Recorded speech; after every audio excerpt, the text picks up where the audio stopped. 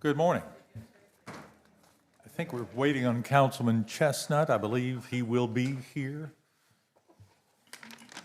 Give him a minute or two while we... Okay. We'll wait a minute and let Mike get seated. Is this cutting off your mayoral welcome time? Probably not.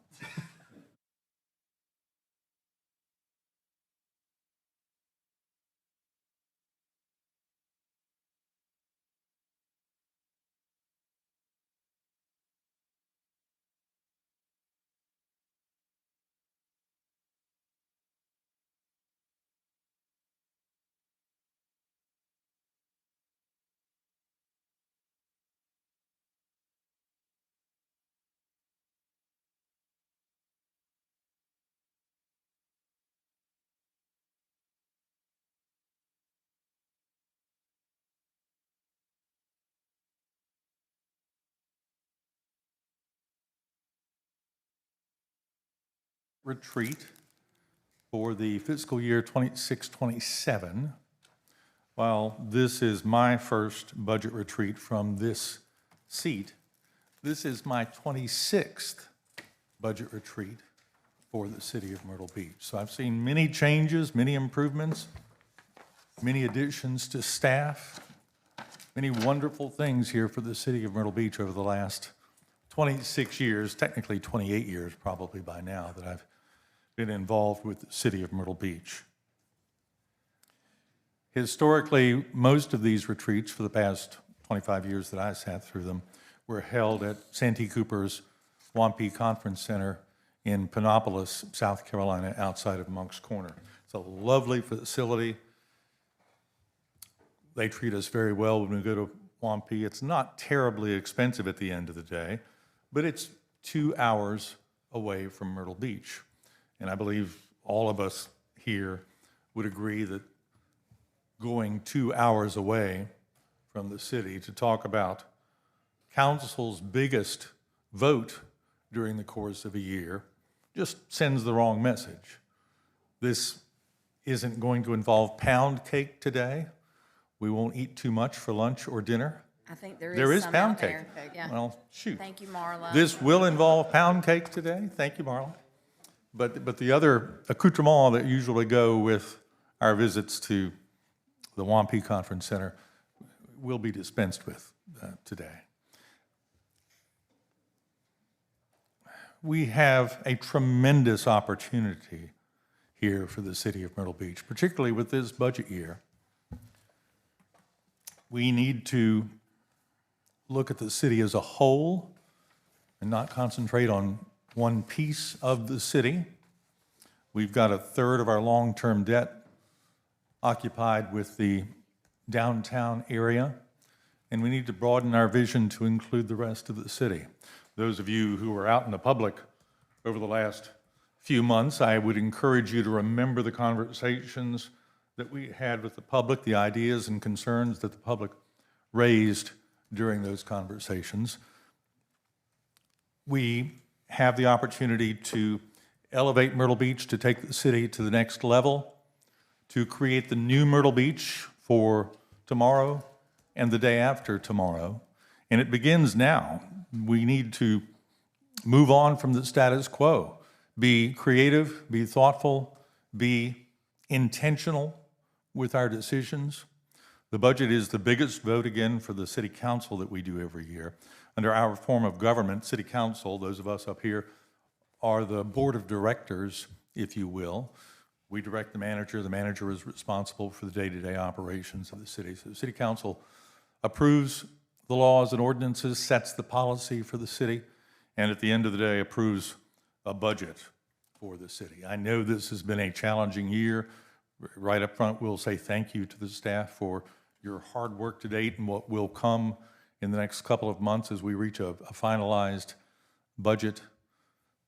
Thank you all for being here today. Those of you who are members of the public who've never sat through a budget retreat before, thank you for being here today too. And if you're watching online, yeah, I hope you enjoy the day's conversations. Again, I would ask council to be willing to speak up, to voice your opinions, to say what's on your mind, to keep in mind the conversations that we've had recently, and talk about things today as we discuss the budget that will take effect starting July 1. Fox? Yep. Go down.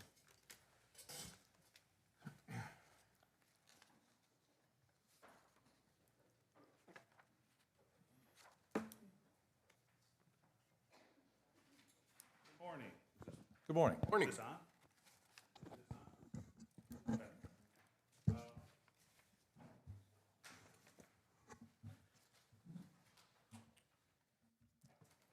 All right.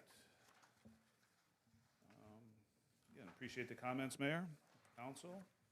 We'll get into it. We've got a few slides to go through here for the next 20, 25 minutes. Hopefully we'll get through them fairly quickly, but I think they're important.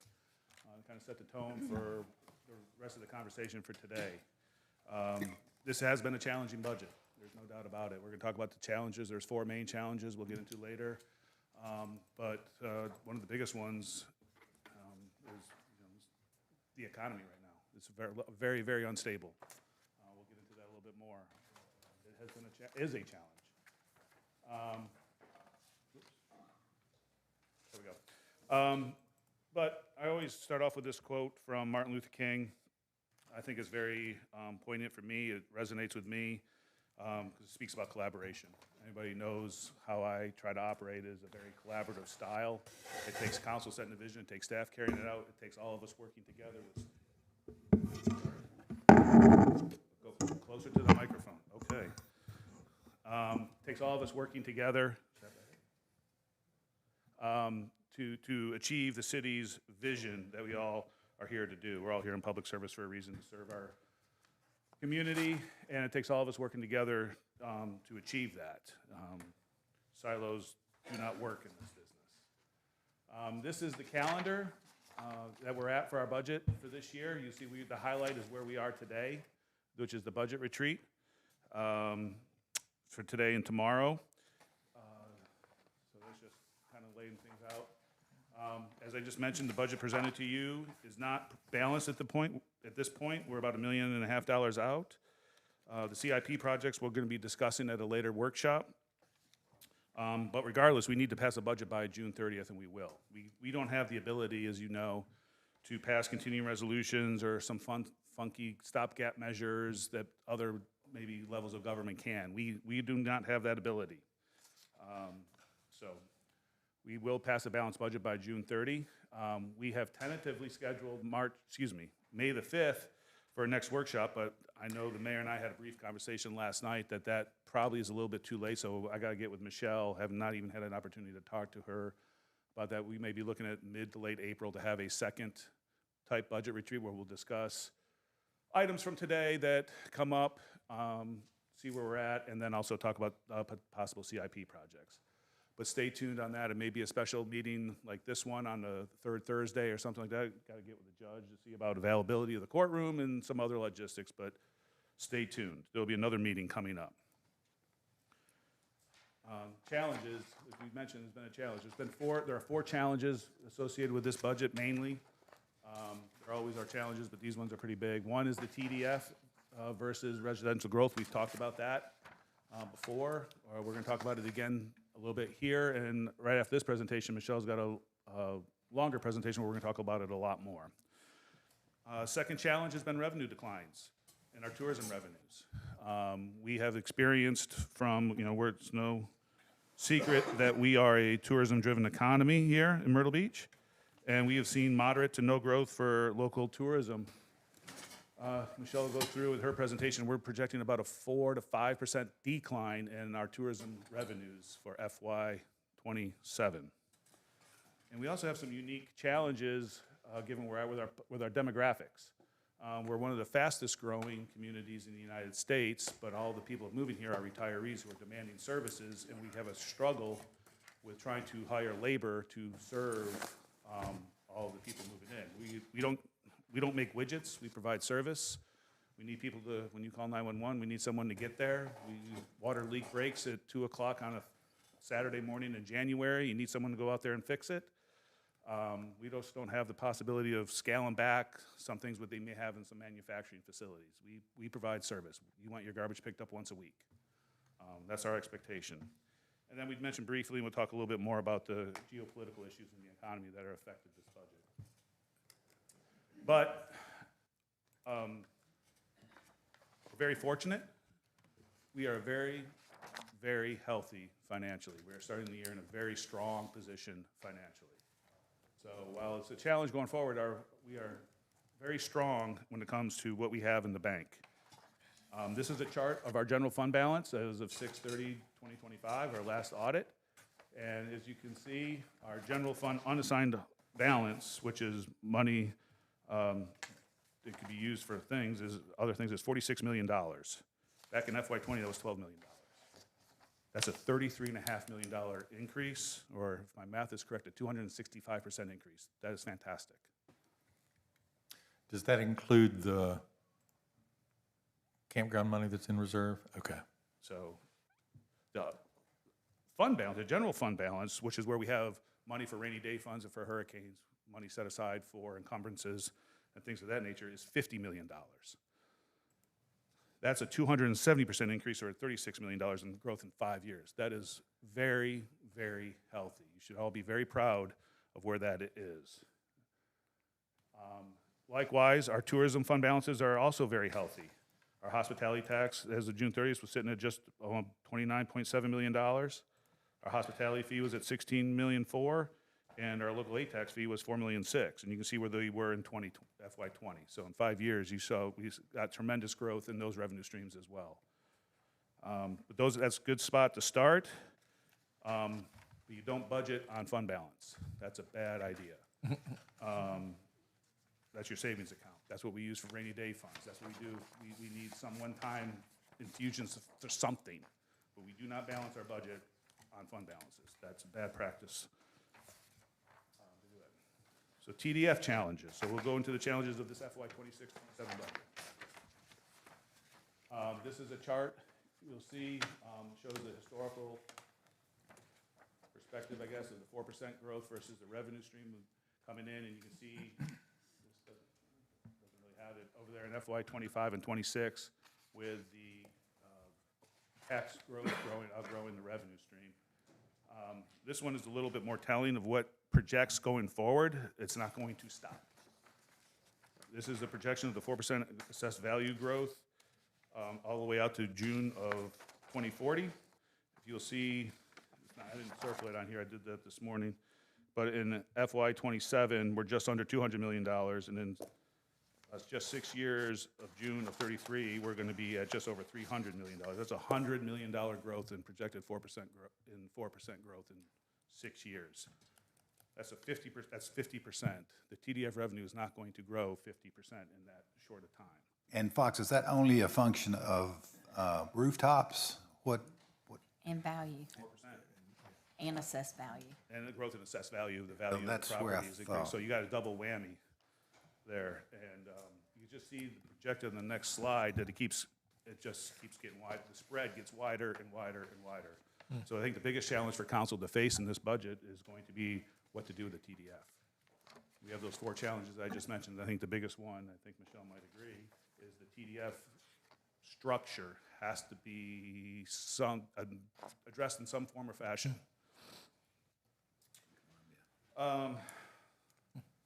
Tourism revenue, the challenge with tourism revenues, talked about. Here's a chart of our historical collections of our state and local accommodations tax. You can see that there's some decline in the state accommodations tax. The local aid tax has been steady, but steady to flat for the last couple of years. Our hospitality fee. Fox, Yes, ma'am. back to the state and local accommodations tax. Is that the money that the state is sending us? Both. We have one. Or is that money we're sending to the state and what we're keeping? It's both. The local is what we keep. The state accommodations tax is the 2% that goes to revenue and then comes to us. Okay. So there's 2 different revenue streams Okay. there.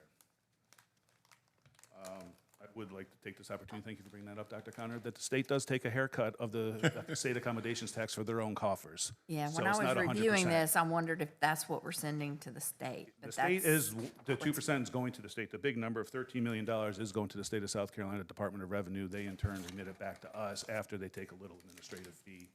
And they also have a Robin Hood clause in there where they take a little bit more to give to some counties that aren't as fortunate as others. Right. So it's not 100% that's coming back to the city of Myrtle Beach. But thank you for asking that pertinent question. And that's been in state law forever and ever and ever. It's not going to change. And here's the growth on the hospitality fee and the hospitality taxes. Again, you can see little to no growth. But it is interesting to point out how much it has grown historically since the pandemic. But from year to year, the last couple of years, it's stayed relatively flat. And here's our TDF collections over the same last 7, 8 years.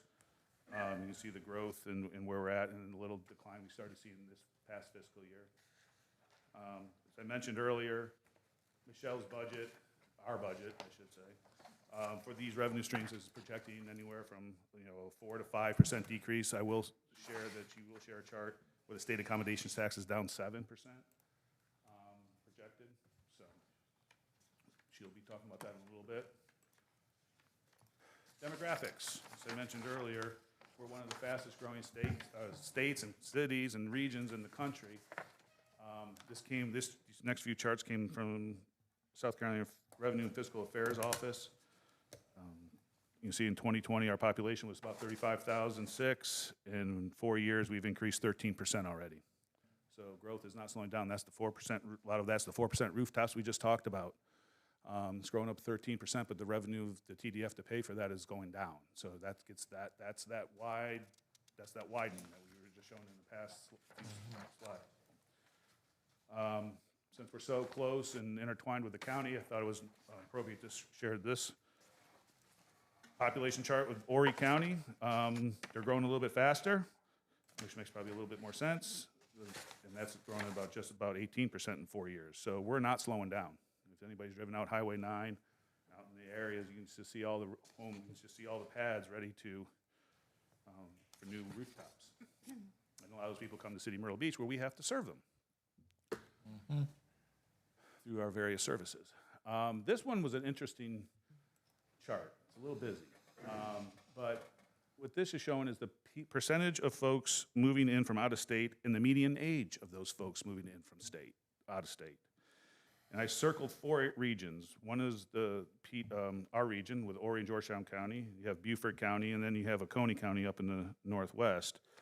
And you got circles as they're both high, which indicates there's a lot of people moving in here, and they're all older than 58 years old.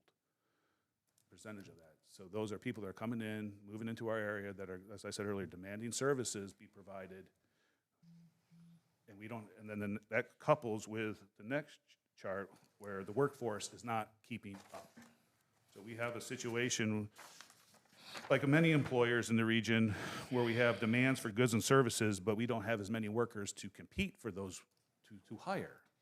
That's why retention and salary and benefits is something we focus on a lot in our budget. We got some charts later on here to kind of show some of that. But since 2010 to 2030, this chart is projecting a decrease in the number of workforce populations. So population's increasing, workforce population's decreasing. That's not healthy. That's not good. We don't have a metropolitan region like a Houston or a Charlotte or someplace like that where we can draw from. We're kind of isolated over here. So it's an acute challenge for us and everybody in our region. This chart just shows the wage growth, kind of goes back to the last chart where we have to pay for people to come in and work. Our average wage growth is very high compared to other counties in the state, but that's because we have to pay people to come here, to move here, to work here. So that kind of makes sense when you look at those charts together. The last challenge I wanted to talk about briefly is the economy and the geopolitical issues. Everyone knows what's going on in the Middle East right now with Iran. what's gas prices gonna do 6 months from now? A year from now, or a month ago, I don't even think this, we weren't even talking about gasoline in this slide. We hadn't done what the United States hadn't done what they did in Iran. So it's very concerning. Gas prices are rising. I went to bed last night, oil was, I think, $115 a barrel, $110 a barrel. I woke up this morning, just showed Councilman Render an hour ago, that it went to $119 a barrel. So we use a tremendous amount of gasoline in our vehicles, diesel. It has a huge impact on our budget. What's it gonna be in 6 months? No one has a crystal ball. So as we talk about the budget and we talk about wants and needs and desires, please keep in mind the economic uncertainty that we're going to face in the next coming days, weeks, and months. We just don't know what's gonna be. It also has, the price of gasoline and oil has a huge impact on products that we buy. Asphalt to pave your roads is a huge commodity based on oil that has a major impact on the cost of asphalt per ton. It's an oil-based commodity. Learned this weekend. Fertilizer on golf courses use a tremendous amount of oil and gas. I was talking to Chip Smith Friday. His fertilizer budget already went up $1,000 a ton. That was last Friday. I don't know what it is today, just for the fertilizer. So imagine just all the stuff that we use, deliveries. Mike, your deliveries from your food deliveries. Everything is impacted by the price of oil. Compound that with the stock market losses that are happening in relation to oil. What are people gonna do? We're a drive-to market. What's that gonna do to our summer visitorship this, I don't know. We heard from the chamber, they're expecting a forecast of down. Maybe they're getting a little bit rosy, but after last night, maybe not. It just fluctuates day to day. Fox, when that benchmark per gallon cost gets to $4 a gallon, that's when customers start taking a deep breath. We're heading there. It went from 115 to 119 in 2 hours, 3 hours. Diesel's close to $5 a gallon, I think I saw. And then the impact on inflation with Iran, the Federal Reserve, interest rates, and that sort of thing. There's a lot of uneasiness. And I found this quote in the Wall Street Journal on Tuesday that I kind of wanted to read. And it says, the economy is the economy is in a fundamentally different place than it was when the war in Ukraine sent commodity prices soaring 4 years ago. And this is the important part here I wanted to emphasize. In 2022, employers were adding 377,000 jobs a month, and households had huge savings buffers. Last year, employers added 10,000 jobs a month, delinquency rates are rising, and household savings for the bottom 80% of earners have eroded sharply. The current situation has far more in common with 1990, when the oil shock from the Persian Gulf War tipped the economy into recession. That's from UBS Pringle, from UBS Economist in Tuesday's Wall Street Journal. Very different times. So I urge caution as we go through the budget, as we progress in the next day or two, in the next couple months. So, highlights in this budget: there is no tax increase, no business license fee increase. There is there's recommended adjustments we'll talk about in a little bit about water, sewer, and solid waste fees that we typically incorporate into our operating budget. As we mentioned, the budget is very lean. We are currently not balanced. There is one position right now that was a service level change, a water tech, but that's offset with increased water revenue, so it's a kind of a net zero, if you will, for the position. The budget is only growing. The general fund budget is a 1.4% increase right now without capital, and a 0.3% with capital. We've had to reduce some of the capital in order to make the budget to where it is. All funds, that's including your water, your sewer, your parking, your TIFs, convention center, all funds is just shy of a 4% increase. And as I said earlier, we're a service-based organization. We don't make widgets. We provide services to people. 70% of our budget is personnel.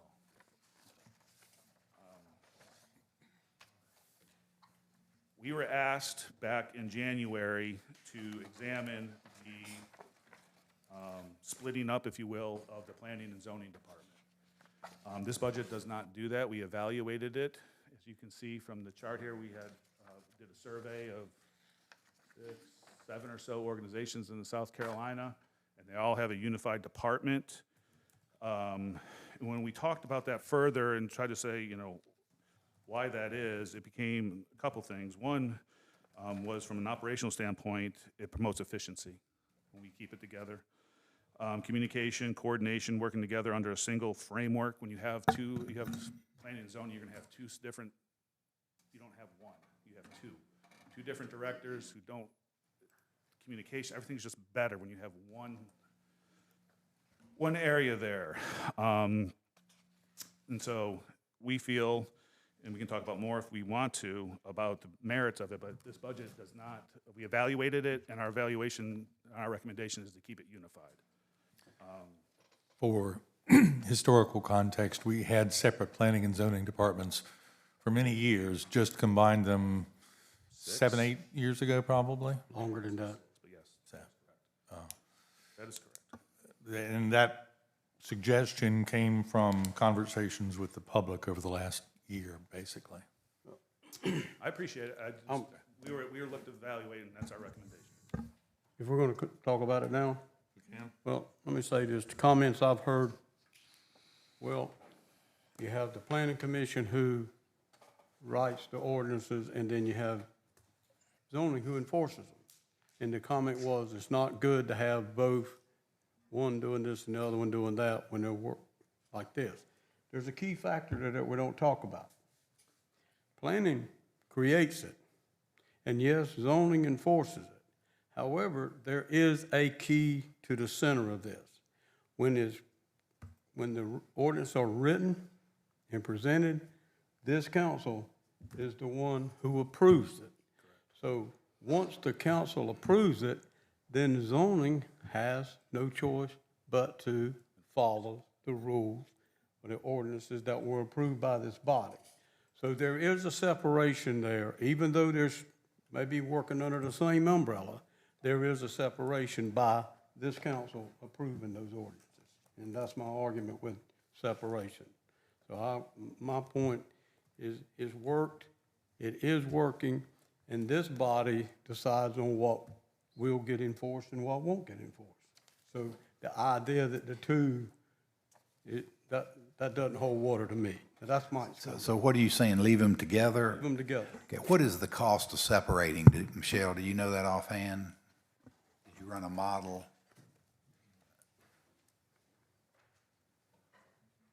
I haven't, but I imagine the most expensive aspect of it would be another director. And that director could be anywhere from $100,000 to $150,000 a year. With Ben's? And I think with benefits, you're closer to 150, 165. Well, I think if memory served me right, I think 7, 8 years ago when we talked about it, it was how do we become more efficient with, and bring the departments together to save some money. That's true. So I think we're we are in the right direction. I mean, we've been doing it. I think it's working. So I don't think we need to try to fix something that's not broke. I would agree with you on that at this point, especially since we're doing a rewrite. And I think that's going to correct a lot of muck that's been out there. I think that's really going to help us a lot. And so at this point, I would say to keep it together, and let's see what happens after the rewrite and see if we need to streamline it anymore. It's just my opinion. I'm going to be the contrarian on this. I understand the reported efficiency of doing this. But, we just went through a lot of these slides, and we talked about growth. And that squarely sits on our planning department. And I think what's happened is we've put ourselves in a position to where we think we have to participate and allow growth without looking at the impact that we're feeling right now, without looking at that impact. And I think a planning department needs to be separated, and they focus on that. I understand what Mr. Louder said about at the end of the day, it does come to us and we decide whether we like the ordinances, we want to vote for them, et cetera.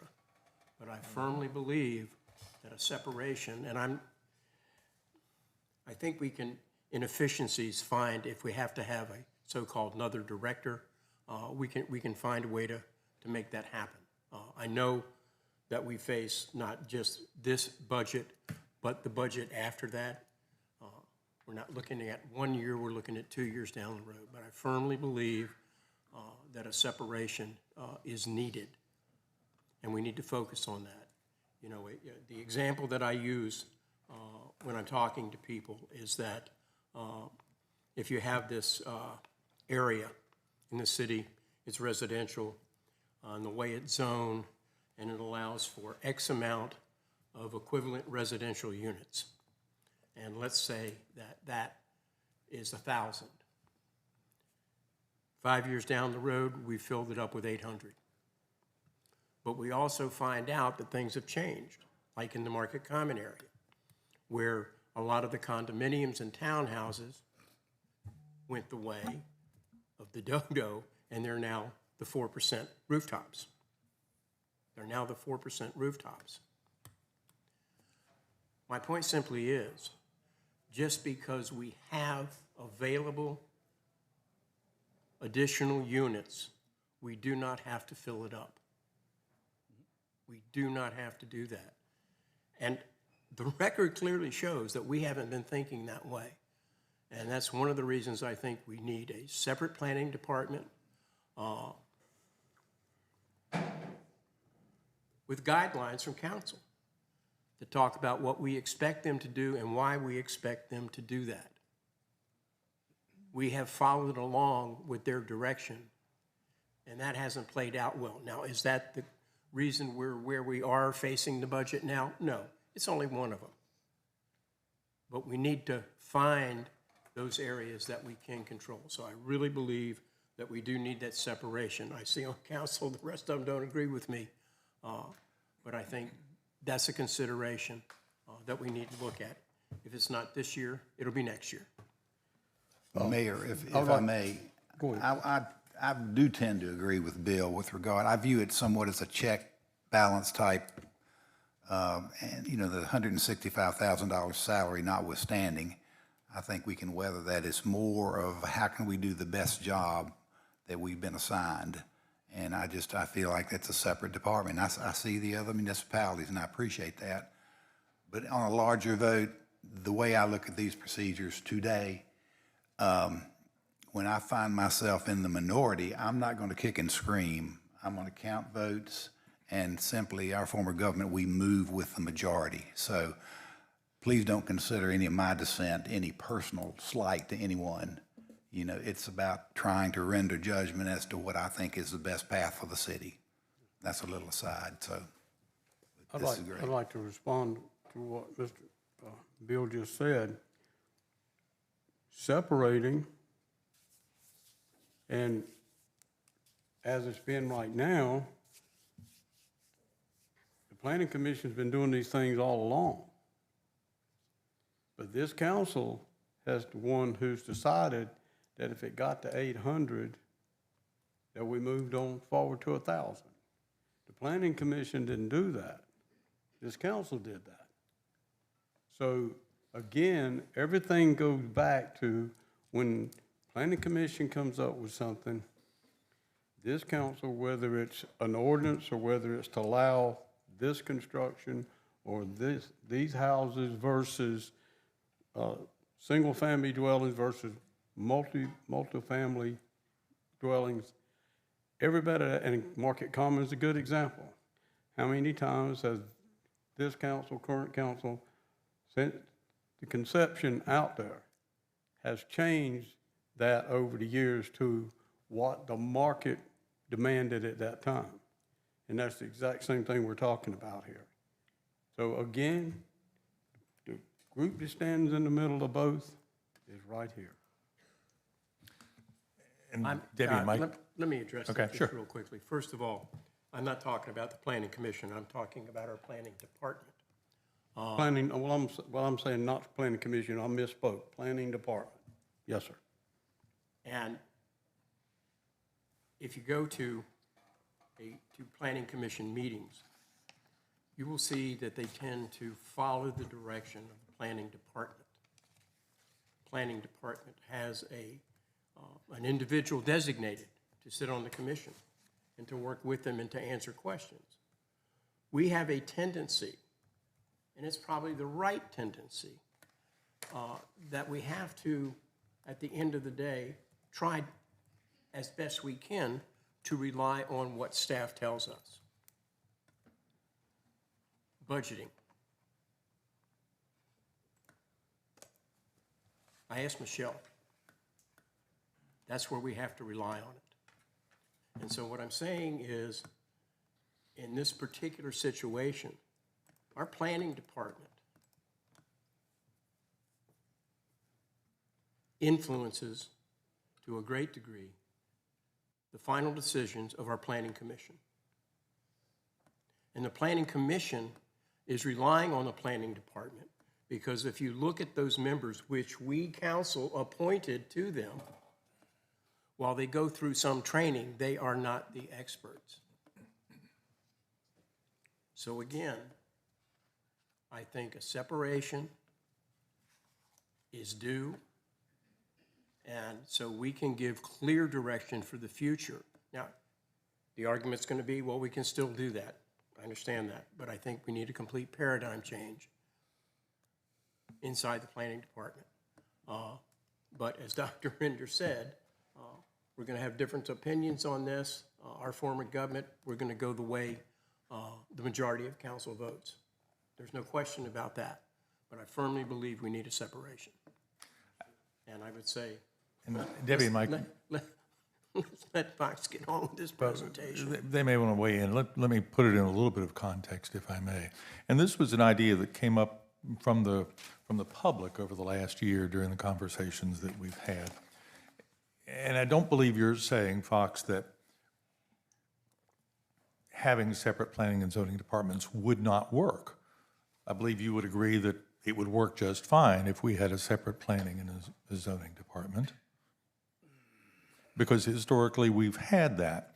And when we had a separate planning department, we had a very strong planning director at that point whose vision resulted in what we see at the Market Common, the transformation of the Myrtle Beach Air Force Base, whose vision was instructive in creating Grand Dunes, in preserving the historical elements of the city as well. And the feedback that we're getting from the public is that it would be time again for a very strong planning director to help take Myrtle Beach into the future. So it sounds more, as I listen to the reasons why you would want to separate, or why folks would want to separate planning and zoning, it seems more like a paradigm outlook of the way that we're moving in planning.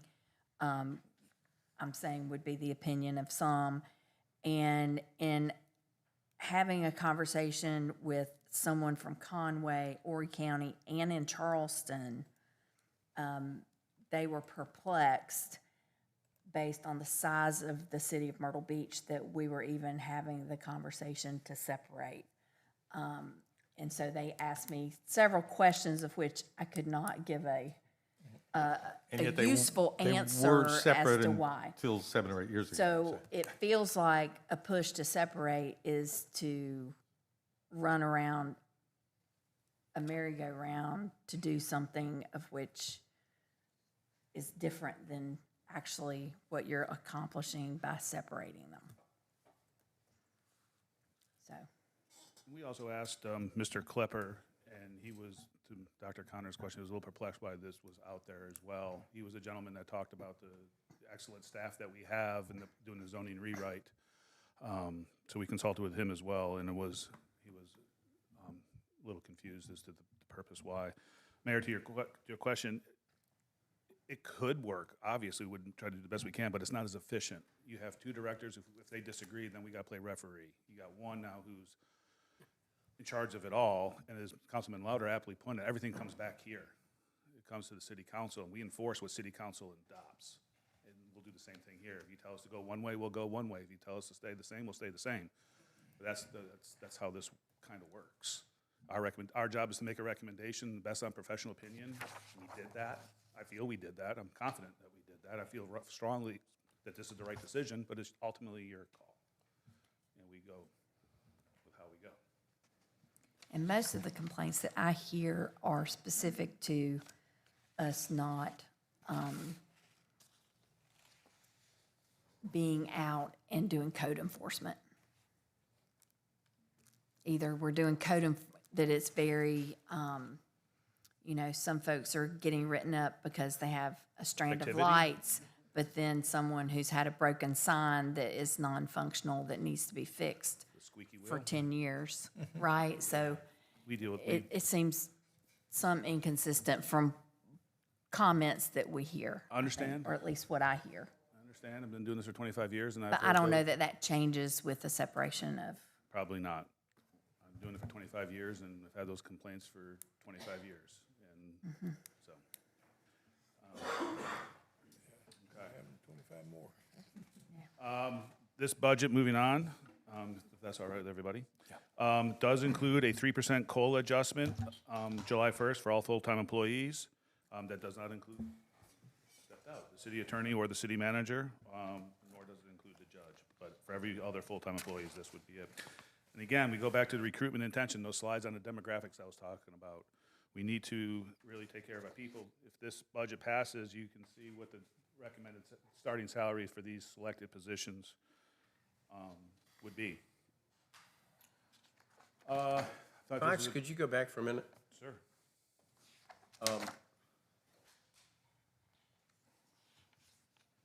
Is there a reason that we wouldn't or should not just follow what the federal COLA is?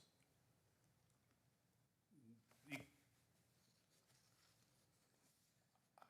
mean, from what I read, and you quoted the Wall Street Journal, and from the Wall Street Journal, that the next COLA that the Fed is looking at is going to be very similar to what they've done in this particular fiscal environment, which was about 2.8%. I know that that doesn't seem like a lot of money, between 2.8% and 3%, but it is money that we can save. And so my recommendation is that we follow the federal guideline.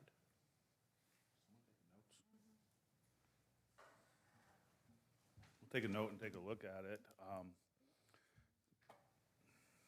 Gotta go back to, we're competing with our neighbors and everybody else too, so I hear what you're saying, Councilman McClure. I know that we are competing with our neighbors and everybody else, but I think we're at the top of that list at this point, are we not? For some of them, for some. But it's also important is, this slide that goes hand in hand is retention, recruitment, and retention of our employees. It's not, we are competing literally with our neighbors, and we have people going to Horry County, and people, Horry County come in here for 10 cents. They don't have to move. They stay in the state retirement system. They can go 10 cents on, they get a 10-cent raise, they could be gone like that. So it's important to be competitive, for sure. Let me just say this, with being involved in the private sector as long as I have been, I will tell you, you're exactly right. The loyalty that was one time is based on what's my next paycheck. And I see that every business, everywhere, not just in the city of Myrtle Beach, Conway, Greenville, doesn't make any difference. The workforce today, their loyalty is where the money's at. And I'm not saying that we don't have a lot of great, loyal employees. Now, please understand, that's not what I am saying. But what I am saying is this, that there are a number of employees in any business, I don't care where it is. Well, I'm gonna get this. That's where I'm going. And that's not perception, that is real. We are certainly in a very competitive environment when it comes to employees. I agree that we need to be competitive, but I think, and maybe this has already been done, but I think we need to do a complete analysis. I heard what Dr. Connor said about other municipalities trying to figure the thinking on why we would want to separate what they believe is to be efficient. Coming back to this particular subject, though, let's do a complete analysis. In other words, we did a 5% cost of living in our last iteration. So if we're going to compare ourselves, what did the county do? Did they do 5%? What did Charleston do? Did they do 5%? You know, where do we, are we at the high end of it? And because as you pointed out, as the mayor pointed out, we've got a lot of discussions. At the end of the day, we will have another big budget meeting. But could we not just take a look at what the differences would be? Because that's part of the competition. And I heard what Councilman Louder said. I too have, before I got up here, spent a lot of time in the private sector. And people have, yes, not just in the last 10 years, basically in the last 20 years, people, especially in technology, they will move for money. And also because a lot of them really don't move because they can stay put where they are in their home office. But I find it hard without good, solid data to believe I, as an employee in Loris, am going to come to work for another municipality for 0.2% or 1%. Because as you pointed out, just the cost of gasoline for me driving back and forth to work would offset everything. And I'm comfortable where I am and I stay in the same retirement system. So again, we are facing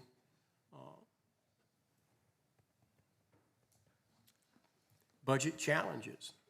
That's one of them. So I would like to see us look at why we would not follow the federal guideline.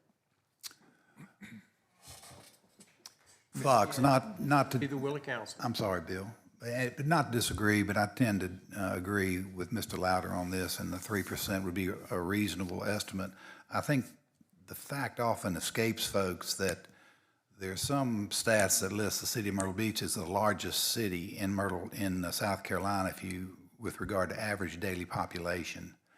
And we're not the same as another 40,000 population city with a $350+ million budget. I mean, it's just unusual, and we just have to take that in consideration when we deliberate on these budget negotiations. We are the biggest small city in America. Well, that shouldn't escape us. To your point about retention and percentages, and Michelle has heard me make this argument many years now, percentages are somewhat deceptive.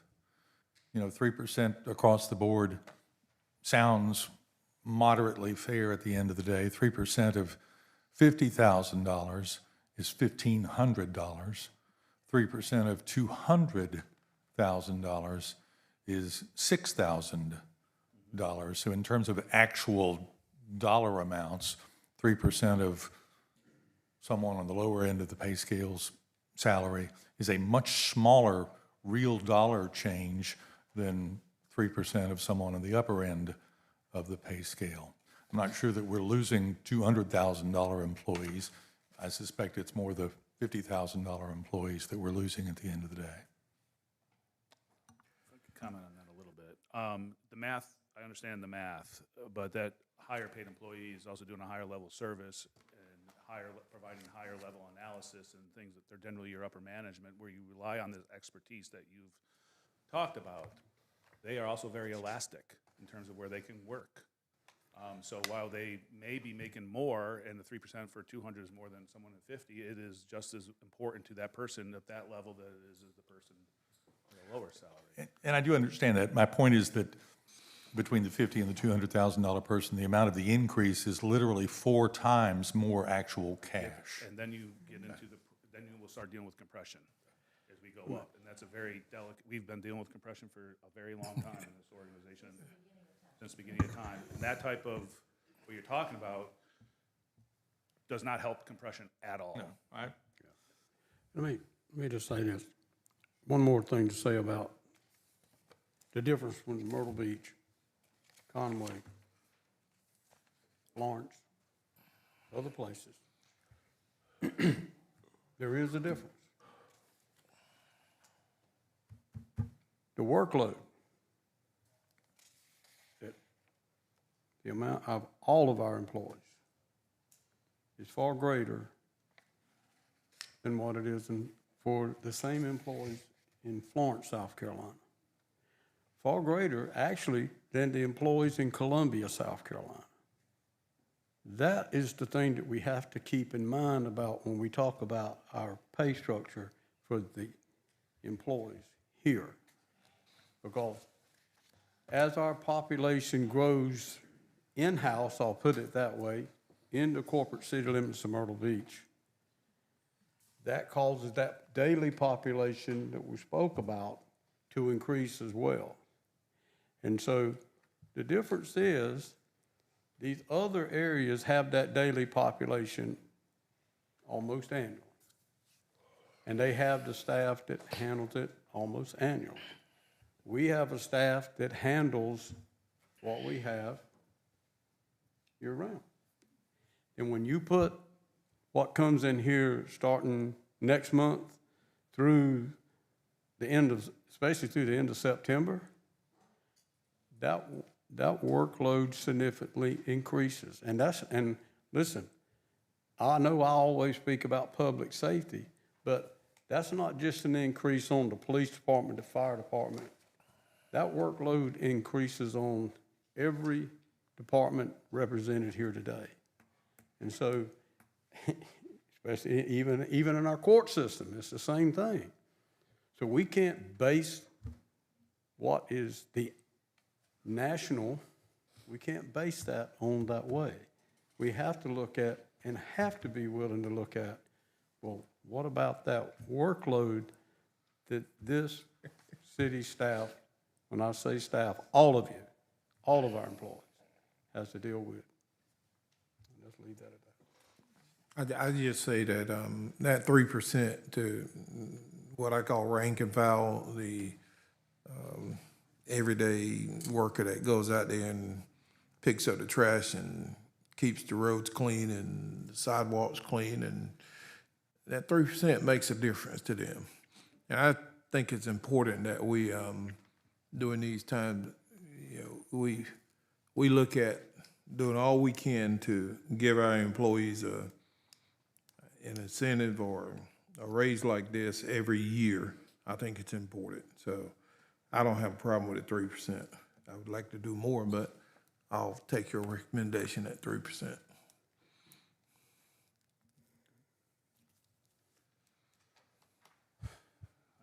Kind of, Next. well, it's kind of hard to see this slide up here for the public. That's, I guess I could change the background. This is actually a chart of our current vacancies for the last 3 years. As of the end of February, 2024, we had 105 vacancies. February of 26, that number has shrunk to 55. You can see that on the computer screens, but unfortunately it didn't show up well here, and I apologize for that. So we have reduced the vacancies in 2 years by 50 positions through what we just talked about. So a lot of that has to do with the salaries that we've been able to provide. While that 50 is a good number, it's also 48% cut almost in half. You will notice, and I want to highlight the police department, and back in the end of 24, we had 68 vacancies. The end of February of 26, that's down to 44. Of the 44, 27 are sworn, the rest are civilian positions. So we've made tremendous strides. Go back to the salary, that has a big deal to do with it. Take-home car policies, things like that we've done, the Christmas bonus. Those things have an impact on retention and retaining our folks, and that's important. We really need to keep a focus on that and maintain that. But we've done a lot of good work over the time period to address that. As we talked about, we don't have any service level changes except for that one in the system. These are just a list of 1, 2, 3, 4, 5 things that if somehow, some way, the economy, remember, this presentation was built about a week ago, so a lot's changed in the week in terms of the economy, so this is probably not even relevant at this point in time. But we'd like, obviously do some more take-home. We do have money in the budget for the take-home cars. We'd like to add some more. The road crew we've talked about before, I think we're gonna talk about again a little bit. That would help with some of the things that council has talked about in the past. Same thing, Dustin will talk about maintenance here in a bit. Really would like a benefits manager if somehow we could figure that out. We have one right now, of over 1,000 employees. It's really becoming daunting when you have one person doing that. So that would be we asked for this last year as well, but we just couldn't get it in the budget due to financial reasons, so, and the records clerk. And then, again, teamwork, collaboration. If you want to go fast, go alone. If you want to go far, we go together. Sitting right in my office as we walk in the door. It's an old African proverb. And the last one is from best basketball coach, in my opinion, John Wooden. If you want ultimate level of achievement, accomplishment, happiness, and success, is not going to be based on just you. It's going to take all of us to achieve the vision for this community. Council, staff, and community working together. That is all I have for you this morning. I know we had some dialogue and questions through this, but is there any other questions I can answer for you that we haven't talked about already?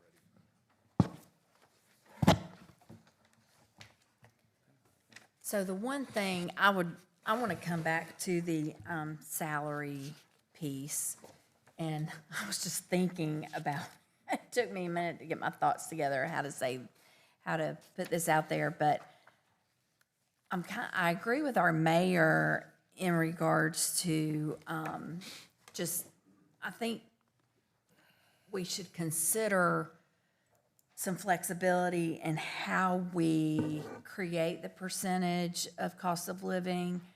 And I have, as part of a state organization, that we had a graduated scale for that. Something for us to consider of, say, employees up to 60,000 get 5%.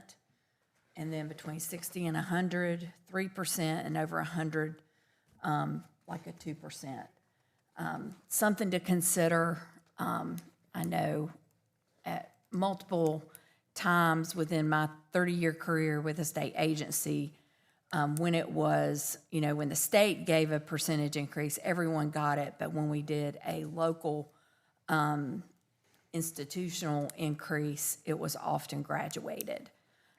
To benefit those who needed kind of more financial impact. It's just something to think about, something for us to consider.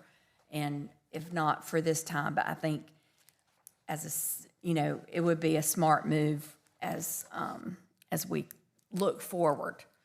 And I know that we've done 5% for multiple years, and that we're used to doing across the board. It's more work to do a graduated scale for a increase, but something to consider. I hear you. I just go back in my mind. I remember sitting here, conversations over the years about retaining and hiring policemen, firemen, and paramedics, and the challenges we had with that, and we had to increase the salaries for everybody on that. So, while I understand what you guys are what you're saying, Dr. Connor, I have that in the back of my mind. Not too long ago, we're sitting right here having this conversation about paying everybody more, and so then recruitment. I go back to recruitment and retention. So it's a delicate. It's delicate. It is. And not because I think any particular group works harder than the other, just looking at the dollars. I understand what you're saying. I understand the math very well. Yeah. But I just remember go back to sitting here about trying to find paramedics, trying to find policemen, and and trying to keep the seniority in those departments is important, particularly in those departments. Another good visualization of that is what Dr. Render likes to point out is the K-shaped economy. I think we're going to talk about that in a second. We're going to talk about that? Yeah, you can. Go ahead. I'd just like to interject that what you say it's the kind of thing that really, it feels good to say. It looks good on paper. But we are an employer. Yes, we are a government, but we are also an employer. And we need people to do the jobs that get done to serve the city. With Ms. Connor's recommendation, compression, that absolutely would exacerbate compression beyond belief when you talk about a $60,000 employee, because you look who's a $60,000 employee on that list right there. What I do say is that we need another compensation study. I believe we planned for that in this FY27 budget. I think we did. If we didn't, we need to. That's my recommendation. Because if we genuinely want to make sure that we are paying our employees at the appropriate level, that is what allows us to do that. And just to give you a little bit more information to back up a 3%, so you know yesterday the Fed did not lower interest rates, they stayed the same. The Fed relies on PCE and core PCE, PCE being consumer purchasing expenditures, personal consumer expenditures, excuse me. And that's what the normal Joe out there buys from day to day. So regular PCE, that's your food, your fuel, your everything else, that's at 2.8%. But the core PCE, the main core PCE relied upon is actually at 3%.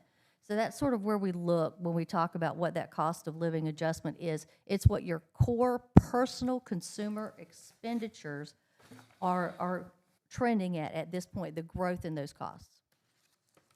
Yeah, and I would argue the comment about compression, a 3% overall increase doesn't address compression. Compression is very targeted and should be. So if we need a compression study, I think we should have a compression study and address those inequalities or inappropriate compensation through a targeted compression study specifically. And the feedback I hear is that compression is a real issue in the police department currently. Does this budget contemplate any specific look at the police department, or maybe a compression study or a salary study will take care of that? We're hoping a salary study will take care of it, but you know what, compression is a product of the way that people promote in the various levels within the police department. Someone may want to stay a lieutenant all of their career, and they just grow in that and they make more money. Well, someone might promote to a captain or whatever's right above a lieutenant early in their career, and they're going to have a lower salary than the person under them who has been doing this for 20 years. And that is just a natural product of the way that the system works. A compensation study we can ask for that to be looked at, but I don't know of anyone who's solved for that problem 100% yet. And I hear you. I think you could make that argument then about the whole organization, and that compression may not be the bugaboo that it sounds like too, if you took that argument and extrapolated it. My concern is that percentages sound more fair than they are at the end of the day, because in terms of actual dollars, there's a significant difference between real dollars across the range of our salary scale. And I'll give you an example where that causes problems. You know, back years ago, we did exactly as you said. We gave our department heads a lower raise, a 1%, when everyone got 3%. And you got out of whack, I do know that. It did. Yeah. And in a market like this, where, let's say, Jay Hood is recently retired. Jay Hood has an incredible skill out there that is hard to replace in that market.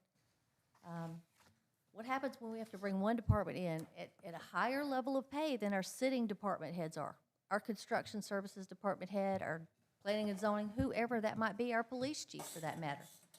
But you have to pay this other person so much more because of where the market is to get them in here.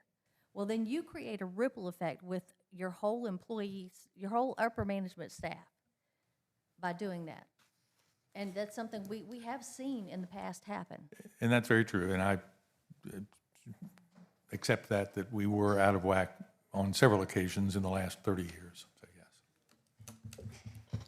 It's tough. It's tough. It's tough. Okay. Well, we're already behind schedule. Sorry.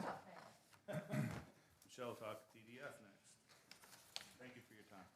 Thank you, folks.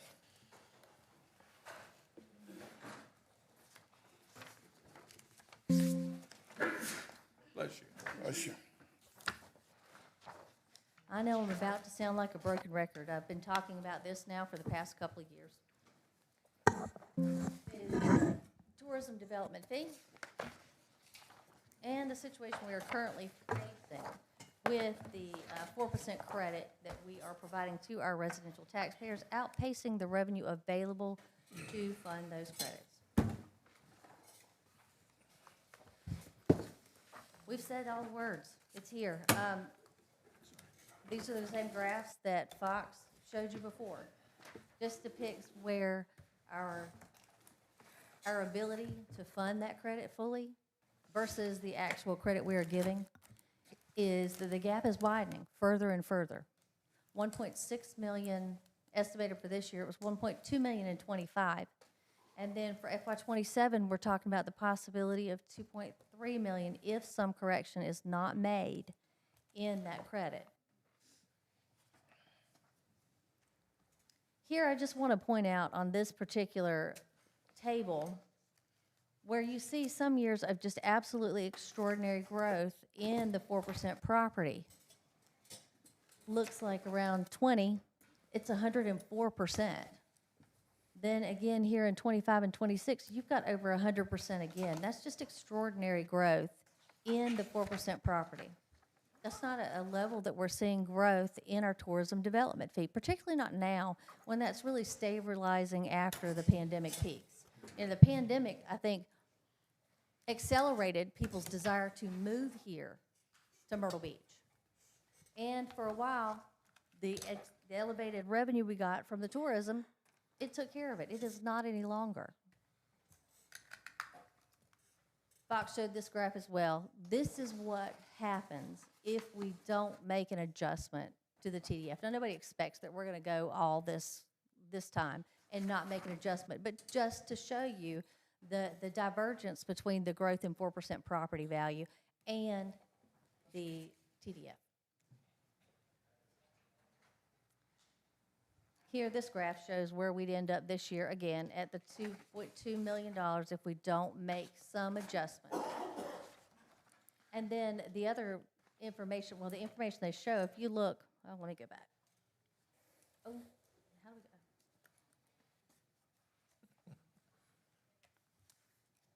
If you look down to the last year on this, you're talking about $17 million difference between the TDF and what the credit could be by the time we reach 2040. I know it's a little sensational and not likely to happen, but I think it's just important to take this on out. MuniCap, you know, we engage them to do a study to help us out here, to make sure that we use all of their economic expertise to help us set this where it needs to be, to give us some good growth factors for both the 4% SS value property and the tourism development fee revenue. So when we look at their estimates, what they recommend is a reduction of the credit from the 67.5% to 53.4%, or 44.5 mils. That's what it's going to take to bring it to zero, to eliminate that deficit projected for 27 as we stand right now. Can I interrupt? Sure. Will I break your train of thought? No. Okay. Obviously, we're in discussion with the Myrtle Beach Area Chamber of Commerce and have an opportunity, ideally this year, more realistically next year, to revisit the TDF in Columbia and make it work better for our whole community, but also for the rest of South Carolina. So we are hopeful that at the end of the day, after that discussion and after the General Assembly gets done making adjustments as requested from us and other communities across the state, that we'll be in a better position than we are today with that. My question, though, is does your proposed budget include a reduction in the TDF credit, or are you assuming in your budget that is $1.5 million out of line that we have not reduced the TDF credit any amount? My budget assumes no current adjustment to the TDF credit yet at all. Okay. That is, you know, one of the things that we're going to need to continue to build this budget once we leave this meeting with some indication from this body on which direction to go. And I think, I don't know that I can speak for all of them, but generally speaking, I think we are well aware that the credit probably needs to be adjusted sooner rather than later. So I don't know that you'll get a serious argument from us. We may ask you to do it over a couple of years or to set a higher target pending the discussions with the chamber and other legislative bodies around the state and Columbia. But I think we're aware that it needs to be modified. But just keep in mind this, what Michelle just said, that brings us to 0 for this year. What grows in the city of Myrtle Beach over the next year, then that changes that again. And again, the goal with revisiting the TDF would be to make it work better for the whole community, to provide the advertising that it was intended to provide a property tax credit, and then also to provide some product development in the form of tourism-related capital project money. I think too that, well, to pick up on what Councilman Louder said, what Michelle's talking about would bring us to 0 now. But if you look at the chart before this, and let's just go down 3 more years, we're talking about an average of about 3.6. That's on average. It would be 3, then 3.7, and then you're gonna hit $4 million. I think we need to be realistic. Certainly, the TDF needs to be rebalanced. I don't think anybody, at least in the city of Myrtle Beach, would disagree with that. But at the same time, even if it is, we're going to continue, if you look at your chart all the way through 40, we're going to continue to have this growth. And for goodness sakes, how much can you rebalance this thing to the point of you bankrupt everything, for lack of a better description? So I think we need to be realistic, and it's going to be a tough bullet, quite frankly. But we're going to, and I'm going to call it capped. Capped can be a lot of different things, but we're going to need to seriously look at where we need to cap this thing. Now, I'm just going to use a number. Let's say we cap it at 48%, right? And the TDF does get rebalanced, and we end up with a little bit more money in the fund that we could put towards the 4% rooftops. That's fine. We adjust then because we have the ability to adjust then. But I think we need to seriously look at not where we are in this fiscal cycle or the next fiscal cycle, but the next 3 fiscal cycles. I agree with the mayor that boy, it'd be nice if we could get something done in Columbia this year. I don't see how that's going to happen.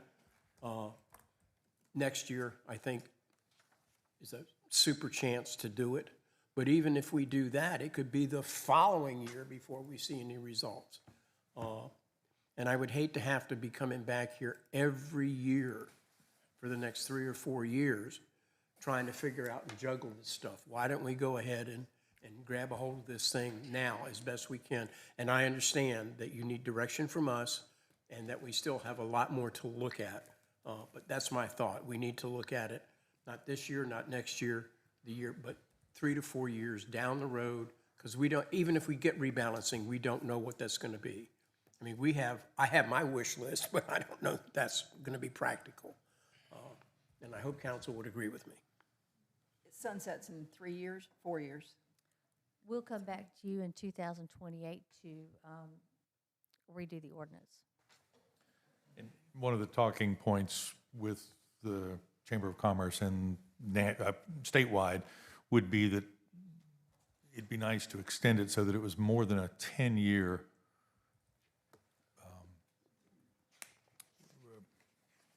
fee, because you really can't bond 10 years worth of revenue. You really need 20 years to do a decent bonding with it. We could bond with some of the revenue, but we'd have to use other revenues to back up that bonding. So it'd be nice to have it last for 20 years so that you actually could do some bonding with that. And now we actually have a history. A lot of times with fees like that, it's difficult to bond because you don't have enough history of collection. We now have enough history of collection with the TDF that if we were to somehow allocate a portion of it for capital or something that we needed to bond, you're absolutely right. 20 years would be much more fitting. It would be a stronger case. Going to let you move on, but I'm going to jump ahead mentally for you for a second. We're $1.5 million short in the current budget. If we drop it to the 53.4% that's recommended, we then go from $1.5 million down. We add 2.3 million to that, so we're in the positive range at that point. We are, and that's where we can begin to talk about some of the enhancements that council has asked us to consider in this budget.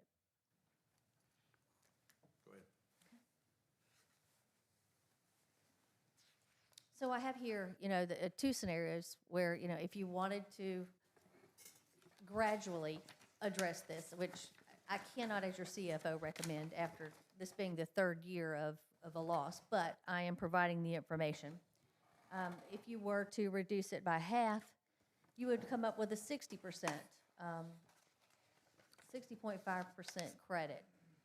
And the impact to your taxpayer would be $23 for every $100,000 of assessed value. Now, if you take the full, if you eliminate the full deficit, you would be going to the 53.4% that I mentioned before, and it would impact your taxpayer $47 for every $100,000 of assessed value. Now, and I think it's important to continue to say this. We are crediting over 50% of the residential property taxes, over 50% of the residential property taxes in the city of Myrtle Beach. When we get to my other presentation, I'm going to show you where we lie with regard to tax millage with our 26 other of our fellow agencies in the state of South Carolina. And you'll see that even if we go to the 53.4%, we are still the lowest among those agencies when we include both our credits and their local option sales tax credits, whatever the credits they have. So just wanted to point that out, but you're going to see that in the next presentation. And I don't know that you can see it on that graphic, but just so council's aware of that, the full reduction for a $250,000 house, which is probably low these days, it would be a $118 difference. In other words, the resident would pay $118 more. The 50% reduction to 60% rather than 53.5 would be a $58 change for a resident who owned a $250,000 house. So there's a doubling in the amount of increased money that the resident would pay depending upon which of these we choose. And if the homestead exemption comes forward, the increase in that, the tripling of that, that's going to mute the effect also.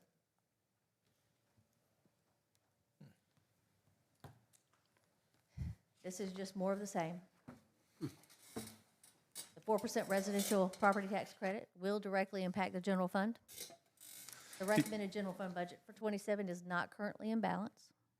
This is the third year that we're looking at this. Did y'all recommend readjusting the TDF the last 2 years? We did talk about it last year. We managed to balance the budget without rebalancing at the time.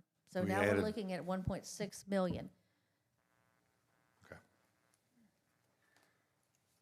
And council's direction regarding the tourism development fee credit will guide the process to balance this upcoming budget. Mayor, I appreciate, Michelle, we are delving in the weeds here, and that's our job. But I would simply remind council that the keys to the castle are in Columbia. And again, there's present legislation, H 5003, that is languishing presently in Ways and Means that attributes, I think, up to a 50% allocation to property tax credit. That would give us enormous latitude. And I understand machinations take place, negotiation here and there. And Rome wasn't conquered in a day, but we as a body need to be fully aware that conversations with our state lawmakers are very, very important in this. And they need to be aware how important this fee has become to our residents and our advertising entities. So I just can't stress enough the enormity of this issue. For your budget squishing purposes, would it help you if you had a sense of where we wanted to go? I absolutely need that to move forward. Yes. Do y'all want to go the full measure, or are you willing to do a half measure this year? Something needs to be done this year. I think we've arrived at that conclusion, probably should have arrived at that conclusion last year, if not the year before, but something needs to be done this year. Do you want to go, as she's proposed, the 53.4% or the 60.5%? Do you have a preference at this stage? Remind me again, and I'll use round numbers, at the 60%, what would we have to subsidize? Where would that money come from? How much is it, is that the 1.152 million Yes. that we would take out of our reserves, for lack of a better description? Or somebody else's taxes? Or somebody else's? Okay. Exactly. Okay. Street painting. I'd like to bite the bullet and go with the 53.4, is it? You know, one thing I'd like to say, and when this, Uh-oh, somebody's burning my house down now, they just, when this all came about, I will say, I'll be the first one to say, as far as how this tax thing worked out, it was great for a primary homeowner. And I don't think anybody that was a member of council at that time ever would have thought. We always talked about Myrtle Beach growing in tourism, but we never talked about Myrtle Beach growing in population year-round, in our annual population of people who live here, and the amount of rooftops that have come over the past 20 years plus. So what I look at here, and it's something I keep saying every day, it's just like in a household. If you have a pie, if there's only 4 members in the household, that slice of pie is pretty good size. But as the household grows, then the slice of the pie becomes thinner. And that's exactly a common sense way that you have to look at this, that the whole idea with the TDF was money that was available that we didn't have to take from the budget or add to the budget to make it work. This was a pot of money that was extra. And the pot of money that's extra has not been able to, by state, has not been able to grow with the amount of people who have moved here. So all of us, when we vote for this one way or the other, we're voting for the same thing that you, the residents of Myrtle Beach in a primary home, is going to face. But at the end of the day, is it right to subsidize this with money that's not in the TDF? And then that means we're taking budgeted somebody money from else's money. someplace else that's the point. that needs to be done. That's the point. And I'm all about this TDF. I got to admit, there was a time in my life that I wasn't too thrilled about it, but as I became a member and realized, well, the thing I didn't care about, I thought we should have voted on it to start with, but that's 20 years ago. But I'll just say this, there's no way at the growth that is taking place right now with the allotted money we're allowed to spend, we cannot make this float without having to put $1.5 to $3 million in this thing over the next couple of years. And that just don't make good walking around sense. The thing here to do is when the growth comes, the slice of the pie gets thinner. That's the only way to make that work. Dr. Ender? We did, in 2016, predict, I believe the words of Art at the time were, we will be a victim of our own success with regard to the TDF. What we mustn't forget, though, there are two remedies to this. One, of course, is the changing of the percentages from the largest proprietor in Columbia. And second would be, and we hope will happen, tourism will grow.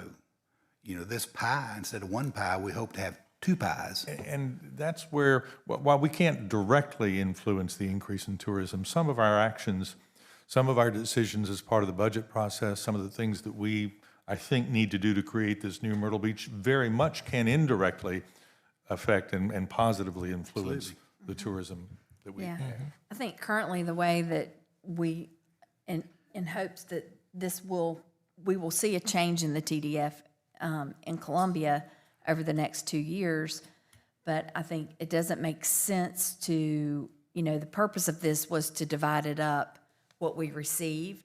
It doesn't make sense. In my thought, it should be calculated annually based on the amount of money. It's not like the state sends us back extra tax that we haven't put in. So it doesn't make sense to me that we are not calculating this on an annual basis based on the amount of money that we've received. So I would definitely, as we look at this, that it should be appropriate to the amount of money that we've brought in. That sounded like Go directly a to the full taxpayers. percentage. Mike Chestnut, Councilman Chestnut? 53. Phil? I think we need to grab the bull by the horns. Yes. All right. How's that? I do have a question for you, though. And you may know the answer off the top of your head. I know the answer is available. It may not be here today. How many new 4% rooftops have we added last year, in the last 5 years, in the last 10 years? Seen that somewhere. I do not know the number, but I am sure saw that that maybe our somewhere. planning folks or someone has it. I deal Well, in bigger numbers, assess the values. The and- county tax assessor ought to be able to give you that Yeah. pretty instantly. We can get that. So, but I'd be Absolutely. curious to know, because I suspect the number will be surprising. It almost has to be. Granted, inflation has caused part of this too. But, Along those lines, I had a conversation with Cameron the other day about projecting the number of rooftops that are going to be added going forward to also help us, better plan and predict where we're going. And I think it's important also for folks to understand this 4% is 4% of whatever property it is, whether it's a $150,000 property or a $7 million home. It is 4%. and speak to that, if you would, Michelle, whether or not we have the ability to cap the amount of money that we use for a property tax credit, depending upon the home's value.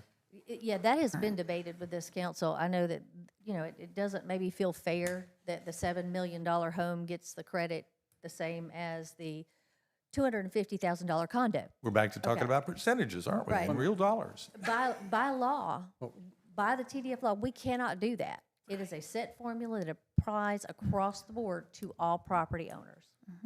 Let me just say this. I heard that argument years ago. Well, this person's getting this amount of money, they have this home here, and they're getting this amount of money on that 4%, because it's a 4% home. Well, the key to that is they're paying a far greater amount of property tax to start with than the person is that lives in Yeah. I didn't say at the start a of, lower price home. So that argument don't hold water. I mean, I'm sorry, but it does. But I just stated that as a fact, that that's how state law is written. And Michelle's as answer our is that values we do go not have the up ability to on do all that. homes, Yeah. that We don't. is also impacting not just the rooftops, but the assessed value of our homes has also increased a great deal over the last 3 years. Yeah, particularly in the north and south end with Market Common and with the Grand Dunes. Those homes, those prices are above what you find throughout the city, other than your oceanfront. Let's take a break. 10 minutes? Or is it 15 on the agenda? It's 15 on the agenda. We'll take a 15-minute break. We'll come back at 10:45.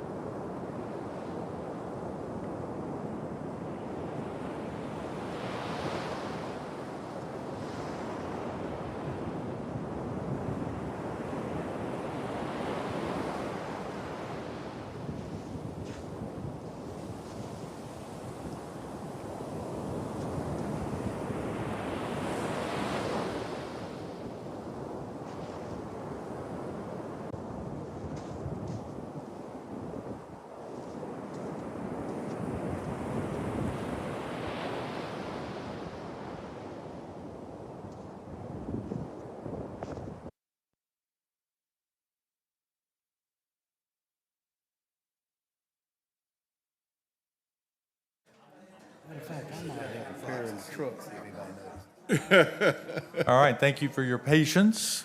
Thank you, Marla, for the pound cake, and there are refreshments out in the lobby of the Law Enforcement Center. We're running a couple of minutes late here, but we're not too far off, actually. You're doing good. We're missing Fox. That's one of them. The other one was there.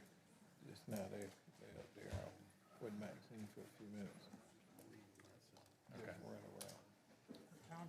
Have it all. Well, I said we're back. Give us about 2 minutes, and we'll start back. That's great.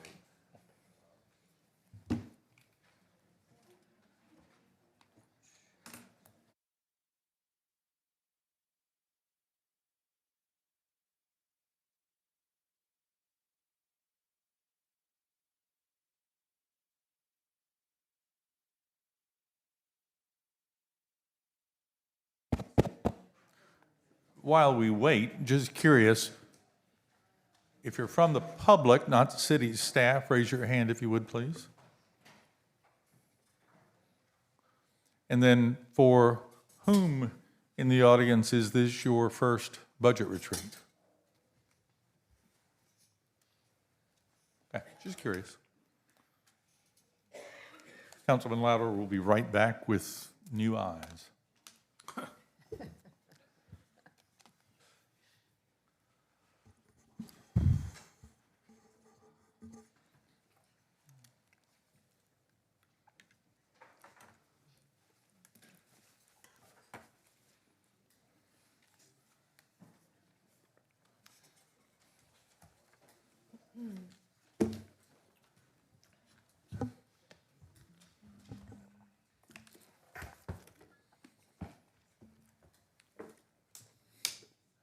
Fox, as soon as Mike gets back, I think we're ready. Sir? As soon as Mike gets back, I think we're ready. Yeah, I heard you. Okay.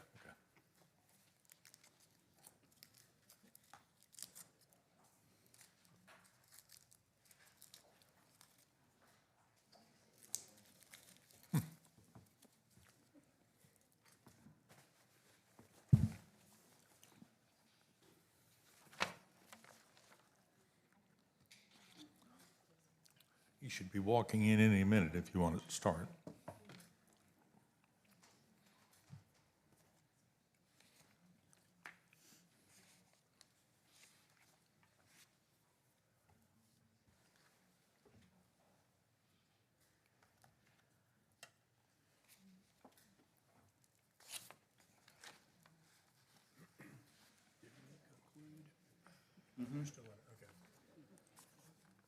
As far as for today.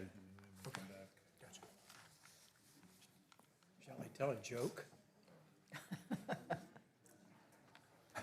So a priest and a politician end up at the pearly gates. You sure you want to do this? Yeah, I would, please, I would advise you no, Bill. You know this one, Ryan?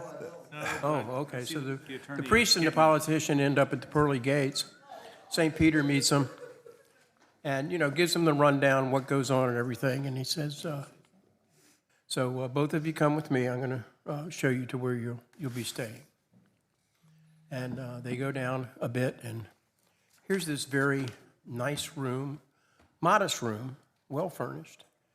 And he says to the priest, this is where you will spend eternity. And the priest says, oh, thank you, this is wonderful, this is perfect, it's what I thought it would be. And he looks at the politician, he says, please follow me. And they walk down this beautiful road for a while, and they come up to this mansion. And St. Peter says, this is where you will spend eternity. And the politician is absolutely confused. He says, St. Peter, please, I don't understand. Why are you affording me this? And that the priest, a man of the cloth, it's a comfortable room, but that's all you allowed him. Why are you doing this? I mean, I'm nothing but a politician. He says, yeah, we know. We've never had one before, so we didn't know what to do with them. And Mr. Louder is now back. Bill, keep your day job. All right, Fox. Michelle?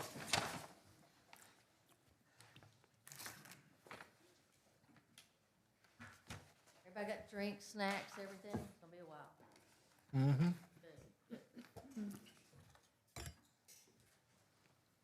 Actually, you've heard a lot of what we're gonna talk about already.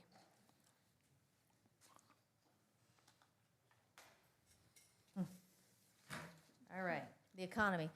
Fox touched on this, and the K-shaped economy's been brought up, and it's been mentioned. It's still out there, very prevalent. It's being talked about by economists. What is the K-shaped economy? It's an economy with people from different income levels are experiencing their day-to-day lives in a different way, and the inflation is affecting them in a different way.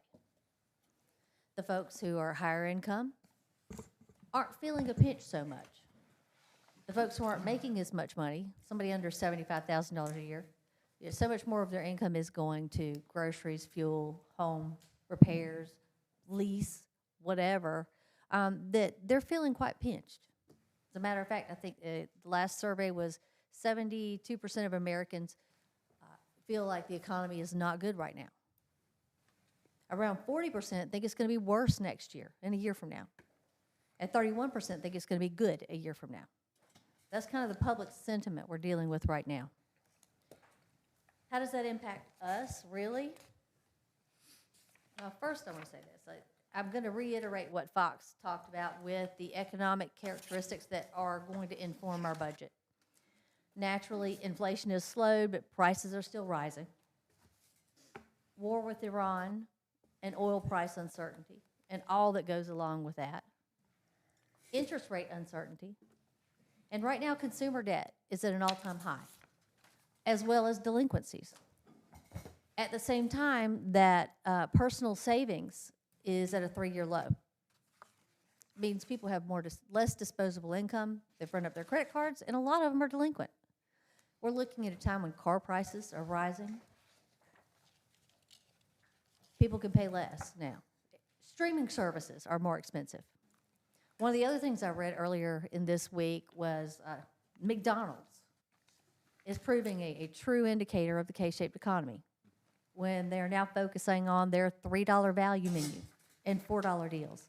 And other fast food restaurants are following suit, that they are reading their customer and making adjustments. The other thing that I think we need to talk about affecting us, particularly as City of Myrtle Beach, is the influence that social media now has. Just read something I read yesterday that kind of, really stopped me, and it's true, we just don't think about it this way. A CEO today is not just a capital allocator or an operational strategist. Increasingly, they are a narrator of the company's purpose, identity, and decisions. Their voice travels farther and faster than ever before. Every statement, silence, or misstep becomes part of the company's cultural footprint.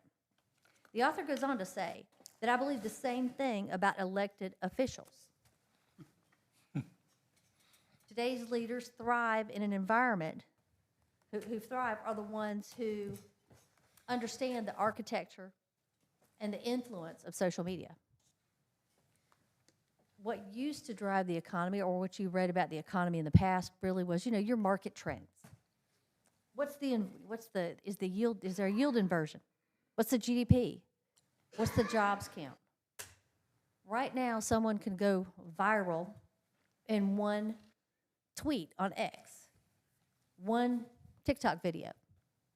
So while we think about all of these other things that are influencing what our economic situation is going to look like a year from now, we also have to keep in mind that social economics are as important as those that really are driven by metrics that we've seen for the past 5 years do not provide a good indicator of what you're going to see anymore.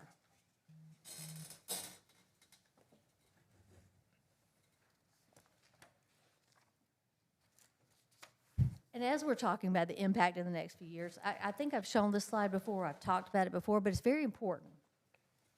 The Myrtle Beach visitors' average income is $67,800 a year. And 66% of Myrtle Beach visitors' income, household income, is less than $75,000. So we're obviously on the lower end of the K, our visitors are. That means that they're feeling the squeeze, that money is tight for them. Now, I also read that about 50% of the U.S. population is in with 1 day's driving distance of Myrtle Beach. So we do have, that's something that has always helped boost our economy, that we are a quick and easy location. Will fuel prices impact that? I don't know. This morning, South Carolina was $3.52 a gallon of regular gas and $5 for diesel. So we know it's rising. Will it continue to rise? Will it slow down? We don't know, because what we're dealing with right now is not, hopefully, not what we're going to be dealing with in a year from now. But we're building a budget based on what we know right now. What I see out there, that the predictors for 2027, the majority of what you see is something put out there in 2024. I don't feel that's useful for what I'm looking at today. The closest thing I've seen is numbers for the early part of 2027, which show pretty much flat growth. I mean, moderate, very moderate, but almost flat. So those are the things that I have used upon which I base this budget. That's the information that we have available today to help us make these forecasts and determinations. So here is the recommended budget. You will see that the operating budget has only grown by 3.9%. 2.8% of that is in governmental operations. That's your general fund, those funds that generate tourism dollars, the sports center, the convention center, victims advocate, opioid, CDBG, all of those funds that provide public services. And of course, then we have our enterprise funds. The growth in the enterprise funds is 9.3%. I'll talk a little bit more about why there's that level of growth in your enterprise funds versus your governmental funds later on. I do need to point out, we have capital figures here right now. That pretty much is based on the existing 5-year plan that we had from last year and the roll forward of the projects that were slated for 27. As Fox says, we are going to have another meeting that we will devote to capital projects and debt service and go through all of those things and ask for council's input. Actually, I might ask for council's input on some projects before we leave today so that I can do something with the capital before we meet. And then transfers. I'm going to talk about transfers more later on, but those are basically transfers of money between funds, the majority of which comes from your hospitality, A-tax, and tourism development fee to fund various tourism-driven expenses.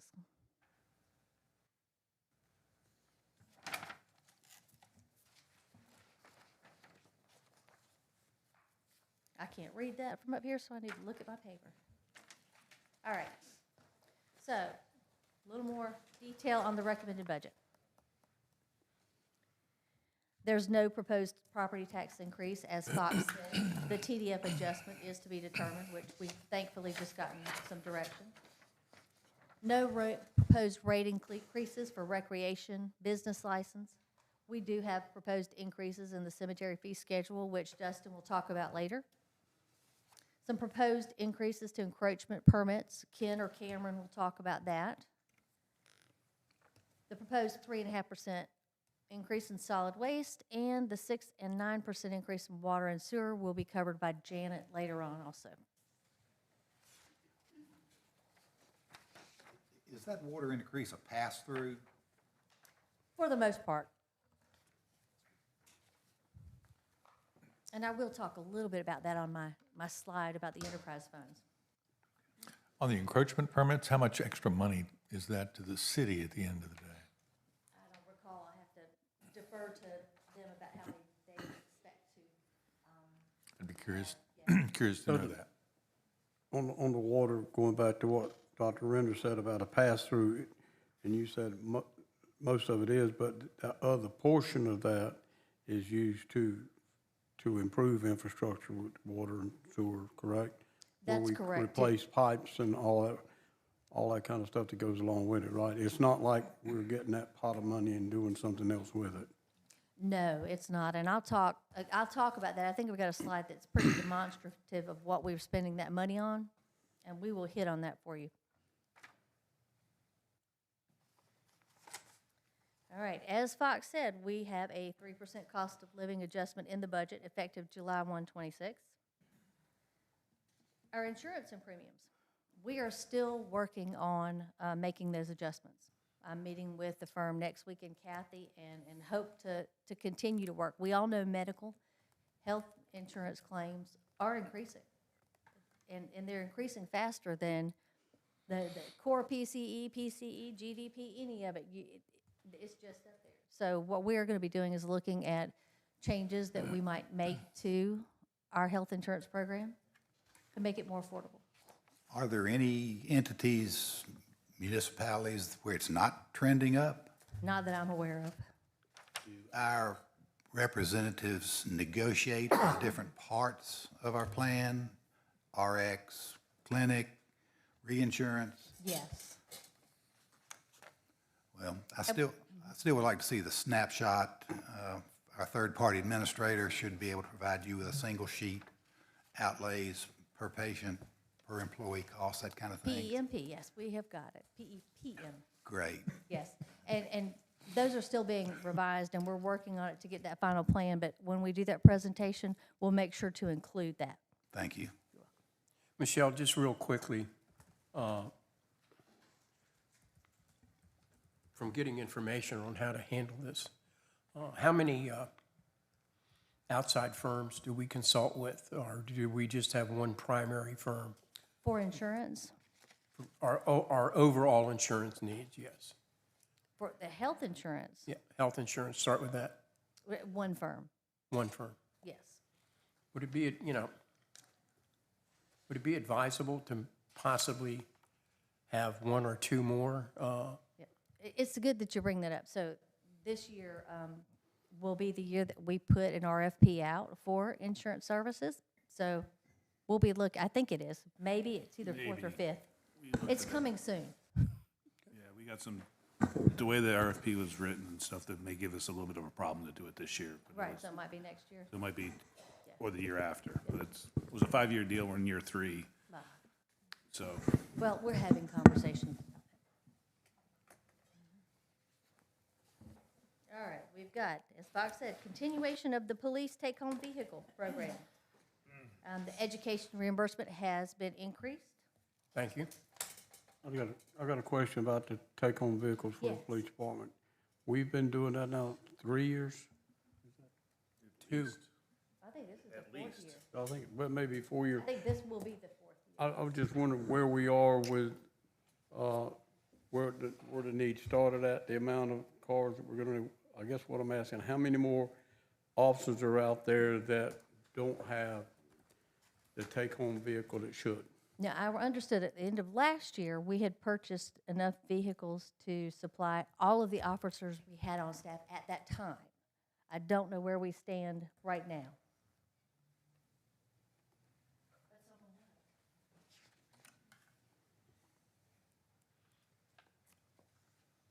So over the course of the past 3 years, it has been 3 years, 3 fiscal years, we have issued out 111 vehicles to our patrol officers first class. That's currently within our policy. And as of right now, currently finishing up the outfitting and expenditures, we have 37 officers at our current staffing level with the senior patrol officers that are remaining to be issued vehicles. 37 more vehicles. Correct, yes, sir. Thank you. Yes, sir. How many of those are in this year's budget?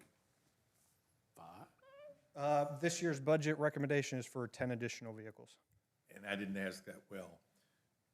We've purchased those that are in the current calendar year's budget. That's correct. So that answer was for next year's budget that we're talking about right now. That's correct. Next year's budget, as of current staffing levels, mind you, because there's a field training officer program, and then they have a designated period of time before they can achieve the rank promotion of senior patrolman. With this 10 extra vehicles for this upcoming fiscal year, we should be very, very close, if not meeting every senior patrol officer being issued a take-home vehicle at that time. And thank you. Thank you for the support for that. Thank you.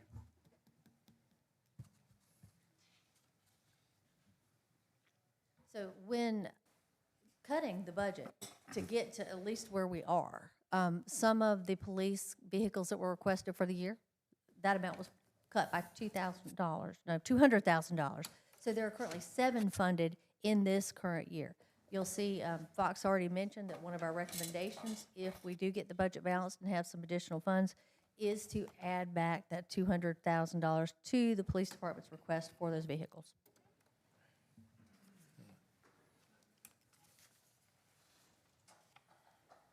All right, the CDBG program and housing rehabilitation, that program is slated to be reinstated for the coming year. Brooke is already working with Habitat for Humanity to organize and set up a good process for that program. Good. And the MBDA, you know, we've talked about their budget downtown for the ambassadors and activation. They've requested an increase, but this budget keeps that at the same level. And what is that about? What is that? $1,827,000. An increase? That's not the increase they've asked for. Thank you. Yeah, that's the amount that they are funded at, and I What is kept it the the same. increase? Oh, gosh, I think it was around $5 million, but there's a lot of other stuff in there that I think would be a discussion from them. Yeah, come on up here. Brian's got this.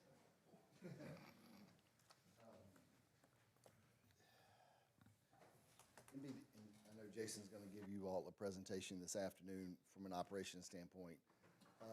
The increase that he has suggested really isn't an MBDA increase. It's part of their neighborhood block by block revitalization plan. So a lot of the money that is showing up on the capital side are city projects for us to consider in various neighborhoods. So it's not necessarily an increase in the MBDA budget. It is, we have met with some of the neighborhoods, similar to what we are doing on Ocean Boulevard with the lights. It's neighborhood projects that would lead toward the revitalization of those neighborhoods. That's going to be a capital conversation that we will have when we look at the CIP. So that's not necessarily and directly related to MBDA's budget. And why wouldn't we just put that in our budget instead of MBDA's budget? We would do it in our budget, and the way that he is proposing that is these are city projects for the city to consider as CIP projects. Okay.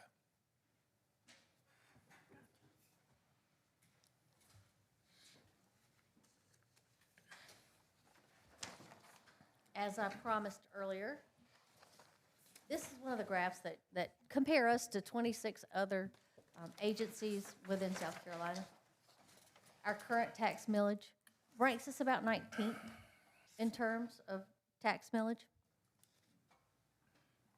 When you look at the existing tax credit, and I also consider the local option sales tax in these other areas, which acts a lot like our TDF credit does.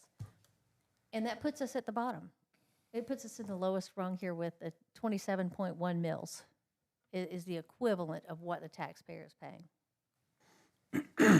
And as council has recommended, if we eliminate the full deficit in the TDF, we will still be at the bottom of this list at 38.9 mils.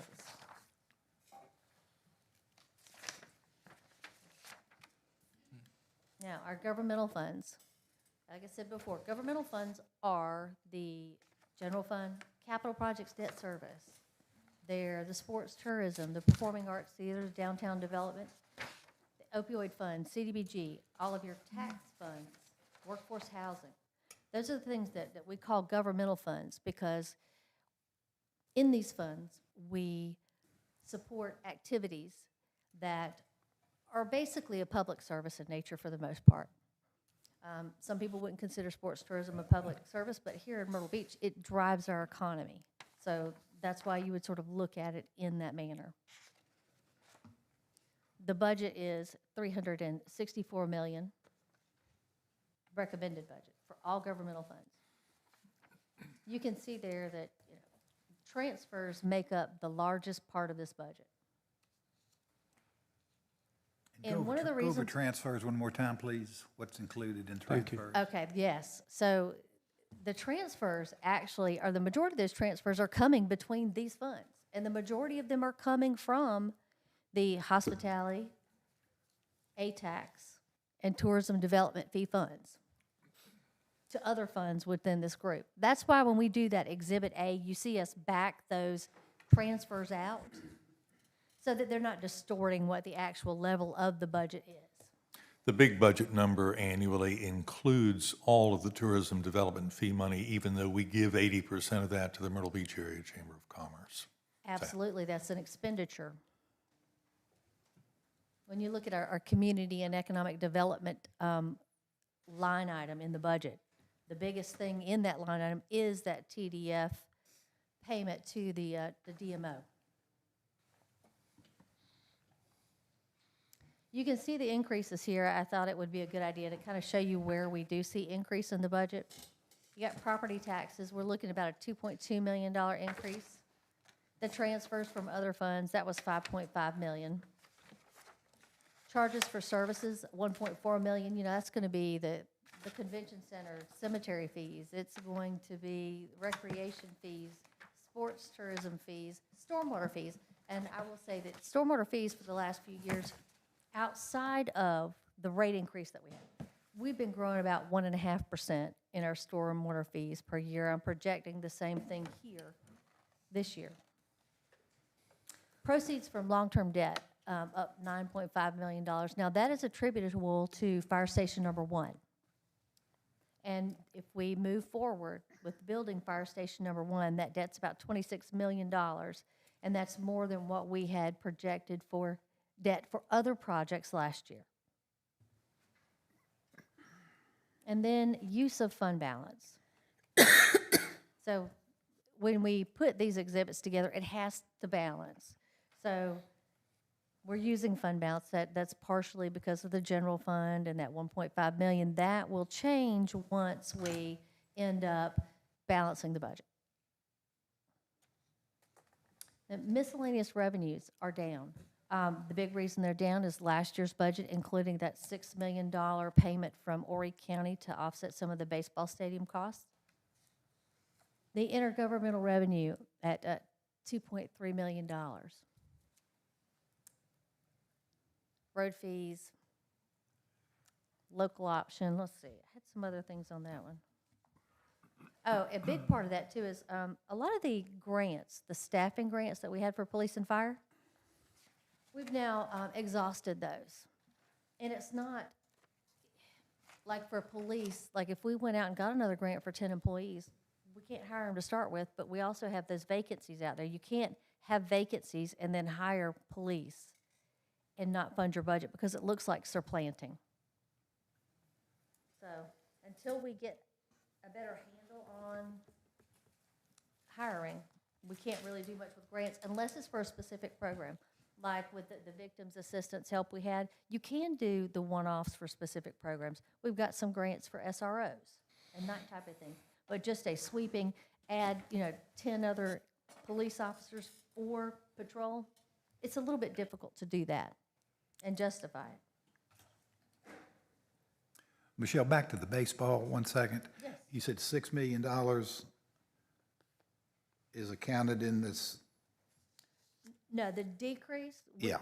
we look like we're so much lower this year because last year had the $6 million in the budget that was coming from baseball for the PDL improvements. That's right, and the agreement yielded 8.25? Yes. Okay, all right. I apologize, but I'm new to this game.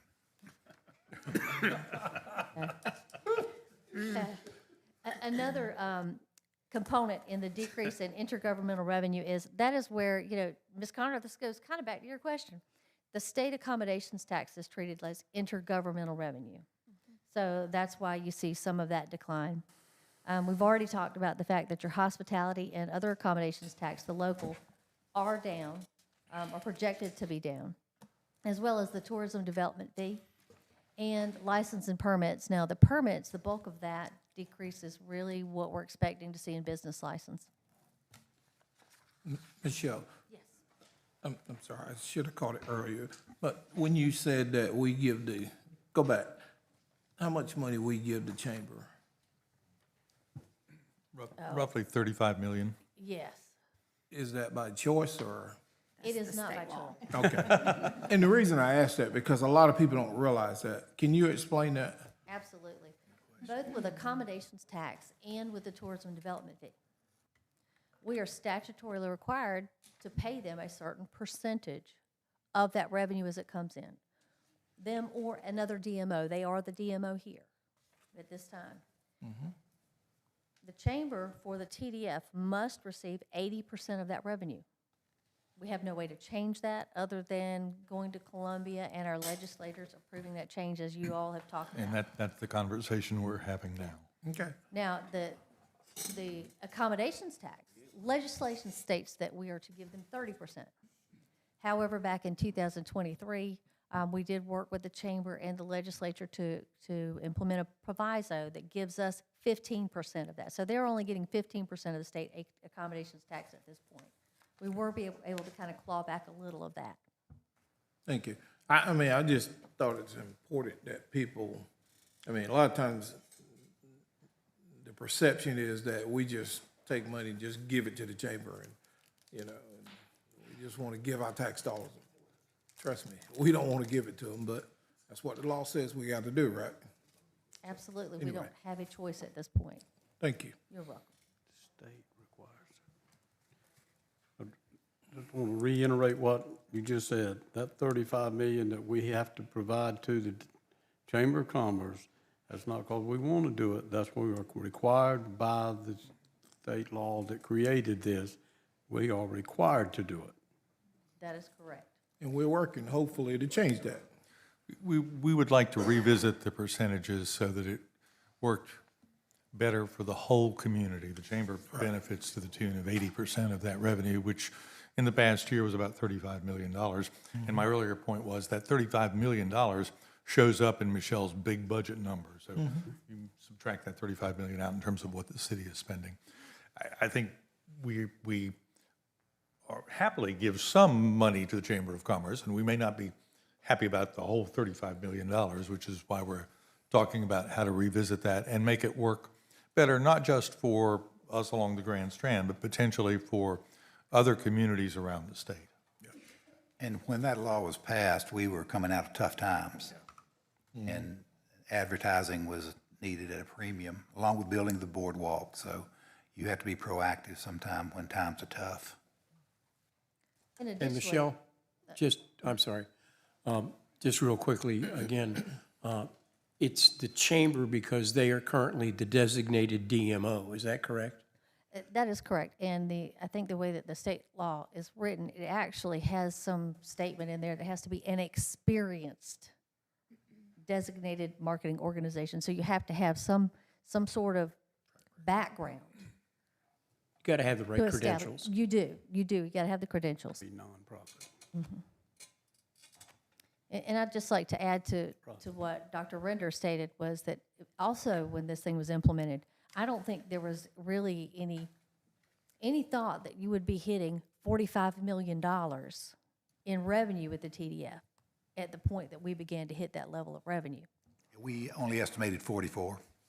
Only 44. It probably wasn't by 2020. You're correct. Yeah. All right, on the expenditure side, Fox talked before about, we are basically a service industry, a service business. So our personnel, when you look at all governmental funds, makes up about 32% of our costs. The operating is 26.4. Debt service, 6.4. You've got your debt service fund, your stormwater fund, your hospitality funds, all of those service debt. So this is where the bulk of where you see all of the governmental debt. The transfers again, capital, and fund balance growth here. That, and I want to say on this growth, where you have the fund balance growth, that's all in the capital projects fund. What happens in the capital projects fund is you will adopt the budgets for the capital that you see going forward, but they won't all be completed in 1 year. And that money will eventually be spent over time. So unlike in the general fund where the bulk of it is just reserves, that growth is not reserves. It's funds that'll sit there and be used maybe over this year, the next year, or going forward to pay for projects. A lot of it is actually projects for the Myrtle Beach Air Force Base TIF as agreed upon in that mediation. When this budget's put together, there were about 7.7 million left balance for those projects. So a lot of that is the balance of the projects that were approved in the mediation on the Myrtle Beach Air Force Base deal. On the debt service, two things. The $23 million proposed in this year's budget is basically debt service. That's interest and capital on our $300+ million worth of debt. Other than the water and sewer. So the $23 million doesn't include water and sewer? It does not. Okay. And then the question was, what is our current GO bond capacity, if any? What was that? Is it gone up to 40 million now? We just did it yesterday, looking at it.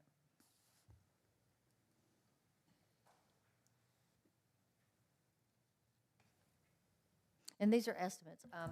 One of the other estimates I'm still working on are the property tax, the assessed value. Your capacity is a product of your assessed value.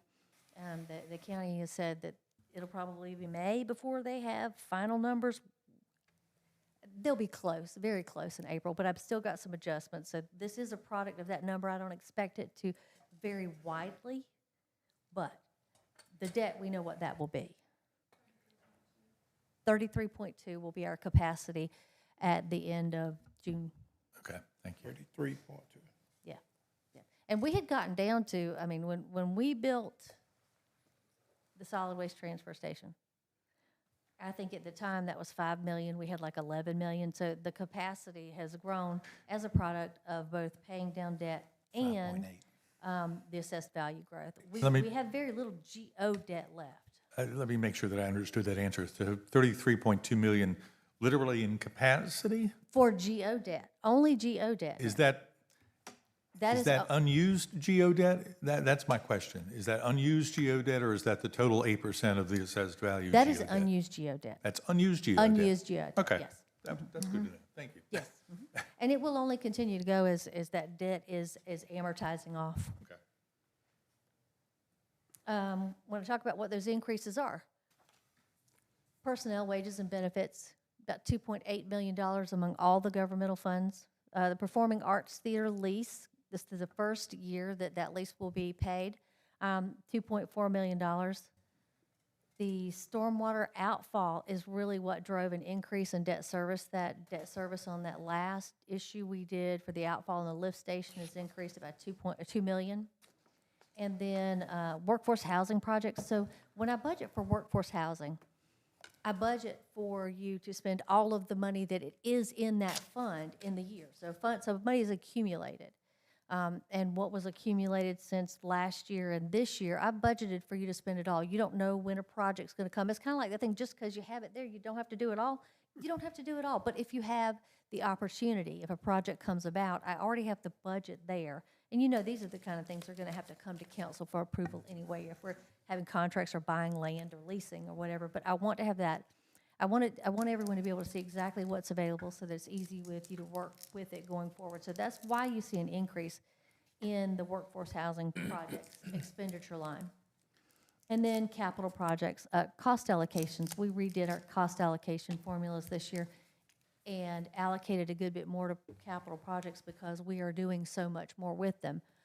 For those who don't know, the general fund basically is the brain of the hub. It's where all of the work gets done to service every other fund pretty much in the city. Your accounting, your IT, all of it, your building maintenance. So we look at each fund and their draw upon the services in the general fund. And we allocate those costs out to the funds that use them. And that money goes back into the general fund. That way we more accurately reflect the cost of operating a fund, providing that service, and we relieve some of that burden on the general fund. So the capital projects, based really on the level of work and attention that's been taken for those in the past few years, increased by 700,000. Michelle, can you briefly tell me what the 2.4 million for the performing arts, what is servicing what? And if it's a 20-minute conversation, then we It can. is not. Okay. It is not. So, as some may know, the Performing Arts Theater is owned by the DRC and leased to another organization so that we could get the tax credits on that. It's $5.2 million worth of funding and tax credits for the Performing Arts Theater. And the way that the lease is structured, we are leasing it, the city is leasing it from the DRC, from the organization. Our first lease payment will come due in this upcoming fiscal year. That lease payment is essentially a payment that will service the loan, the debt on the Performing Arts Theater. Now, I've budgeted here $2.4 million. However, what I'm hoping to see is that when that theater is completed in November of this year, that I will have tax credits, the majority of my tax credits, like 50% of the tax credits, come in. I will pay down the principal on the debt, and that will in turn reduce this 2.4 million to about 1.6 million, because we're going to have paid down some of that principal. The loan with the bank was structured in that way, in that anticipation, but for now I had to go ahead and put the 2.4 million in here. Now, the cost of that is partially offset with parking revenues. I think it's 1.3 million in parking revenues, and then the rest is hospitality funds, hospitality tax, because we can use those. Okay, Are we using all the parking revenue for this project? Not for this project. For this year, we are using a good bit of it, and I'm going to talk about that on a few slides. But I did use a lot of the fund balance from parking revenue. That's where you'll see a lot of fund balance use in this. And then are we still calling it a performing arts center? Or are we just calling it a theater? It's always been referred to as a performing arts theater, what you want to call it when it opens and is used, and CCU, it's up to you. Yeah. let me ask the question. Now, I don't claim to be the sharpest tack in the box, but we're receiving, at some point in time, 5 million, whatever, tax credit. 5.2. And this year, we're paying a lease of 2.4. What is our lease next year? Next year, it would be about 2.4. It is essentially the debt service payment. So, Over 20 years? Yes. am I right or wrong? Or until the structure changes. So, that tax credit that we receive, we're paying a lease that's gonna be more than the tax credit. Sure, the tax credit only offset a portion of that project's cost. You know, because you're talking about a $20 million project with capitalized interest, it brings it about 25 million. So your tax credits are only going to offset that 5 million portion. There are costs that exist beyond that. And the tax credits we don't receive those until 5 years? You receive them over the course of those years, Okay. well, over the course of a few years. When the deal is done, when you get your first K-1, they all differ now. When you have it, most of them are when you get a CO, a certificate of occupancy. So the operating costs for the theater when it opens in November, that then is taken on by the university, Yes. about $1.5 million-ish a year. They won't be on our books. I'm gonna go back to my question again. So, I guess what I don't get is why are we paying a lease on the building that we own? And then, number two, if we're paying a lease on the building we're on, and then it's 2.4 this year and 2.4 next year, and then our total tax credits that we'll receive, somehow or another, that just don't work out too well for me. I mean, I just gotta be honest. I don't claim to be real sharp, but it don't seem like we gain a thing from the tax credits if we're paying a lease on something we own. Sadly, I understand that. May I give that a shot? Sure, I'd love to hear it. The city is not building the theater. It's not a performing arts center anymore because it's so small with roughly 300 seats that we technically can't call it a performing arts center. The city is not building it. The new DRC is building it. And then we're going to lease it back from the DRC, and that effectively is our debt service payment for it. So over 20 years or until the deal is restructured, we're paying in the neighborhood of $2.4 million a year. Times 20 is $40 million, isn't it? So, is that right?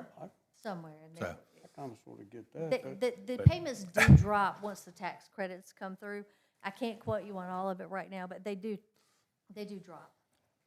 So And the lease payment is our debt service payment to the DRC, which technically owns it. At some point, does the city own the theater then? Is it transferred to the city at some point? the 5 years after the CO is issued and it's an operation, the plan is to have it transferred back to, right now, the DRC, which could then be transferred back to the city, once we've gotten the value of the tax credits. You said transferred back to the DRC, so then in whose hands is it now? It is in the Myrtle Beach Theater Owner LLC. It's a ground lease, Okay. 50-year ground lease. And the Myrtle Beach owner, there's a Myrtle Beach owner and a Myrtle Beach manager. Of all of those, DRC is the manager. So DRC makes the decisions for those entities. And who, just for the public's benefit, who is the DRC? The Downtown Redevelopment Corporation. It is a nonprofit corporation that was established by the city many, many, many years ago. It's not the original DRC, though. This is a new version of the DRC. It has been reframed. We redid the bylaws back in '21, I do believe. And who are the members of the DRC? I am, Fox is, and we are by title, not by name. The assistant city manager, and then two outside individuals, Jenny Halstead and Jacob Smith. Did that help? No, And I guess and if, let me if say you why it doesn't help. If you just cut out all of the other stuff, just forget we had done it that way, and we chose to build a performing arts theater. We would get this theater. A theater. A theater. It's gonna take a little while for me to get it. It took me a while. This theater, for this amount of money, with no credit for restoring it historically, we would go out to the bank and we would get a loan for $25 million and do it. So if this was, as at the time it was council's choice to do this, if it was your choice to do it again, you would be in basically the same place, except I would have a whole lot less work and it would be a lot less complicated, and I would be a Well- lot happier. I wasn't a big fan of this in the beginning, so maybe a lot of this I didn't pay it attention, but it seems like that we are paying lease to DRC, which is funded by the city. So we're paying a lease to the city to get tax credits that at the end of the day, it's a wash. And then when the theater is complete, do we continue to pay this lease to the DRC? No, not if you don't want to. But we still have to pay debt. I mean, what the balance of the debt to build that theater is gonna exist regardless of what structure you use, what capital stack you use. The cost to redo that theater is going to exist. It's just to whom you write the check will change. It is convoluted, as I recall from Yes, it is. publicity a year and a half, 2 years ago. No other deal has been structured this way in the history of South Carolina, apparently. So, Other than the Ninth Avenue, this was our second Okay. painful, painful experience. so, But that was in order to get the tax credits. Sir. That is right. If you didn't do it, then you wouldn't have been able to get the tax credits. That's absolutely right. And getting the tax credits, that's free money. It is, and apparently it's, I mean, it appears to be important to our citizens and council to continue to make historical restorations in that area. For Yeah. things I've heard lately, people want things kept historical. That is not cheap. It is not cheap. That's why most people don't do it. Why most people will tear something down before they restore it. The federal government decided, and state decided, that it was important enough to maintain our history, and they afforded us these credits. This was the only way that we as a city were able to utilize that asset, that benefit. Two questions, I guess. One overall question. We're talking about a $20 million structure with $5 million of capitalized interest, total of $25 million for the project. Is that number hard? I mean, this thing can't grow to 28 million or 31 million or, No, it may be a little bit less from what I understand, but not more. okay. And secondly, with regard to the tax credits, was it only one building of the three structures qualified, or all three in some capacity qualified, or they're different kinds of credits? There are different kinds of credits. The Helen Mates building did qualify for the federal and state historic tax credits, whereas the two other buildings, we got the abandoned building credits. Now, those themselves were 25%. Those were great credits. If it had not been for those abandoned building credits that we could get on the three, it probably wouldn't have been worth it. But with the abandoned building credits on all three, that, rose to the level of $5.2 million, which was honestly kind of hard not to consider. And at the time, this was the path council chose as opposed to a convention center expansion. That is correct. anybody else? Last quick question. Is November a realistic date for opening? That was the date I got from Jay Hood this morning. Okay, which is about 5 months after the original projection for opening. So we're running about 5 months late. Yeah, the steel did cause some issues there. Have we resolved that steel issue yet? So we have the new steel, or it's coming, or it's up?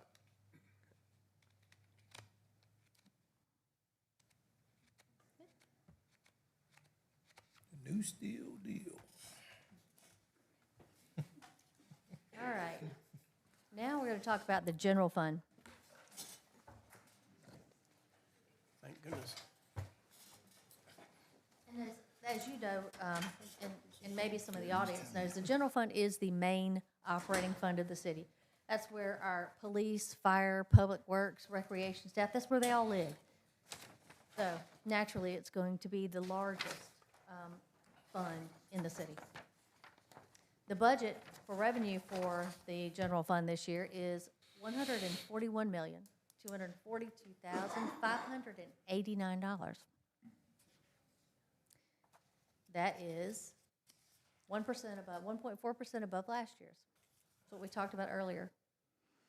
Tourism transfers, business license, and property tax revenues are the three largest sources of funding in the general fund, 79.33%. They form sort of the legs of the stool, the three-legged stool. Property tax is pretty reliable.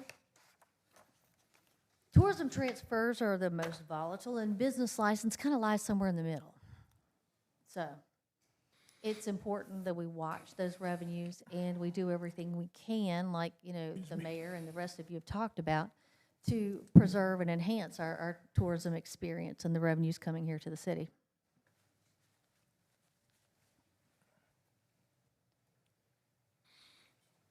Now on to the expenses.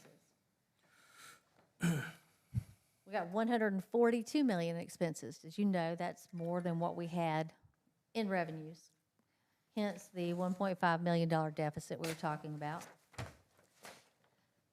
Fox talked about, you know, our personnel, that they're about 70% of our costs. Well, in the general fund, it's actually 75%, with operating at 23.9%. Capital, 0.8%. As you can see, that number's a lot lower than it has been in the past. That was, you know, it's always one of the things that you try to pull back on and make sure you only purchase what you absolutely have to have. Police, fire, and capital for public safety make up 59% of the budget. It's not unusual. They are the larger departments. Questions so far? No, just random thought. Based on the math that you provided regarding the take-home cars, a police car, fully outfitted, including the purchase of the car, is costing us about $67,000, $80,000 apiece, $80,000 per police car? Okay, thanks. That's a good price, considering it's outfitted with everything. That's high cotton. $80,000. It's expensive, and I can remember when it was about 60,000. Well, but that, you gotta think about, that's the cost of the car coming from wherever. And then it's got all the equipment that's got to go in there and added in there, plus the logo. That makes it worth that price. How's that compared to the car when you first started? How's that compared to the car when you first? I don't talk about Model that. T cost, what, I think it was First five, I $1,200. think first 3 years, I flew dog, we didn't buy none. So, but, I think police cars are expensive. Wait till you get to fire trucks. Oh, God. And a garbage. $15,000. Yep. Fire trucks are, Maybe. I am going to go back to revenue real quick, just for a minute. Because I think this sort of speaks to the conversation we've had about the economy. So property tax is up. But one part of property tax we're looking at right now, just based on the information we have, is automotive tax, and that's actually down a little bit. Not quite 2%, but it kind of coincides with what I've been reading about the economy, that, you know, new cars have gotten so expensive now. And that, coupled with interest rates that are not going down, make it unattractive to buy a new vehicle and impossible for some people to do so. So people are hanging on to their cars longer, or they're going into the used car market to buy vehicles. So it's not surprising that I'm seeing the property tax for vehicles go down just a little bit.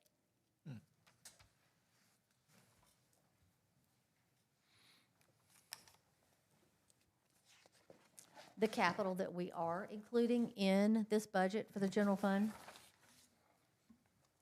a vehicle for the meter tech that Fox mentioned, it's going to kind of be a wash. What this meter tech does is, when, you know, we now have mostly an AMI system, automated meter reading system. Well, those meters stop reading sometimes. Somebody covers it with mulch. Somebody backs over it. There are 100 things that can happen. And every cycle, there are maybe hundreds of these that have stopped reading. We have to send someone out there, and they have to look at that meter and see, is this really stopped, or is it broken? Like, is somebody on vacation? Nobody's in the house for right now, and that's why you're not getting a read above base. Somebody step on it. Is it just reading wrong? So we get that meter tech out there to change it. If you've got that many every cycle that stop, you've got to have someone to go out there and look and read that meter. Otherwise, you lose that revenue. The longer that meter stays stopped, the more revenue you lose. Are these the new meters you're talking about? Yes. Are they under warranty? The warranty's not going to do anything if somebody has mulch on them and we just can't get the read, you got to kick the mulch off. Or if someone backs over it with the vehicle. Kid jumps on it, hits it with something. But it's underground in a little chamber. It sits on top of the meter. The new read ones? Janet can talk. Janet can tell you exactly about them better than I can, but that's my understanding of. I think mine's in a protected thingy. Well, they still get damaged.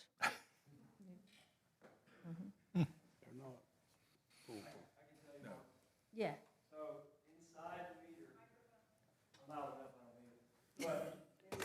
Hang on, Dan, hang on. Wait, wait, start over. There you go. Inside the meter is the device itself, but on top is what you see is, looks like a little hockey puck. That is the transmitter. If that is broken, you have a problem. So that's what she was saying. If somebody throws mulch over it, somebody backs over it, a kid's playing with it, it can get damaged. People also tend to want to open the boxes and see what's in there. Things get damaged that way. They're not supposed to do that, but it does happen. But yes, look for the little hockey puck on top. Yeah, I'm not sure I've got a little hockey puck, but You should. I don't think I've got one of the new meters, so. Okay. The mayor's been messing with his meter. What,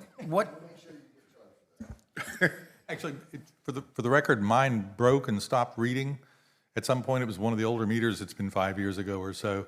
And I called it in and they said, oh, your meter's broken. So I got a new meter at that point. So I did self-report my bad meter. Good job, good job. That doesn't always happen. No, it doesn't. You know, when you're talking about something like a restaurant or a business, that could mean a lot of money. So it's important that we get out there and work those meters for whatever reason that they're stopping. How many meters are employed? Round figures? How many are out there? How many of them are out? And the follow-up question, Jeremy, not is, Dan, sorry about that. and the follow-up question is, what percentage of them are down all the time? It's good questions. Over 25,000 have been put in the ground. I think, Janet, how many do we have left? I want to say it's about 200 that are left. Yeah, not many. They did a mass meter change out this past year where they did, I think it was 9,000 you put in. So right now we're almost at full capacity with every meter in the city of Myrtle Beach will have one of these little hockey pucks on top. Now, back to your second question. How many are down? That varies. So the way it works is we have something called a zero consumption report. And to qualify for the zero consumption report, it has to be 3 months in a row, consecutive months of zero read data. At that point, that triggers a report to where we go and look at it. Because it could be a lot of things like she just said. What if, this is an extremely transient area. What if you're in Virginia and this is your second home? What if you have a rental home and no one's in it? So somebody's got to get there and put eyes on it. Right now we have about 1,700 of those. Of that, what we found is only about 30% truly are stopped meters, okay? That ranges anywhere from 20 to 30, 30 being the high, 20 being the low. So, but you have to go and check it. It's not something you can just say, well, we think they're in Virginia. You have to go and check, and you do a meter check at that point. So when these are down, then any revenue generated, for lack of a better description, doesn't happen. Is that correct? So yes and no. You always have a base charge on your meter. And that base charge is for the asset, the meter to be in the ground, and also for your solid waste. That's about, I think it's between $55 and $60 a month. Every month, that is the base charge. That gets charged regardless if the meter's working. Where you lose is when the consumption, the actual reading of the meter is not reading. Then you're losing water and sewer consumption data, which attributes to dollars. The bulk of that $55, $60 is the solid waste fee. Correct. So, be advised. And I have the numbers exactly if you need them, but he's 100% correct. Help me understand why we wait 90 days. I mean, I understand you don't want to just jump on it immediately. If we didn't, the number might be 4,000. It's unmanageable at that point. 90 days lets us know that it truly is something that is an issue. Because the good thing about these meters is you can get the read data and correct it right there from the source. So even though it's off, the transmitter is still working, unless it's totally broken, meaning somebody cut the wires or something like that. So it's always been 3 months. We can always adjust it, but I think the number would go up. So instead of it being, let's say, between 1,500 and 2,000, it might be more. And so I think you're just looking at skewed data at that point. It's our best practice to wait 3 months.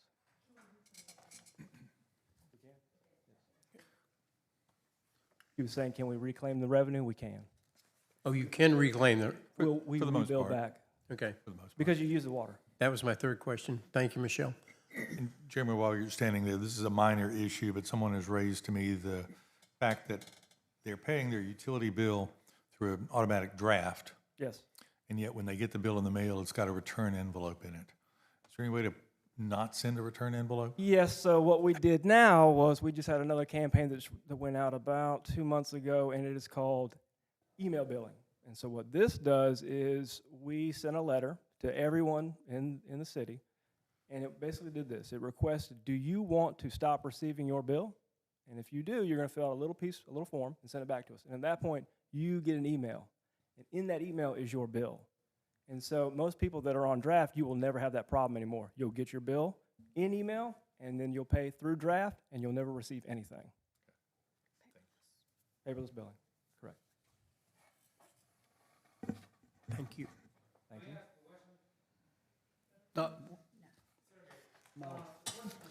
Mark. Sergey, hang on for a second if you would, please. I'm going to let you talk directly to Jeremy. How's that, so that we can get back on track here? How's that? Okay? Thanks.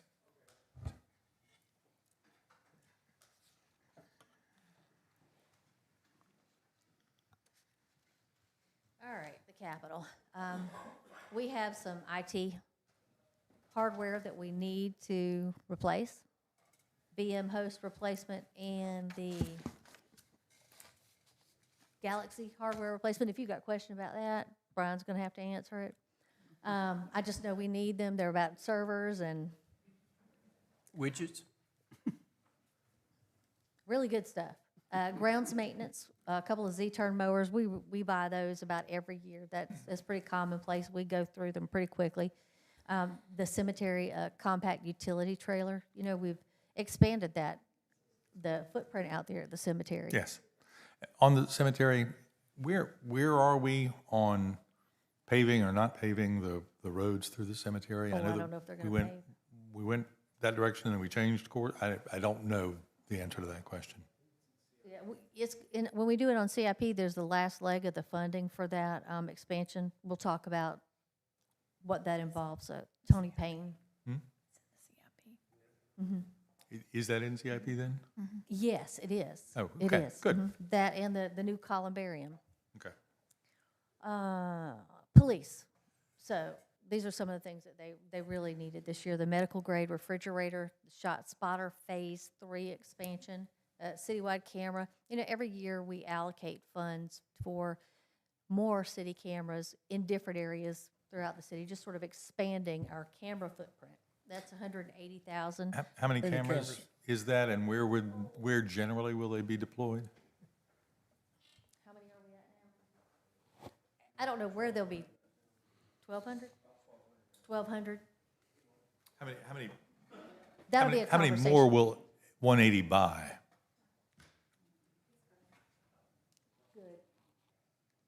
Ryan knows that. And roughly where will they be deployed?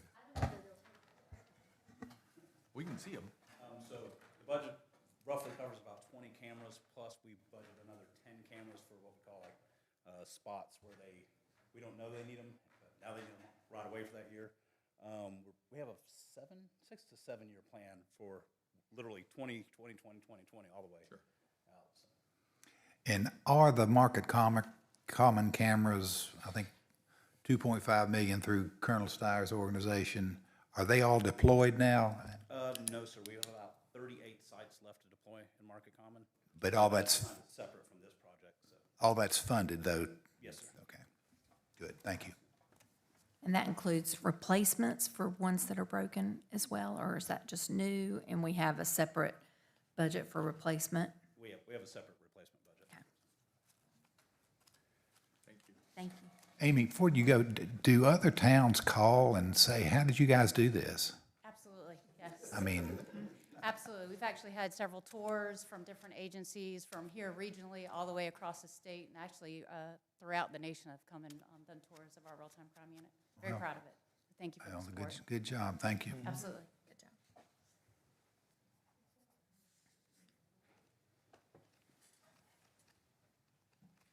And just a little more information on that. You asked about the replacement cameras, the ones that are broken. There's a $150,000 budget in the police department to manage and take care of the other 1,200 cameras that we do have. We've talked about the take-home car program. That's the $595,000 you see here. They also needed a forensic computer and a fingerprint scan system, so. So, I'm sorry, pardon? Michelle. So currently that 595 is for 7 cars, though they requested 10. They requested 895, was it 8? No. What did they request?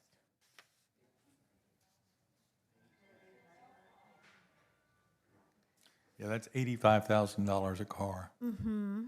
It's expensive. It is. It's gotten more so over the last few years.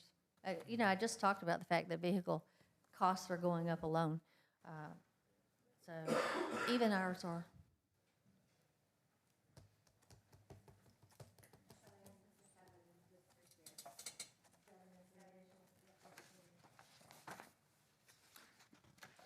And I'm assuming we're going after all kind of grants and stuff we can with the police department and. The last I just saw was like for Shot Spotter, so, you know, if we were fortunate enough to get a Shot Spotter grant, we wouldn't have to spend this money for it. But our police and fire, I will tell you, they're great at identifying grant opportunities and working with Brooke to get out there and make these requests. So they are looking for anything and everything. For the record, just to answer a question, the DRC members, there's no pay, there's no compensation attached to being a DRC board member. Oh, no, we just get to do the work. Thank you. You get free coffee. Gladly. Good answer. Spot on. It's all a part of public service. All right, tourism revenues, you know, we've talked about where we think they're going. This is our prediction here. This is pretty much the same thing I showed you when I gave you the update back earlier in March. But I think it's good to point out this graph here, because you can easily see where the pandemic effect, the stimulus checks, the additional unemployment, you can see that the fact, you know, people were saving money because they weren't going out spending it. They were at home. And you could see that spike when they finally started to travel. And the little note on the side there, it talks about tourism grows 7 times faster than GDP post-pandemic. That's an anomaly. That was like the housing bubble way back in 09, 8, 9, and all those years. We didn't budget to live at that level, and it's a good thing, because that level's not sustainable. If I may, is there any thought of, with the federal tax law in place, the extra refunds folks are supposed to get, that will boost us? I mean, have you read anything about that? I have. That's all part of the conjecture. You know, what's going to happen? You know, the expectation of increased tax refunds this year may help. It's either going to help offset some of the costs that people have, or it's going to help put some money in the bank, and everybody's going to say, "Hey, we're going to Myrtle Beach." Well, which also increased the federal deficit by $382 billion over 10 years. So they're trade-offs. I was just curious whether that Zoom would hit us, the boost would hit us this year to help the tourism folks. I'm just glad I don't have to balance that budget. Oh, amen.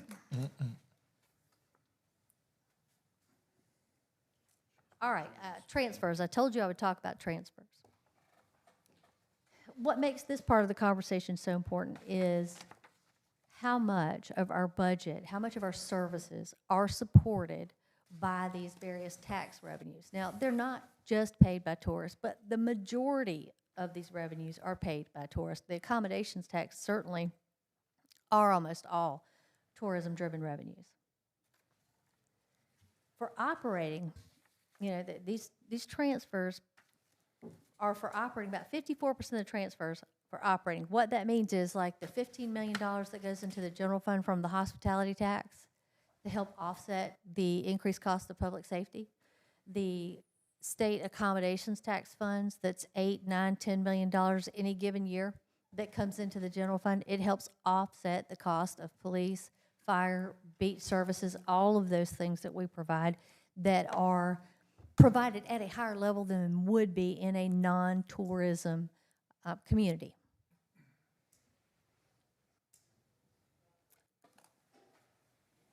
The tax credit.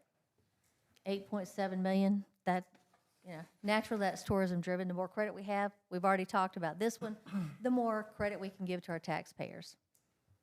They also help pay for debt service. A good bit of the debt service down in the downtown you were talking about is paid for with hospitality tax funds at this point, hospitality tax and parking at this point, but that tax increment will eventually take that over and free up that funding. And capital. Capital is the next biggest item we use the transfers to pay for. The only problem we have is that the capital that we are allowed to purchase with this money has to be tourism related. So we can build a lot of stuff. It's the money to operate it that comes a little bit harder.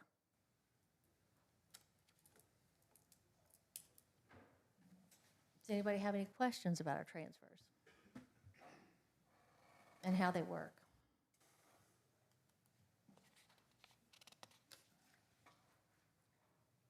Enterprise fund budgets.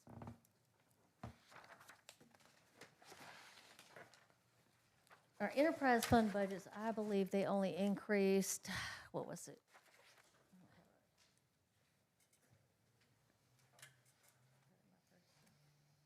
3.9, no, it was more than 3.9 on theirs.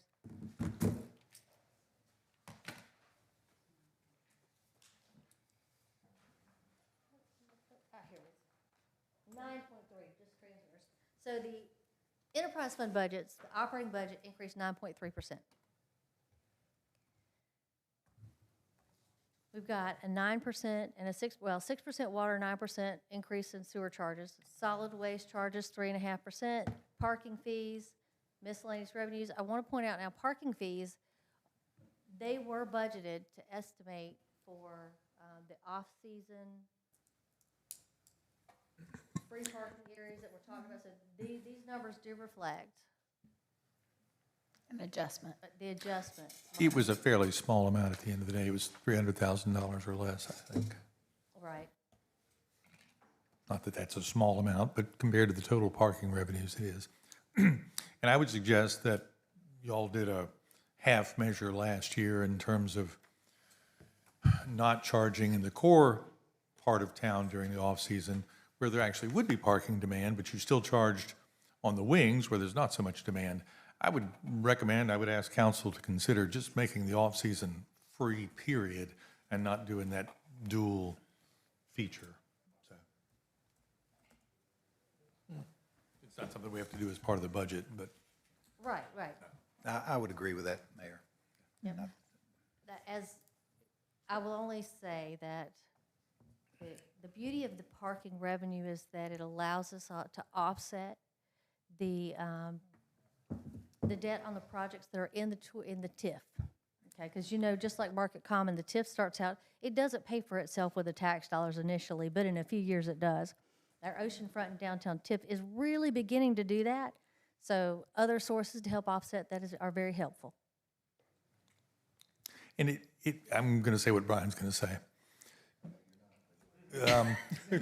When you did go to free in the off-season, you've lopped a month off the paid parking, and that may have increased the dollar amount that I quoted, but beyond $300,000. Actually, what I was going to say is our parking consultant has gone ahead and made some assumptions that we may end up going to full free parking during the off-season.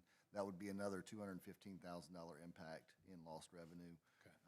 And we have already had that conversation with the parking team, and they anticipated that might be the direction ahead. So. And that anticipates that extra month that wasn't free for the last few years too, so, yes. Hopefully our businesses will see that revenue. Another big item here in our revenue mix is capital contributions. That's $5.5 million. That's not really cash. What that is say a developer puts in the infrastructure in a neighborhood, the water and sewer infrastructure, and then asks the city to come and, accept and take that infrastructure into our system. When we do that, we have to put that infrastructure on our books. So it is a non-cash capital contribution. That's the value of assets provided by developers. And that's going to be important when I talk about the next slide. Are those the impact fees, basically? No, these are Fees non-cash. reflected in these numbers somewhere? They are. They're in the, Water and sewer charges? yes. Okay.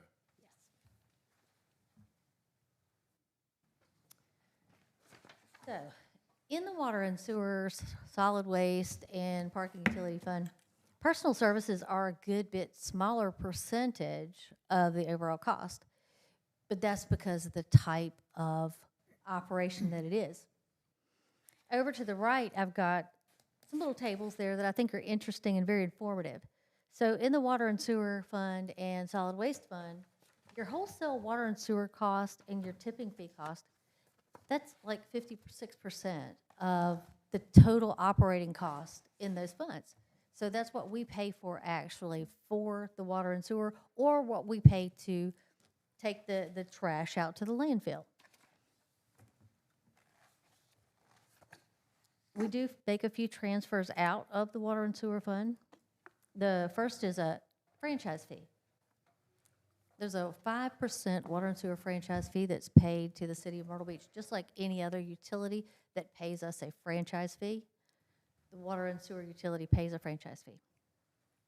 And then from the parking utility, so this year, as I said earlier, it's like $4.2 million that's being transferred to the oceanfront, the downtown, and part of that is being transferred to the hospitality fee fund. That's sort of unusual to see, but it is to offset the debt service on the 21, 22 lobs where we purchased the property, the 15 and $20 million where we purchased the hotels on the east side of Kings. And this is helping to offset that debt.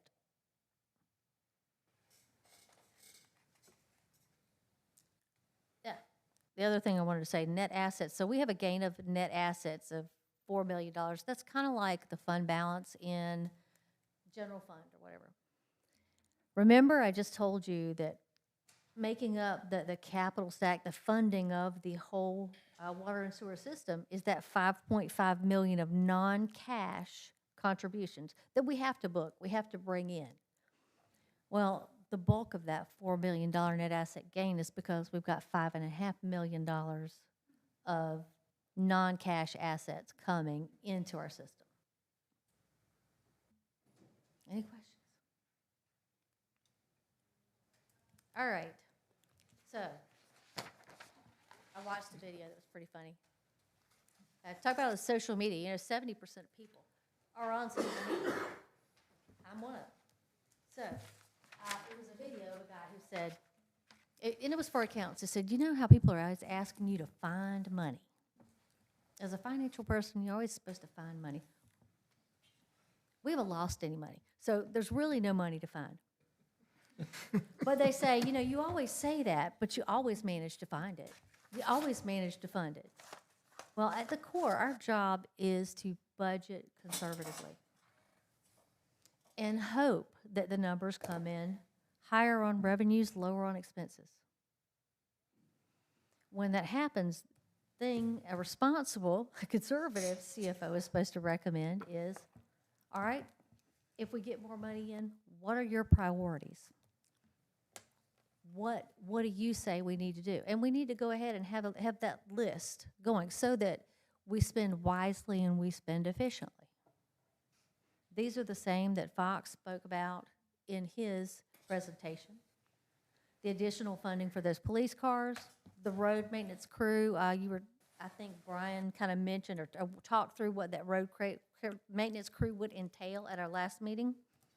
The new PRST landscape crew, a benefits manager, records retention clerk. You know, those are things that from our perspective we see are necessary, and that would also be, you know, for council to direct other priorities that you have. But have those ready in the event that revenues do come in stronger. Now, if they don't, we've got a strategy in place for managing uncertainty, for managing what happens if the war in Iran is prolonged, if it expands, if gas prices stay so high that it impacts even the driving tourist economy. Main thing is keeping an eye on what's going on, having our finger on the pulse of where these revenues are going from month to month, day to day. If the revenues are impacted, you know, we can freeze capital spending. We can put off capital projects. We can put off those things. When I meet with, after you guys approve a 5-year capital plan, not long after the year starts, I sit down and I meet with the project managers. And we talk about the projects and say, what do you have to do now? What do you really need? What you know, is addresses a safety concern or high priority? And we talk about that. It's okay. All right, well, how about start these? And, you know, it's not just me. It's the managers and everyone else. I want you to hold off until at least December before you begin this project. And then in December, we're going to reevaluate whether or not we feel like we're in a comfortable place to do that. So that's one of our biggest assets. The other is freeze vacancies. That's something you can kind of immediately do if you see something going on an extreme downhill trend. Reduce temporary and part-time wages and employment. That's another one that is fairly quick. And then just freeze non-essential operating expenditures. Now, I have to say, in this budget, that one's going to be kind of hard because we have, you know, we really cut the last couple of years. We haven't included a lot of factors for increased gas prices here. So if we see the gas continue to go, especially that diesel on our heavier equipment and our trucks, we're going to have to make an adjustment and shift. So I for this particular budget, I know that there's a lot of that room in there. And then, of course, I just talked about what we would do if the money does come in stronger. It would, you know, we'd take council's suggestions and priorities and put those in place.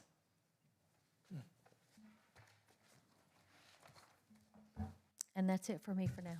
Michelle, do the improvements the city made along 9th Avenue, has that generated any revenue for the city? Or what is the return on our investment on those properties? And you can get back to me, I just am curious. Anecdotally, I'd just like to say, because I noticed this last night, with the way that the roads are reconfigured all around City Hall, I cut through and I go by City Hall, and I come up 9th Avenue, and then I cut down the little road that goes by the theater to get to 501. And in the last few weeks, I have been coming down there, it's packed. The parking spaces are full. You've got the Dalai Lama, the tasting room, Winners. I mean, people are going there. Is there any way to quantify what that is. return is? I'm sure that there is. It makes it much more defensible. Yeah, yeah. And it would be nice also to pick up what's happened down Broadway Street, because I venture to say that would not have occurred were it not for the investments that we're putting in that corridor. And realistically, we do need to do some work on Broadway Street itself, Yes. south of 501. The businesses that were affected, there weren't very many, but probably the second phase of that A&I work suffered significantly because that project ran 4 or 5 months over schedule at that point. Thank you. Thank you. Ready to break for lunch? I've got a philosophical thought before we break for lunch. You need me for that, or can I sit down? No. It's more for Fox and council. We're looking at a budget pushing $400 million. We're looking for ways to add things to the budget. Philosophically, are there any things that you would recommend cutting from the budget? I heard a council member at some point along the way say, could we ask for a 5% decrease at some point? That may be a lot and maintain the service levels. I don't know that anybody on council would consider a cut that seriously affected a public-facing service, but I'd be curious to know, and it's not something you need to answer this minute. It's just over the next month as we're looking at things, are there, what would you cut if council said, save us 3% overall, save us $2 million, save us $5 million, what would you do? Now, again, not looking for an answer at the moment. So, thank you. Enjoy lunch if you're sticking around. Do we have lunch for everybody? We do? Yes. So somebody said that? Yay. So stick around, enjoy lunch. It's out front apparently. So thank you. And we'll be back at 1:30.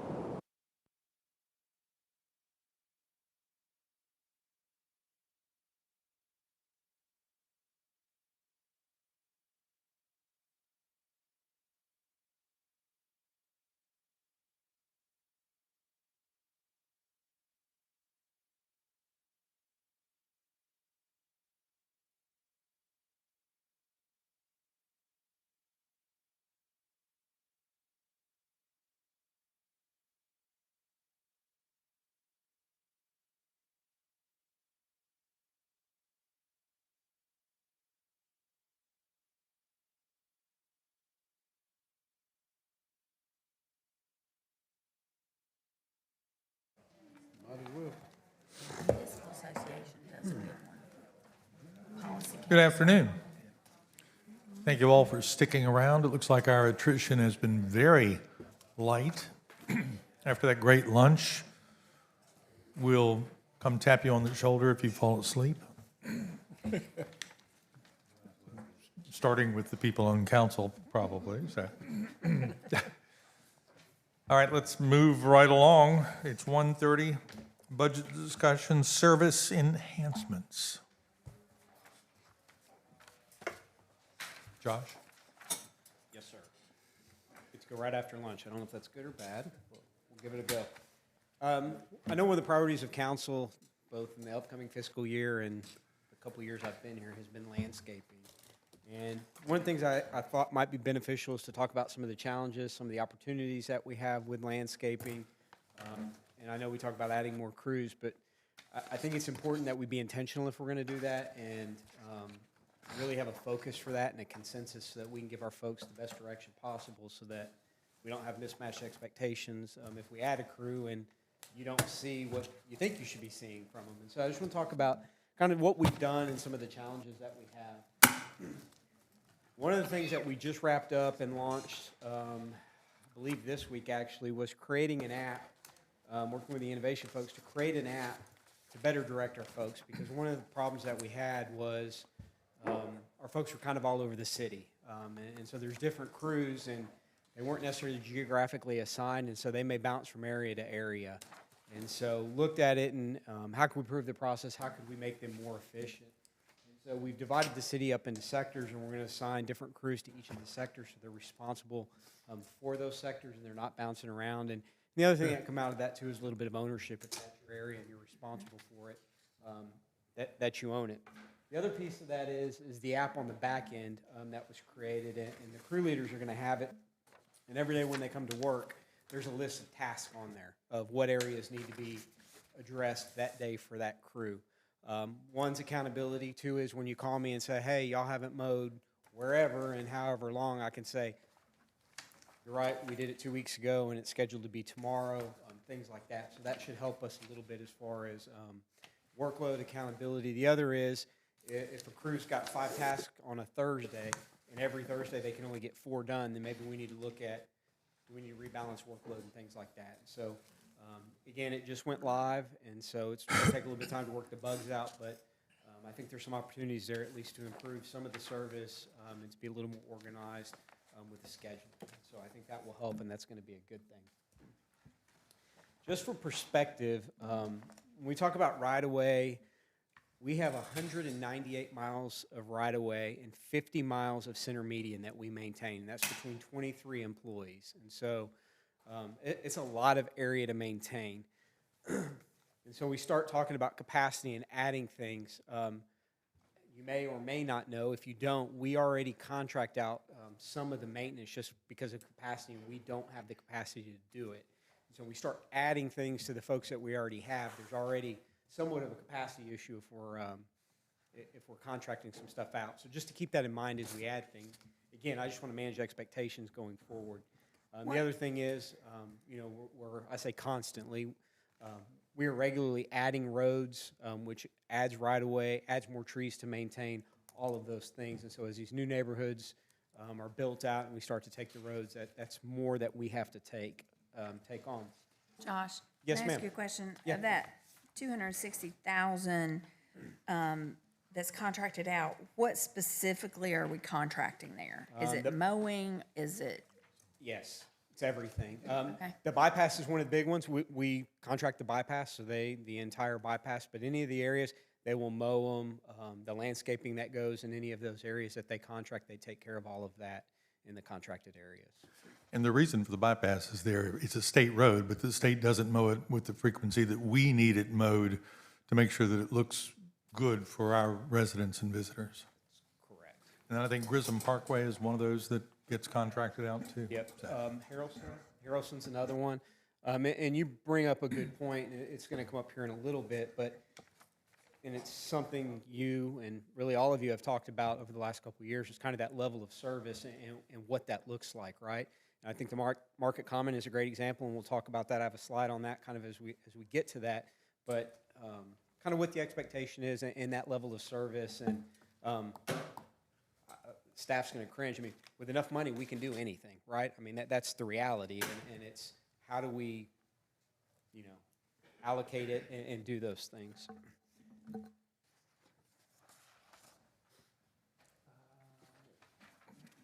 I will tell you right now, from staff's perspective, the folks that do the landscaping, the single biggest challenge I would probably tell you is the strip of grass between the sidewalk and the road across the city. And it creates so many problems for us, and I hear it from you all sometimes as well. And the challenge is this, is some property owners maintain it all the way out to the curb. Highway 15 is a great example, right? Some of them do, and you drive by and you see it, and it looks great, and the property next to them doesn't, and so we have to mow that. And the problem is,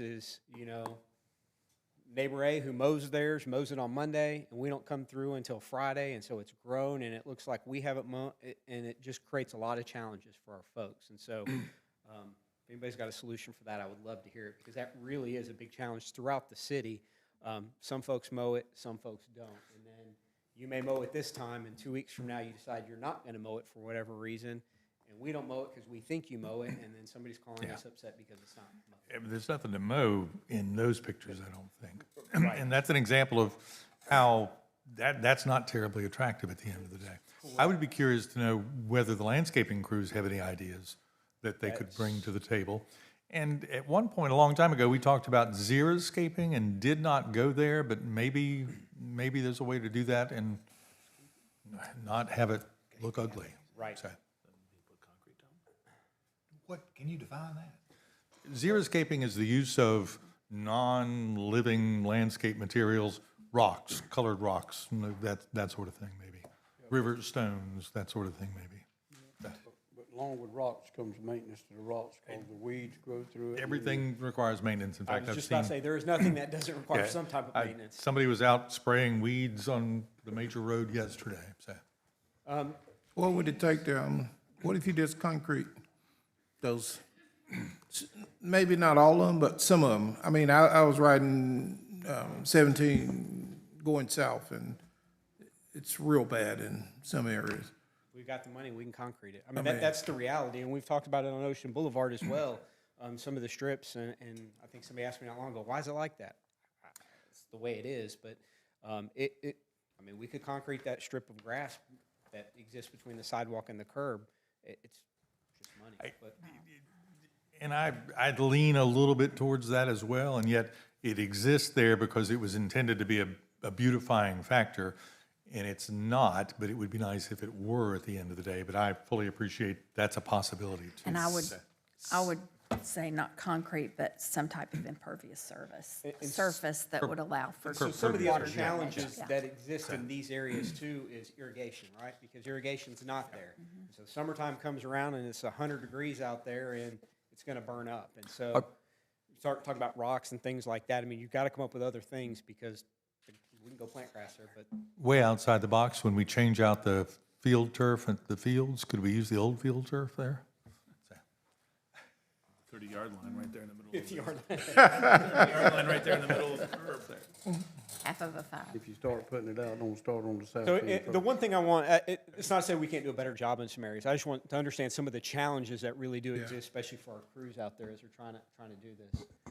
Most of these pictures are from the second row and third row down in the oceanfront area. And again, it has to do with, some of the property owners maintain all the way out to the curb line or to the road, some don't, and then it becomes a capacity issue as well. Well, Go ahead. hold up just one second. Josh, just looking at this shot right here. Yes, sir. Is, and I apologize, I haven't got that photos off that jump drive for all of you yet, but this is kind of an example right here to talk about improving the brand. And this is what our visitors, when they come to Myrtle Beach, and even our residents, when they drive around and they see this, if all this is taken care of properly, that improves our brand. And so that, in my opinion, is something, you talk about the new Myrtle Beach, to whatever. You can have all these great ideas for all this, but really and truly, we got to improve our brand by the way our city looks when people come here, and when people who live here drive around and see it.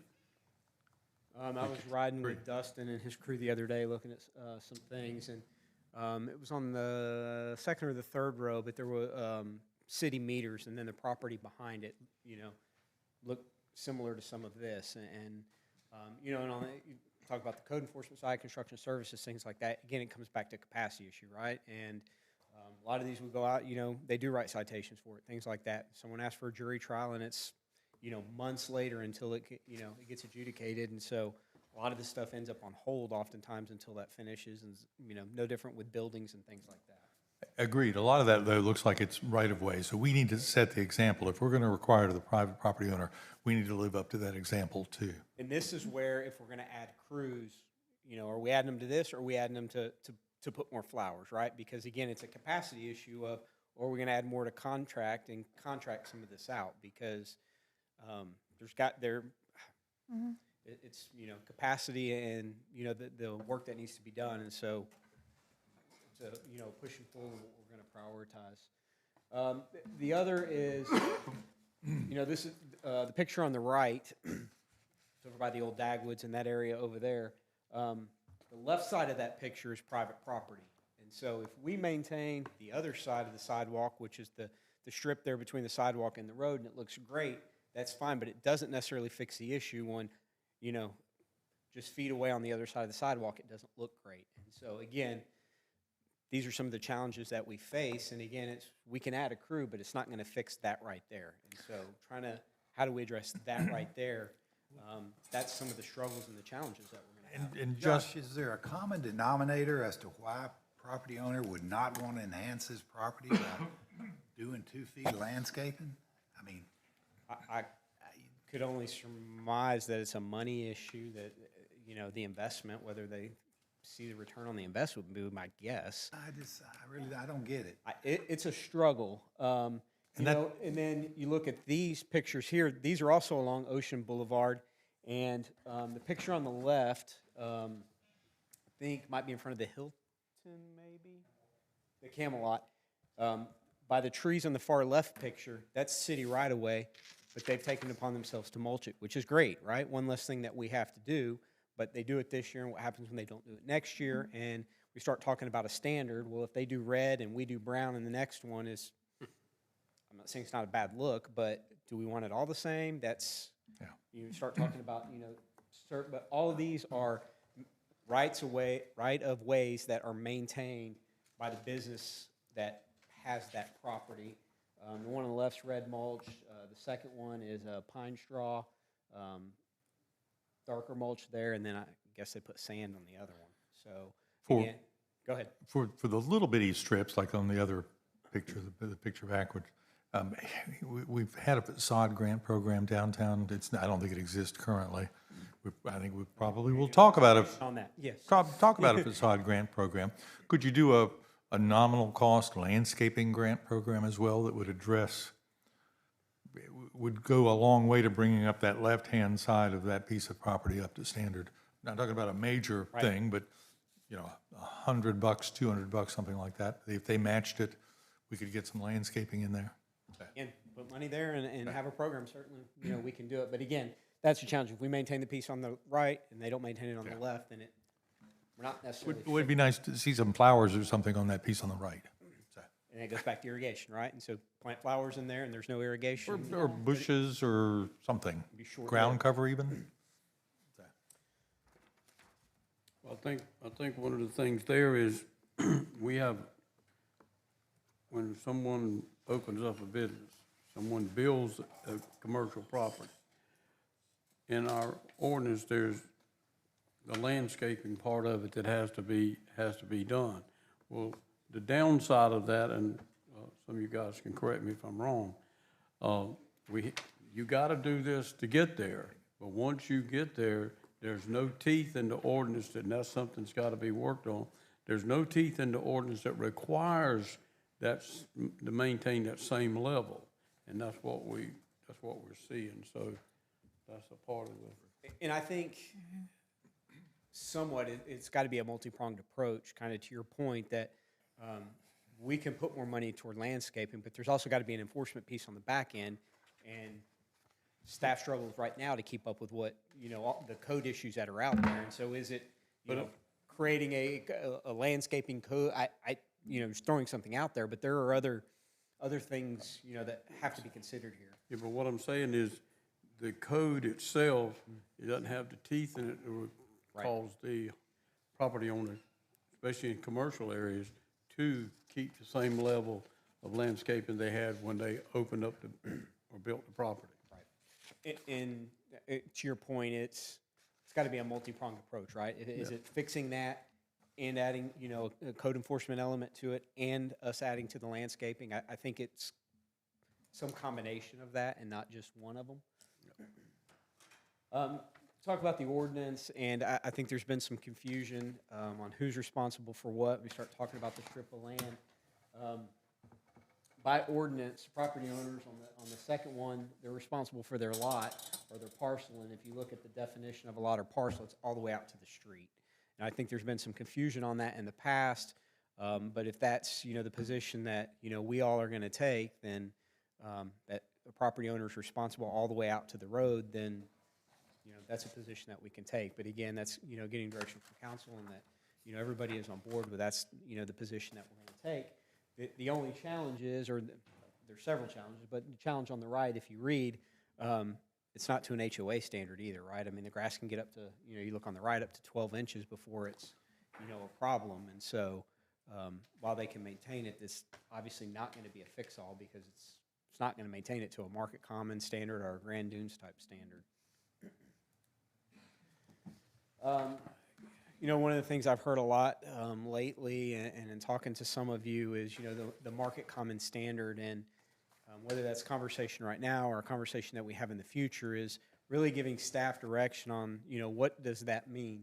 Because if you look at, this is, on the left is Coventry, on the right is Faro. But if you look at Coventry, and I would argue Coventry actually looks pretty nice, but if you look at it, really not a lot special there on the right-of-ways. The grass is mowed and there's some mulch around the trees, but really what makes that area look nice is the property owners take care of their property, and the bushes that are there that the HOA, has put in are really what make that area look nice. It's not necessarily the right-of-way that's taken care of or that has anything special.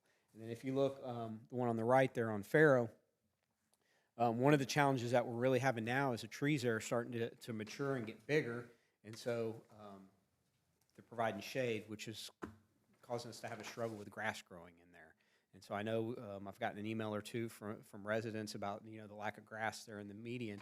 But, the trees look nice, but the downside to it now is we have a problem with the grass growing there.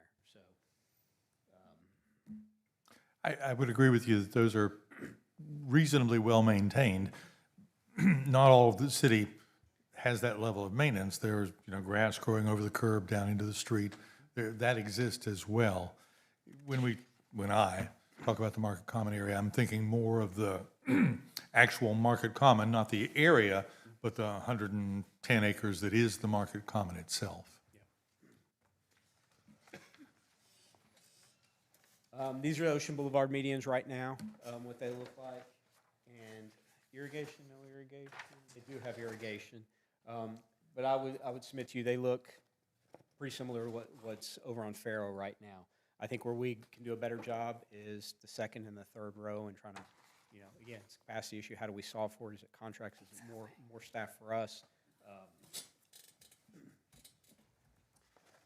Some of the things that we do currently, the hanging baskets. Here's the little thing you probably don't know about the hanging baskets. I was talking to Dustin about yesterday. When those hanging baskets go up, they were up a long time this last year because they still looked good. They get watered every single day. We have a crew that drives by, has a long whatever, and they water those every single day. Obviously labor intensive to water all of the, they look great, but understand when we do things like that, there's a cost that goes along with it as far as the upkeep. And we do that now. It's about $12,000 to $15,000 a year. And I know come around May, somebody's going to be calling me going, when are the baskets going up? A lot of that's at the grower. whenever they're ready, and they get them to us. Last year, they came around CCMF, so everybody was doing that. So it was right after CCMF that they went up, but they were up pretty late into the fall just because they still looked good. We spend right now $7,000 on the landscaping in those areas that you see. And that's not a typo? No, that's right. This is materials. That's not the labor. That's just the materials. But yes. Still not a typo? Okay. A $360 million budget, and we spend $7,000 on flowers? For that area. And then the next is, we talk about more flowers. What do we want to look like? It could be upwards of $100,000, as Dustin and I were talking. Obviously, we'd have to have a crew. If we're going to start putting a bunch of flowers, we need a horticulturist. The chemical budget, so you're looking probably $270,000, and that crew would really just be responsible for adding flowers to, the major corridors, 501, Ocean Boulevard, some of those areas right there. And so, again, one of the things that, the staff level, we keep saying, whether you give us $100,000 or $1 million at this, we can make it work with what it is. The big thing I want to make sure is that we all have the same expectation with whatever we add. But you're essentially saying that for $370,000, rounded up to $4, we can make a noted difference in the way the city looks? On the flower side of it, yes. Okay. You all just have to figure out what the priority is. Is that it? Or is it the second, third row? Is it yes?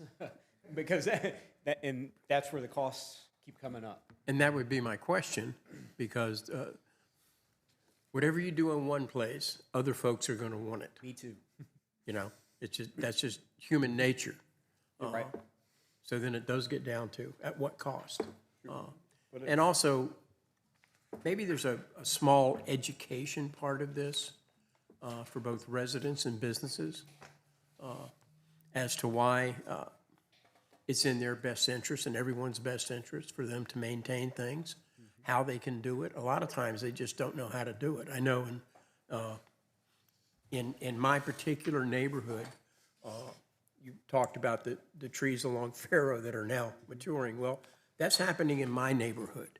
And they actually are the city's trees and not the residents' trees. So then we get into this, how do we maintain the trees? You have some residents that want to, just go up and cut them off. Of course, they can't do that. Right. And then others aren't sure how do they maintain those trees. What we found in my neighborhood was, again, the education part of it, a simple education part of it. And so now we've got them in pretty good, they're not in great shape yet, but in pretty good shape because it's pretty easy. We do contract with a provider to help us do some maintenance in the neighborhood. And so, they have the tree trimming poles, and they can get up to about 10 feet and they can freshen stuff up. Did that cost our neighborhood a little bit more money? It did, but it's like $10 a year per rooftop, but nobody knew that until we educated them. So I'm just asking, maybe there's an education part of this that we could get out there. You guys would know better than I would. Yeah, and I'll talk to Meredith about it because I'm sure there's something that we can do as far as the education piece. And you can drive through any neighborhood. I don't care if it's Market Common and Grand Dunes or somewhere in between. People have different levels of care about their property. That's the reality, right? Some people care about their yard, some don't. Some, house is painted, some's not. We talk about the financial piece right now. People are having to make hard decisions right now too, right? Personally, and so, am I going to put gas in my car this week or am I going to paint my house, right? And so people are having to make some of those decisions. And so And as Mr. Tucker once told me, there was an issue about, in this one neighborhood, about a person that wasn't keeping up their house, and Mr. Tucker informed me that there was no regulation against ugly homes. So we have to deal with that. I get that. Josh, let me ask you, I was sitting here talking to Doc, and I remember years ago, and it's probably going to predate a lot of us. when I was at Aunt Maud's, CAB years ago, Larry Bragg used to give out the, award for the nicest commercial landscaping, and I think people used to take pride back then, and I don't know if that's something we need to ask somebody, some group, or to look at that again, and I think it used to be first, second, and third place, but I mean, and then is that something we can do also on the neighborhood side to encourage not just the businesses, but Mary talked about improving the brand, and I mean, some people get excited when I got the nicest yard for the month or for the week or whatever. They do that in Forest Dunes. Dustin says the city still does it? Well, more people need to know about it, and so they can. Don't they usually do that during Arbor Day? Yes. Ken's shaking his head yes. But on the business side, I mean, that really, I can tell you, I can look back and I look back through my Aunt Maud's pictures. I can show y'all some pictures, and that yard used to, you would think that, I mean, somebody was out there manicuring it every day, you know. Mayor, we need to give these folks, our staff, some direction though at some point shortly. And again, speaking to brand, that's what we all have been talking, and bearing in mind, we'll catch the devil for buying flowers. So, Well, gotta be, But I suspect we'll catch the devil for breathing here at the end of the day, but. And this could be a workshop topic, coming up in a couple months if y'all want to do that. but this is planting season though. You're right, it is. But we've talked publicly about this. This shouldn't be a surprise. That we're only spending $7,000 a year on flowers is a surprise at the end of the day. The personnel costs are greater than the material cost in this particular instance.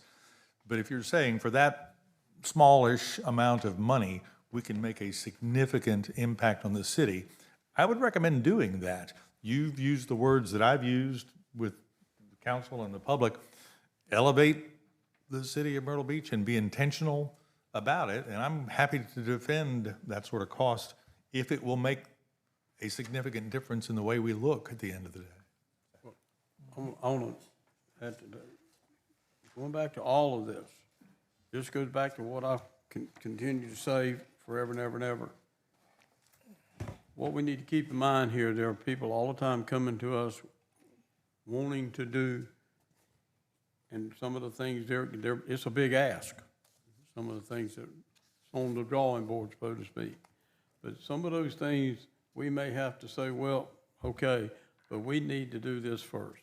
Here's where I'm at with this. We need to do what we have to do, what we need to do first. And then if we got something left over, then we could try to do some of that stuff we would like to do. I mean, the real deal is, and I've said this for a long time, what we need to do is take care of what we already got before we try to add anything else to it. And so let's take care of our streets. Let's take care of our sidewalks. Let's take care of I never forget, Ron Andrews said one time, I forgot how he put that, but he said, but what we really have is a foliage problem. And so we planted so many trees. Some of the parkways are a perfect example. They look great when you first put them up, but after a while you look and say, now we've created a monster.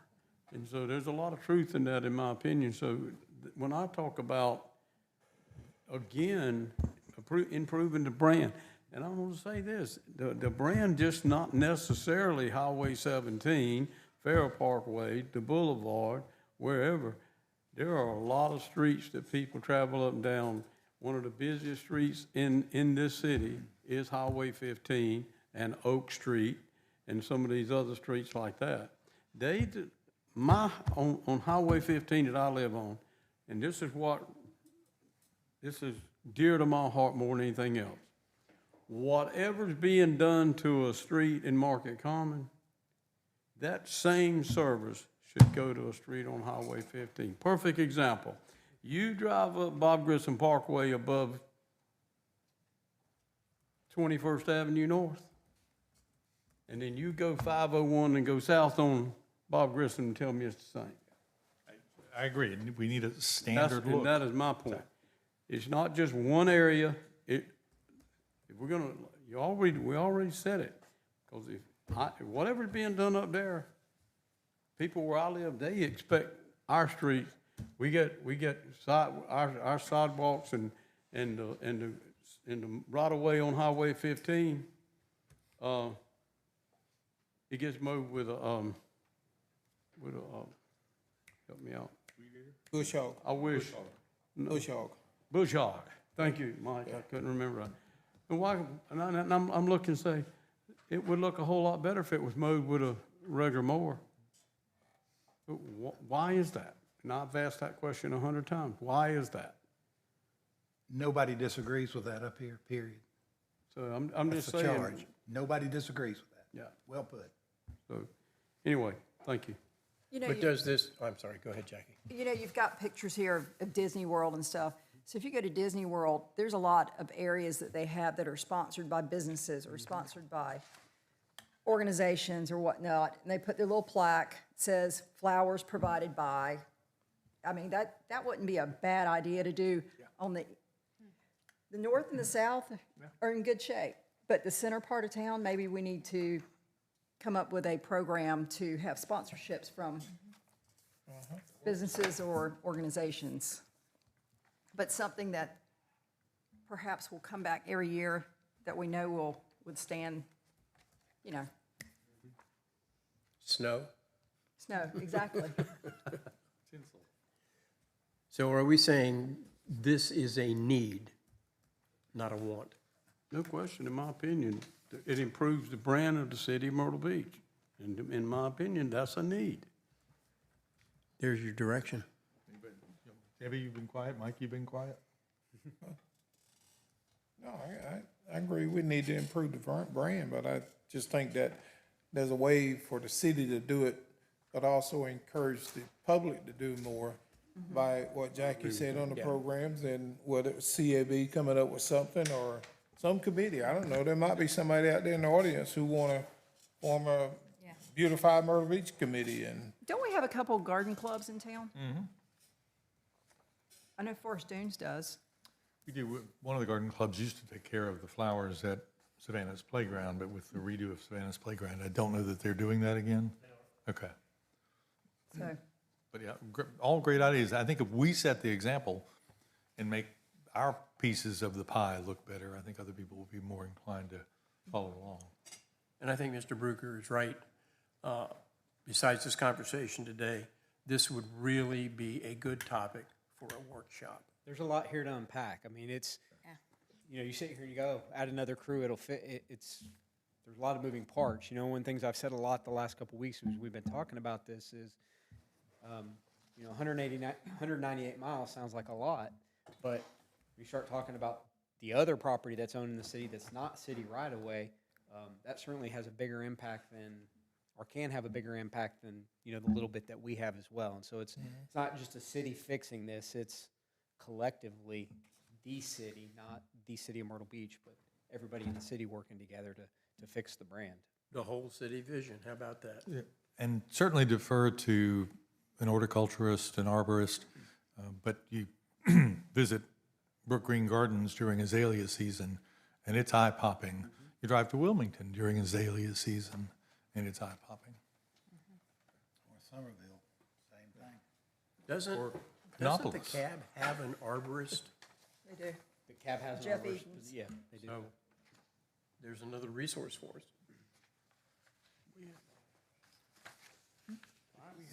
So is he charged with developing an action plan, or do we need to? That was my takeaway, is working on an action plan for.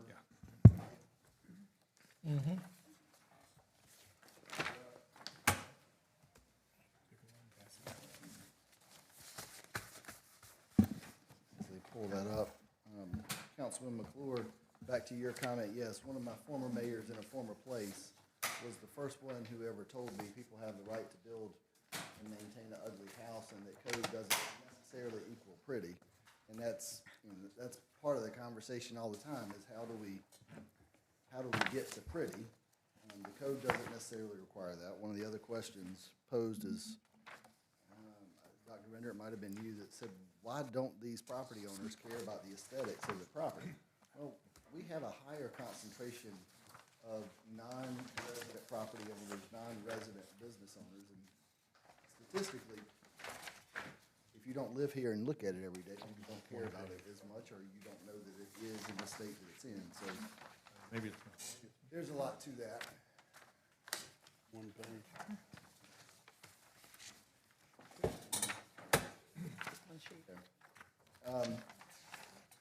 Wanted to go back and add this slide. I did this yesterday after the fact, and just wanted to share it with you. Josh started out his presentation talking about the new app being created, some of the process improvement efforts that our right-of-way maintenance crew, Parks and Rec, have been going through. That same process improvement has been going on through other departments. So part of the department performance plan effort over the last year has been asking the departments what they can begin to measure and what we can begin to track to do a better job of being able to define what success looks like and measuring success. And so we have gone through that process. Howard and Joe have done an amazing job in helping our departments think through their scope of work a little differently than some. So one of the things that our public works crew did was commit to doing an assessment of all of the streets in the city, city-owned streets and non-city-owned streets. And what you've got in front of you in your hand and what's on the screen is a quick synopsis of that assessment. So Butch has gone through over the last several months, done a windshield assessment of every street in the city and rated them just simply, I think, good, average, poor. And what you see on the screen are the results of that. You see that big red chunk is the number of our roads that are in good condition. And then you see fair and poor. And the poor roads are about 30% of the roads in the city. And I'm going to really mess with your heads, and I'm going to go backwards in this presentation. I don't know that you will see that. But then the other slide you have there in front of you talks about the distinction or distinguishes city roads versus state-owned roads. The thing I would point to there is there are $16 million worth of work needed on the city-owned roads that are in poor condition. So $16 million worth of work today to get the poor roads up to standard. We've talked about this before just as a rough number, but again, right now we spend about $1.4 million a year in paving. In order for us to catch up on the backlog, we're recommending $3.2 million here. I rounded that down to just $3 million because, again, you heard from Michelle this morning, it's tight. So figuring out what our priorities are and how we pay for that is going to be a challenge, but we have to start somewhere. Help me with your terminology there. You've got city-owned roads, $32 million in good condition, so we don't have to spend $32 million. Correct. $23 million in fair condition. Yep. Does that mean we have to spend $23 million? That's saying that's going to be the value of working on those roads at some point when it comes time to work on those roads. And then 16 million in poor condition. 16 million is what we have today that are in poor condition. Again, We should be spending that money. back to this slide. That's basically odd. taking a per foot cost associated with that many miles of road. So the problem we need to solve for now is how do we address the 30% of the roads that we have in poor Right. condition, which back of the napkin math says is about $16 million worth of work. And then for Michelle and Marla, is that increase to 3.2 million in the budget as proposed? Okay. That's in the CIP side. Okay. And so we're going to talk about two things. Thank you for pointing that out. This is a CIP conversation, but it's also an operations conversation, and I'm going to get to that in just a second. Also noted there's the amount of work that needs to be done to state-owned roads. We've done a much better job over the last 4 or 5 years of requesting funds from CTC, getting money from CTC to focus more on improving state roads. We will continue that. I think we're going to go back to CTC with another request here shortly, and try to tackle some of that.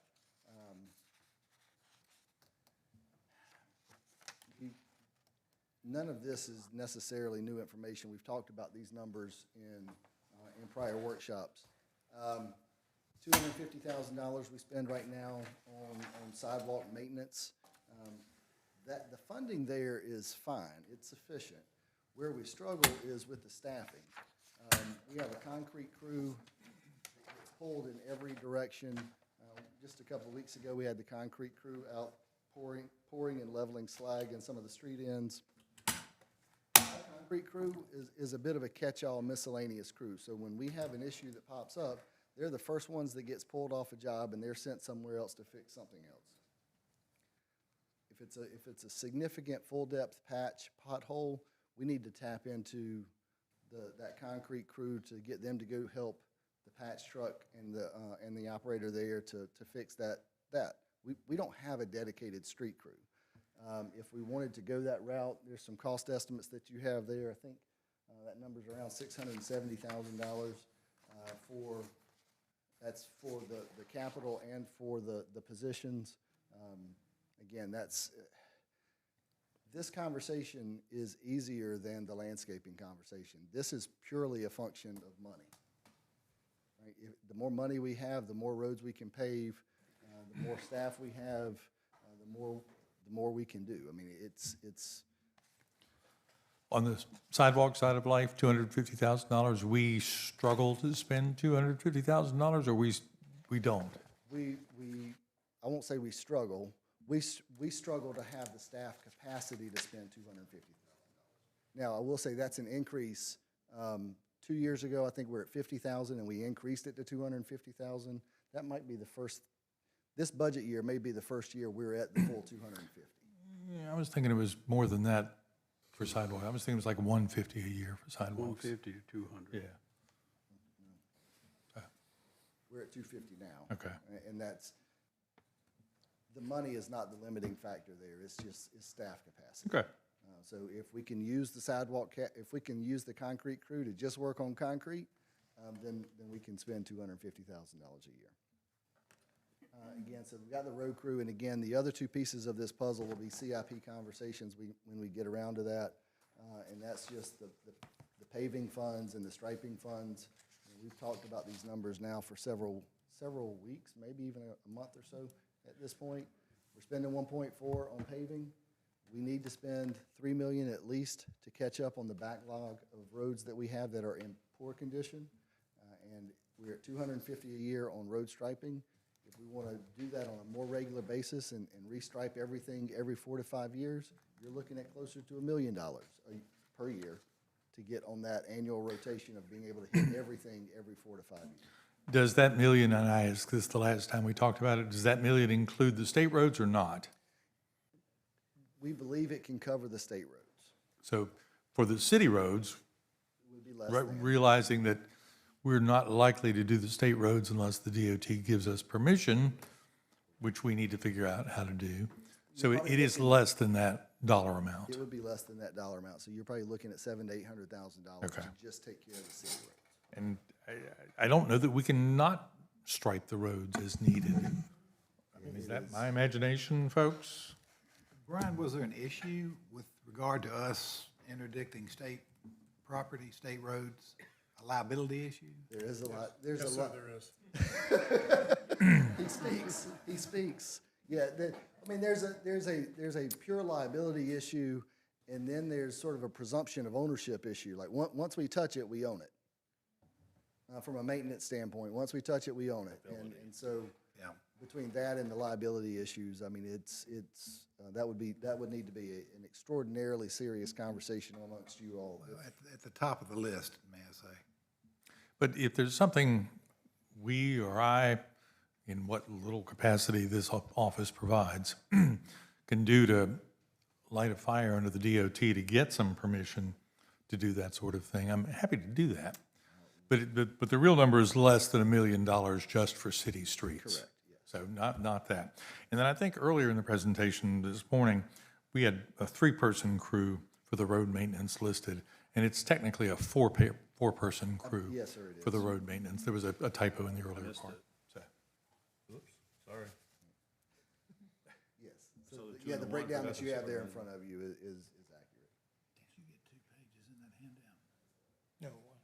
so I don't want to Did we get this page? speak out of turn. How are you at the concept of restriping roads every 4 or 5 years as needed to the tune of $700,000 plus an extra crew to do the sidewalks that need to be done and the other work that needs to be done? Well, I mean, again, the extra crew would be a street crew in the associated street equipment. I mean, we would probably be able to make up some of that in having less contracted out work, and we would be able to do a little bit more in-house. So that's probably not a pure increase of $670,000 a year, because some of that work we're doing now, but we're paying a contractor to come in and do it versus us doing it in-house. We would be able to do it more timely if we were able to do it in-house. I will say this, that, yeah, there's a lot of, those roads need to be striped. We want sidewalks straight, we want grass cut, all that good stuff. But as I sit here and think about it, you know, there's 370,000 here, there's $1 million here, there's 400 here. You know, all that sounds good, but here's the real deal. We're right at the beginning of this budget process for us. So somewhere along the line, yeah, we can talk about all this we need, but the real deal is where's the money coming from? So it's great to talk about it, but I think we better see if we're gonna have the money or not. There's probably some other ways, but right now, I've been expressing it as hard as anybody, and I understand that because that's what I want to see our city look like. But at the same time, I think we're going to have to want and then decide what we can actually do. I think Michelle has accounted for it in her presentations already. I think Fox maybe even mentioned it in his presentations. That we have the landscaping crew, we have the street crew in that next list of things that we would add if we, as Michelle said this morning, if she found some money. And those are on the general fund side of life, but the striping itself It's on CIP. is on the CIP side of life, as is the sidewalk. Correct. So work on the we'll have a CIP further conversation about that particular, so you can put that away. And that was what prompted my philosophical question before we broke for lunch, too. So. Your philosophical question. Brian, I still think that, and maybe this is something for a workshop, though, I still think there needs, just as the mayor said,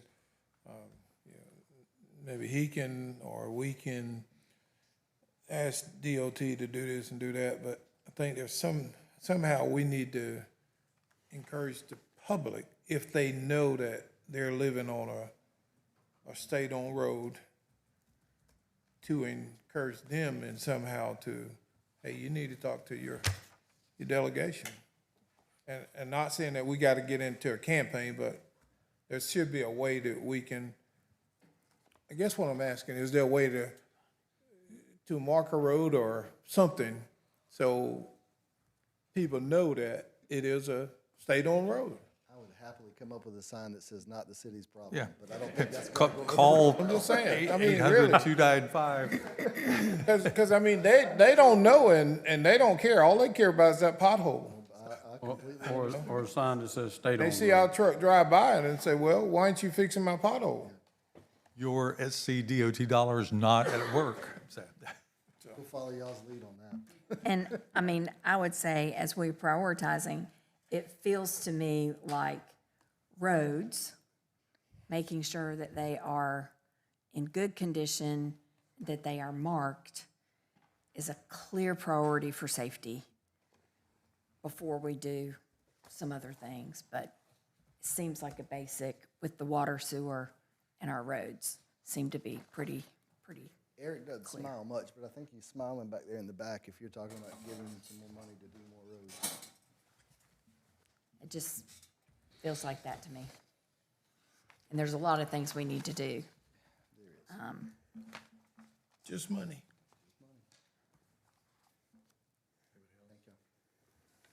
Thank you. What's up next? Beach wheelchairs. Actually, it's beach mats, but I know we talked about beach wheelchairs. I'll kind of brief you. I know we talked about this. Brooke actually made it brought to my attention. We actually do have a contract with Adaptive Surf Project for them to provide beach wheelchairs. The issue is the insurance. He wouldn't be able, he has not, we've asked him to name the city as an additional insured on this policy, and we have not received that policy. We find that kind of hard, you know, with all the work that he's doing, that he does have adequate insurance, but he has not gotten the certificate back to us with us being named as an additional insured party. But we do have a signed contract. And I think he's aware of that. He's a very small nonprofit. They're donating the beach wheelchairs to us, and I forget what the cost was, $1,500 a piece, something like that. Is there some way that we can provide a home for the beach wheelchairs so that either his volunteers could access? We got one on Second Avenue Pier. But we've got one, we've got 10 miles of beach. Sure. Brooke, nope, come front and center. In his contract that he signed in 2023, it said he would provide the wheelchairs and run the program. He since does not want to run the program, wants to donate the wheelchairs, and has not updated his insurance for the city. Okay, what's the length of the contract? There is no length for. Can you have a contract without a length at the end of the day? Is there an out clause in the contract? The city has an out clause in pretty much every contract, right? I mean, with notice, he hasn't provided any notice that he doesn't want to fulfill the contract. He's just not doing that. He started the conversation, and I understand that. He was filling a void that we created by stopping our own beach wheelchair program. His point is that all the other communities along the Grand Strand, even Briarcliff Acres, provides a beach-going wheelchair program. I understand that we can't go back to the days when the police officers or someone from staff delivered the wheelchairs. So there's got to be a better way to do that. And I think his loan program is for a week at a time, assuming you're here for a week at a time. Ours was for a day at a time, which necessitated more backing and forthing than realistically was possible. We offered to build more, buy more locations. We started at Second Avenue Pier, and this one sort of came off the tracks. It was a pilot. Okay. Second Avenue Pier is a Bluetooth lock. There's an app system. He was providing him instructions of how to run it, and he has not followed through. Okay. Well, let's have another conversation with him and see what we can do. I realize there's not an answer today. This isn't something that I expect will cost the city at the end of the day, but it's a service that I would like for us to be able to go back to providing as we once did since the 1960s. Is there a way that we could combine it with our beach There's the service? cost. So- The shelters are about $8,000. Not going to pay for the deliveries. There will be a cost for the shelter. Shelter, Yes, the housing he's is correct, yes. about 8 or 9 There's a grand. cost for the shelters. I don't know if council's open to it. One of the things Dustin and I were talking about this yesterday, I don't know if you know or not, but out at Thunderbolt Park, there are kayaks that you rent. They go in a locker, you can rent them.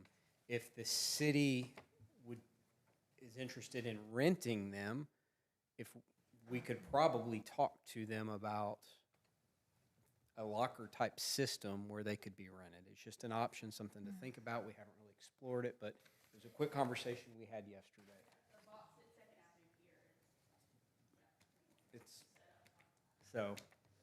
It's a thought, conversation we could have at a later date. So. I don't know that anybody else rents them along the Grand Strand. Yeah.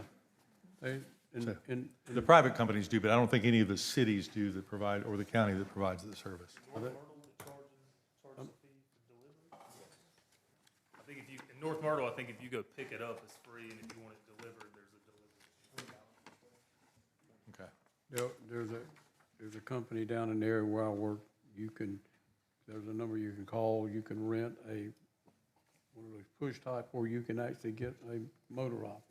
Used to be one of Broadway at the beach, That too. you can use on the beach, but you rent that particular item from that company, they bring it and whatever, but yes. Well, let's just chat with him and see what we can do to make that more workable than it is today. I don't have a solution, but we ought to be able to converse and figure out something that'll work. So. All right. So there's obviously been a lot of conversation about beach accessibility lately. So we're talking about beach mats now. What myself and some of our park staff has done recently, we went and did an assessment of all 143 beach access points to determine the feasibility of placing a beach mat in those locations or some of those locations. What we look for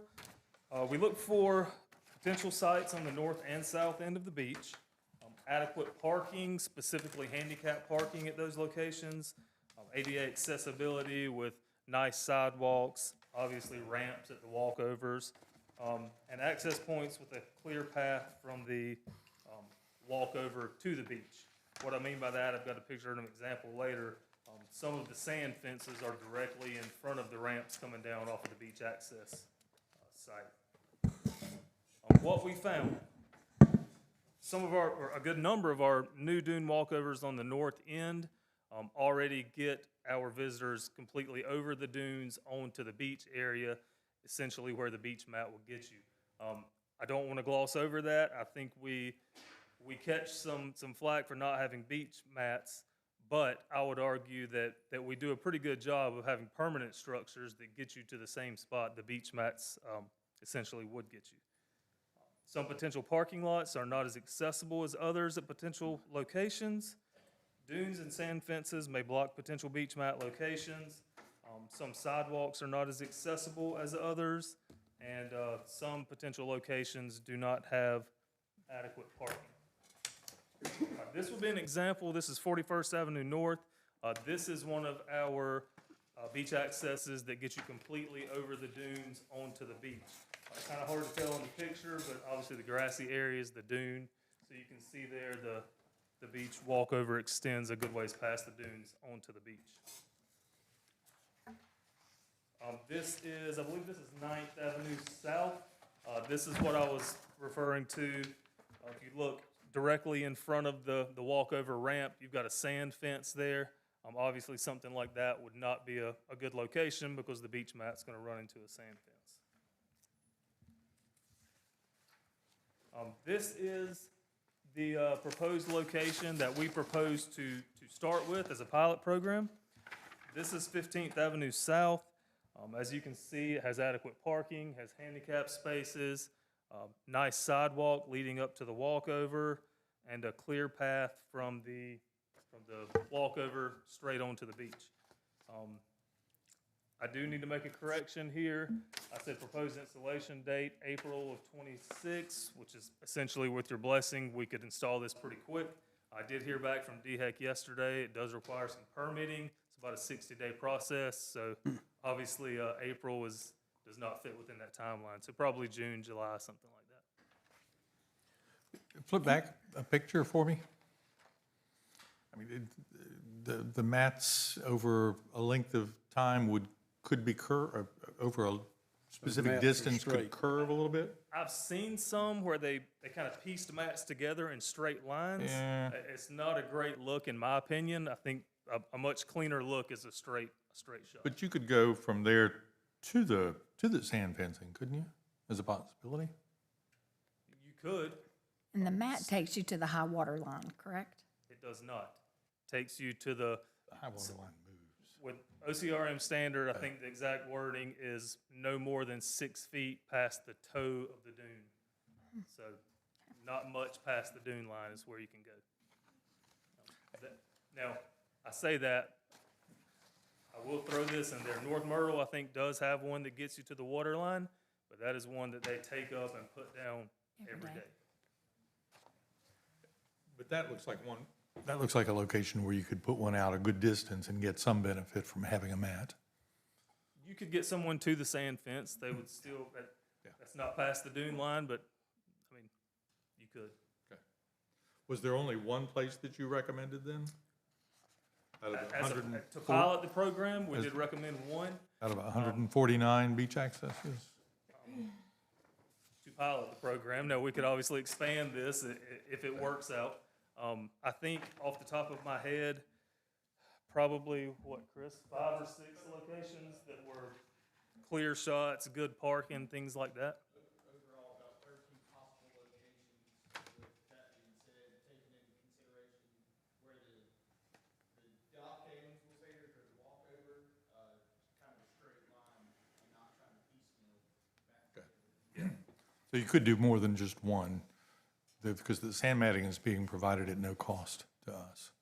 We could. So, okay. And I fully understand and agree with you on the fully accessible ADA ones. They don't need the matting at this point. Any questions? I have one question on the other municipalities up and down the Grand Strand that already offer this. And let's just use North Myrtle Beach to talk about the example here. Do they have a lot of multiple locations, or are they limited to like 2 or 3?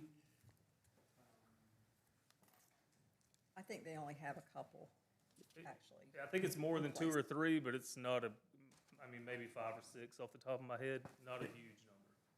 And so that's, I mean, it would be nice if we could do it everywhere.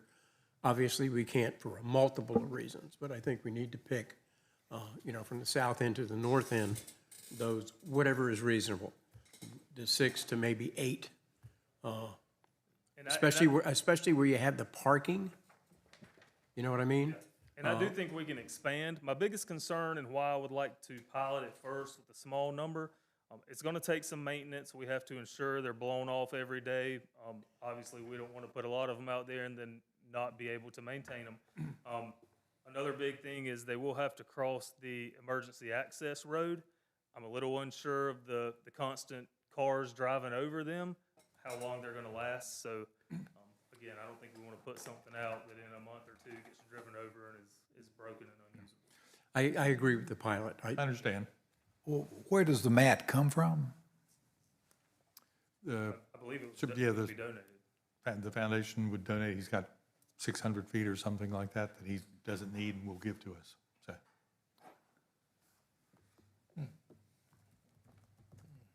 We decided against some of those. Thank you. Thank you.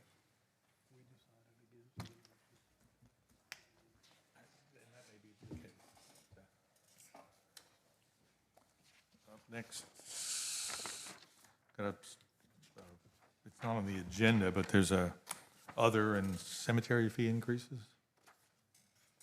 Is in the book. It's on the screen. Oh. Oh. I didn't know that was coming. I thought we were gonna get a mortician.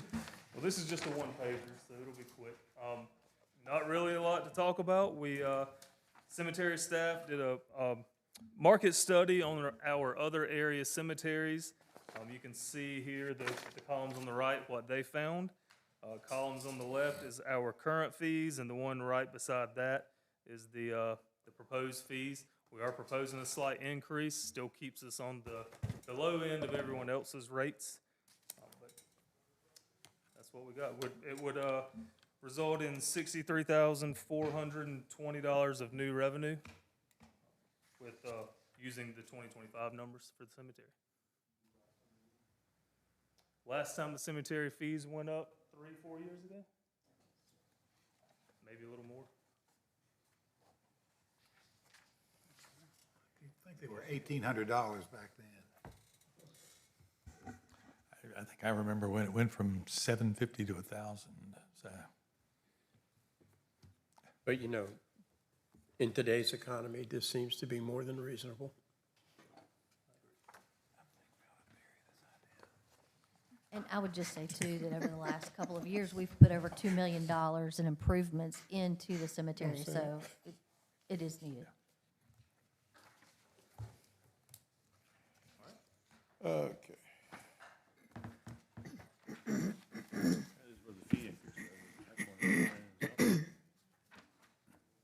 I might have a question later, not now, later. Planning and Zoning Department proposed fee changes.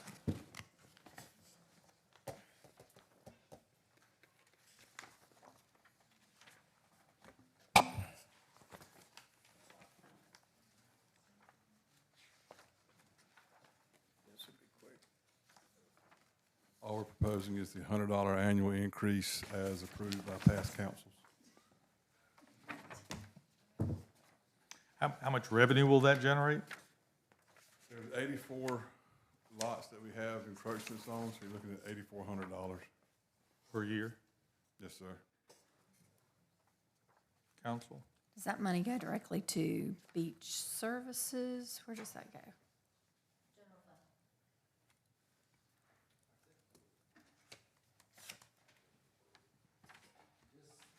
Just as a reminder, this came about, I think, last year where we had gotten so far behind on the encroachment numbers. We talked about setting an annual $100 a year increase, just so that we don't get so far behind and it's such a big increase from year to year. That's right. So the idea last year was just a nominal $100 a year increase, just so that we basically keep up with the times. And these are all commercial properties? Yes, sir. 34 of them are hard encroachments and 50 are soft encroachments. And all of these are on the ocean front. Yes, sir. Okay. They're all oceanfront encroachments. Yes. Okay, thanks. Solid Waste Services?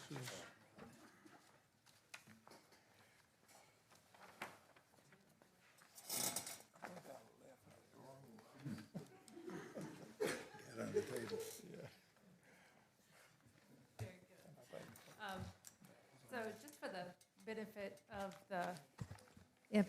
from the public is that the city has participated in a number of rate studies over the last 5 years.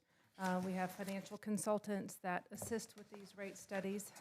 They look at our operational budgets, they look at our capital improvement plan, and any potential debt service we have, and project revenues, and do all this analysis for us. And we have done that with our water and sewer, as well as our stormwater and our solid waste, all three of our utilities. And in terms of the rate adjustment drivers that we have had, we have inflation that we've seen, escalation of capital costs. We have transition of our tipping fees at the Solid Waste Authority, as well as the wholesale water and sewer rate charges from Grand Strand. So all of those are contributing factors. There we go. All right, so the first slide you see is for our water and sewer utility rate adjustments. Remember, Michelle mentioned that it's 6% for water and 9% for sewer. That produces a blended rate of $5.53 for an average household use of 7,500 gallons. Again, those you see on the bottom of that slide there, we do have increases in the charges from Grand Strand Water and Sewer for about a 5-cent increase for water and 7 and 10-cent increases for sewer. When we compare ourselves to other neighboring and Grand Strand themselves, we are right in the middle, with some communities being very, very high, and Grand Strand is lower than us.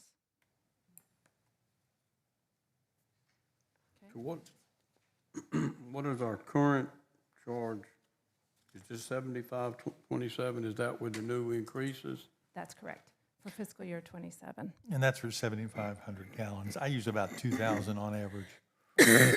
So my water and sewer bill is less. Much than lower, that. So, yes. yeah. the Grand Strand Water and Sewer Authority increase is 5 cents for water, and we're doing 24 cents for water.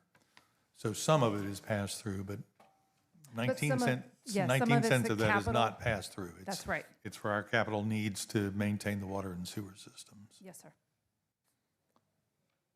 And those needs are growing, aren't they? Yes, they are. I'd rather say that than to say pass through if 20% of,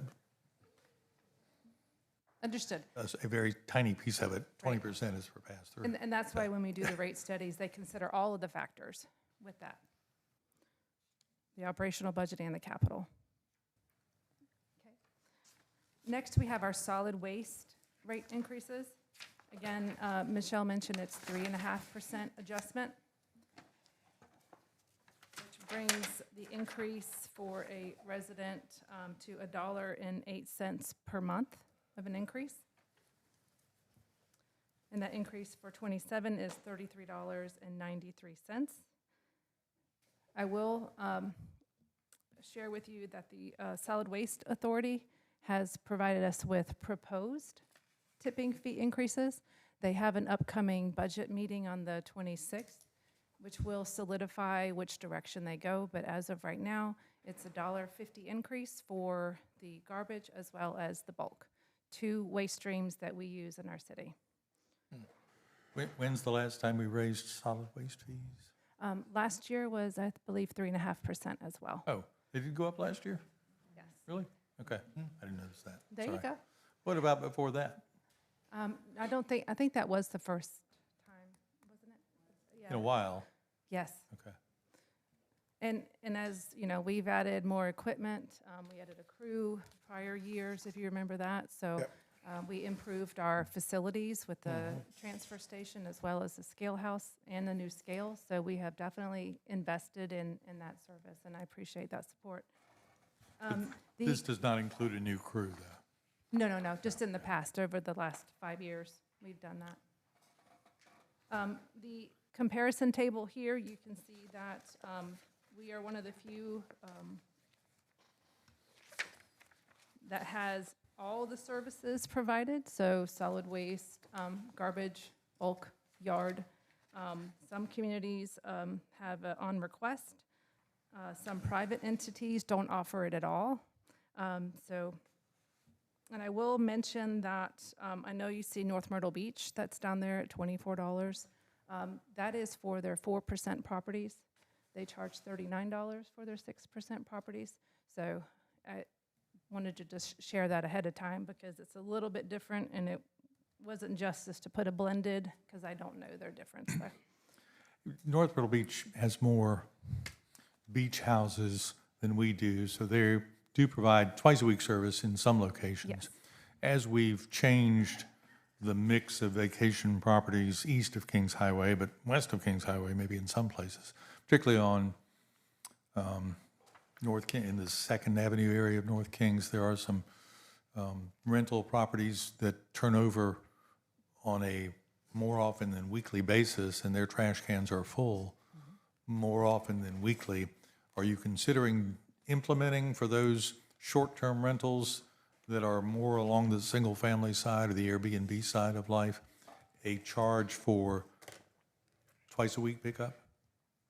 We would have to take a look at that on what that structure looks like. That would be definitely something that, in my opinion, I have to talk to Michelle, we would want to run by the rate consultant so they could include something like that in the model and what that does to our operations as well, and how many locations there are and how to redo our route optimization to make something like that happen. But you're right, in North Myrtle, they do have a much more significant charge. And if I'm not mistaken, I think it's about $80 a month for that short-term rental service.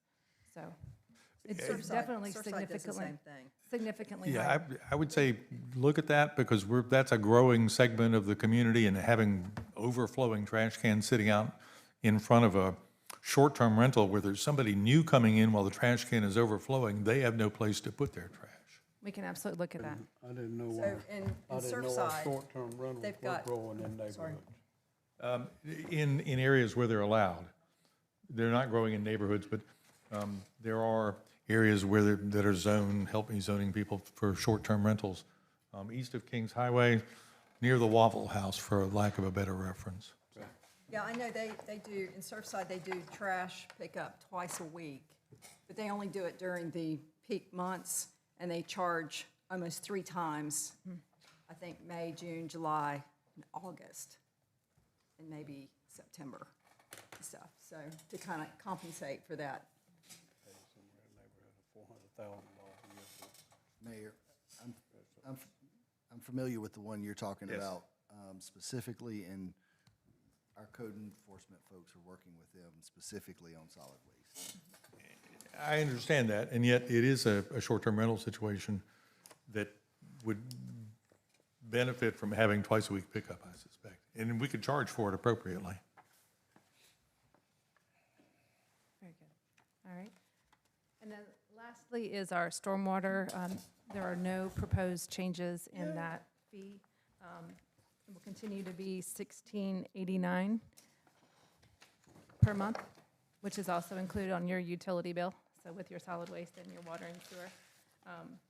And for, a single family residence, it's at $16.89 annually, $202.68. No changes there. Are we looking at the ERUs for that?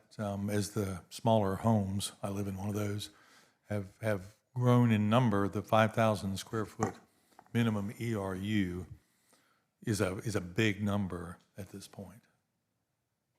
It is a big number, but it considers the entire property for the larger parcels. We have about, if I'm not mistaken, 15 different calculation methods and considerations that we have for using this number. It is really a divisor to normalize that 5,000 across all of our different types of uses. Looking at the list provided here, the range, we're high at 5,000. 3,500 for North Myrtle Beach, all the way down to 2,200 for Charleston. Yes. So And we've they've normalized. split it in half, Yeah. generally speaking. And we've normalized that, so it kind of gives you a relative appreciation of comparison. Thank you. Thank you. Could we go back just a minute? Sure. On the solid waste increase, the $1.50, that's per ton, is that correct? Per ton, correct. Ton. I just, looking at the future for us, and Mr. Chestnut brought this up at our last meeting. Mr. Chestnut, myself, the mayor, Mr. Simons, we were at a presentation up in North Myrtle Beach where the tipping fees were talked about with the Solid Waste Authority. It has to do with, what are they going to be able to do for the future? And I think we need to be thinking about that, I believe. And Mike, correct me if I'm wrong. No, you're right. I believe Mr. Chestnut also, where you could participate in it, recommended that we have a workshop on this and invite them in. Yeah. Because I forget the exact number, but there is a possibility that if they don't expand, they're gonna have to truck everything out of here. Yeah. And that would increase our tipping fees by triple, which would be a burden on all of us. So, just in terms of planning for the future, Councilman, I think we do have something scheduled. Yeah, we're scheduled, Ed, Mara, and I have been communicating, we're trying to schedule, it'll be sometime in April. They're coming.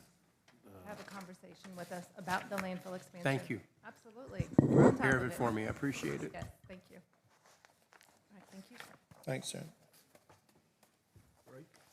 Run out of things to talk about.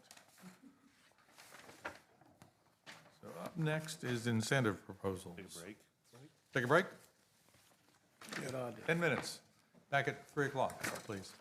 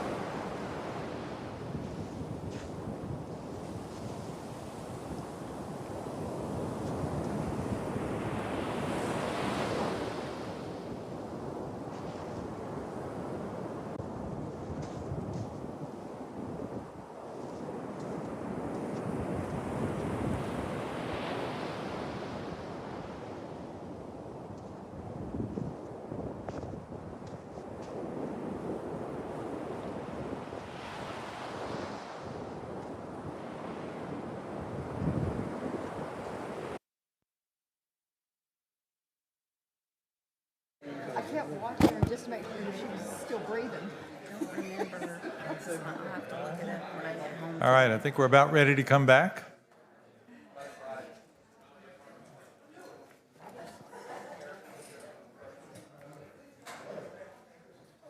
Thank you for sticking with us all day today. Hope you enjoyed lunch. We're up to the facade and abandoned building incentives, Devon Parks. Start with Brian Tucker. Brian Tucker. We actually discussed a facade grant program last year at council, and it's been in conversation over the last couple of months, but we wanted to bring it back to you for consideration with some pretty significant tweaks, primarily the geography that we're looking at. So Devon's going to talk about that. There's details that we will still need to hash out. We just want to get some direction from you on whether or not that's the direction you want us to head, and then we can hash out some of the details between now and actual budget adoption. So with that, I'll turn it over to Devon. Afternoon. So just like Mr. Tucker stated, I understand there may be some renewed interest in reviewing these incentives in a facade improvement grant. So I'd like to revisit a couple of these incentives proposed during last year's budget retreat. Like you said, with some adjustments based on the feedback that we received last year. And starting off with the facade improvement program. I would like to take a moment to high-level review why cities offer facade grants. So facade grants encourage district revitalization by stimulating private investment and preserving historic character.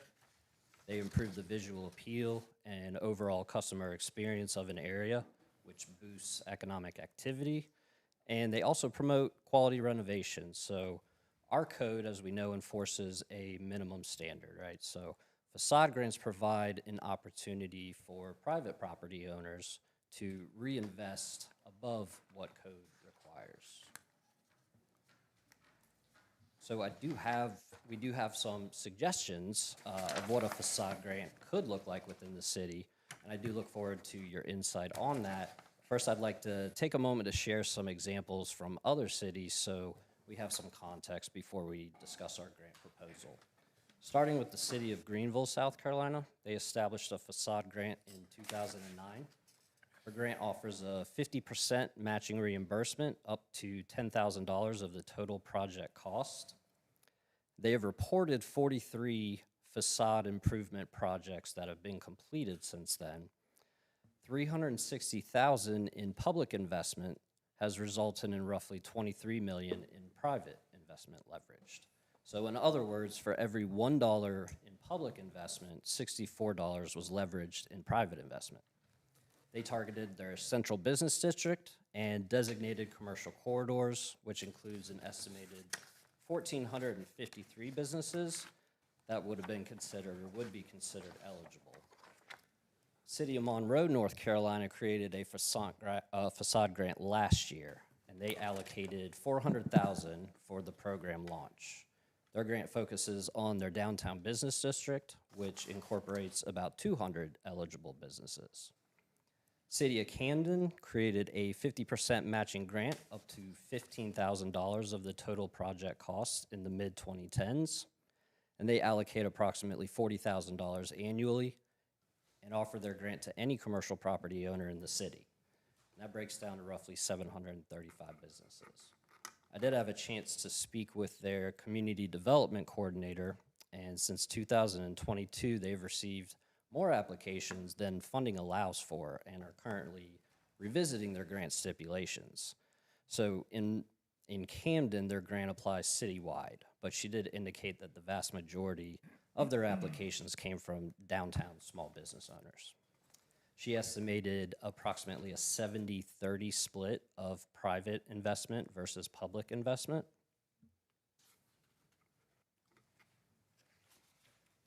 City of Conway also created a facade grant in the late 2010s for their central business district, which is roughly 177 businesses that would be eligible. They allocate approximately $20,000 annually, and their grant amounts are awarded on a case-by-case basis. City of North Myrtle Beach, South Carolina created their grant last year. It's a 50% matching reimbursement up to a total project cost of $25,000. Their eligible area targets 4 commercial corridors within the city. They focus on 37th Avenue South, 17th Avenue South, their Main Street, and Sea Mountain Highway. This is approximately 52 eligible businesses. North Myrtle Beach has also committed to allocating $50,000 annually. So we are proposing a facade improvement grant open to all commercial businesses located within the Art and C7 zoning districts and all commercial businesses fronting Kings Highway and Ocean Boulevard. This would make roughly 550 businesses eligible for this grant. Bless you. Our thought is to treat this as a one-year pilot program. We could allocate as much as $150 of the existing CIP public art balance, which is currently at $358,278. The grant would offer a 50% reimbursement up to $10,000. Eligible improvements would include signage, awnings and canopies, storefront windows and entry doors, exterior lighting, exterior painting and facade cleaning, restoration of architectural or historical features, including masonry, brickwork, cornices, and facade detailing, and removal of incompatible modern materials to reveal original features. So some questions that I have for council, and really the first question is probably the most relevant. Would council have interest or have an appetite to proceed with the creation of a facade improvement grant? We did have one under the old DRC from 2000 to about 2015, maybe. And I don't remember the details specifically. I believe it was $15,000, and it was a flat-out grant. I don't think there was a matching component to it. It was a low-interest loan. It was a low-interest loan. There you go. Thank you, Mr. See, I said I Schmidt. didn't remember the details.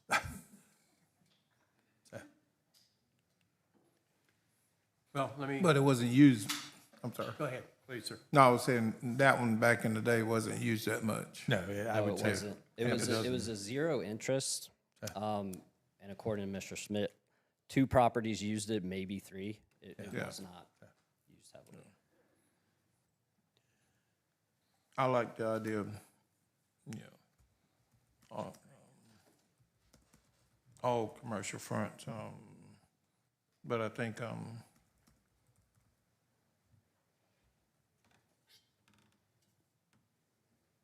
there are some small businesses might not be in those zones that should be able to participate too.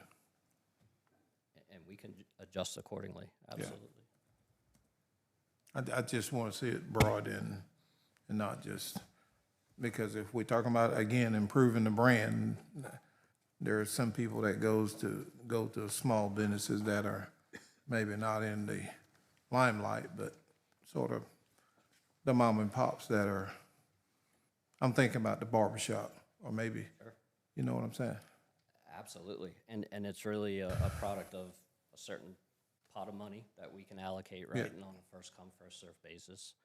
Really has a lot to do with what the provisions are in order to qualify, which we do have that put together. But, if we go from, if we go to a point where we open it up to any commercial business within the city, it's roughly 4,000, I believe, that would be able to take advantage of a grant like this. And, we have the information from what the DRC offered, but we really don't know what kind of reception we'll get as far as applications, other than just driving up and down the streets and realizing which businesses have, taken the time to improve their facades, understanding that not all businesses have that,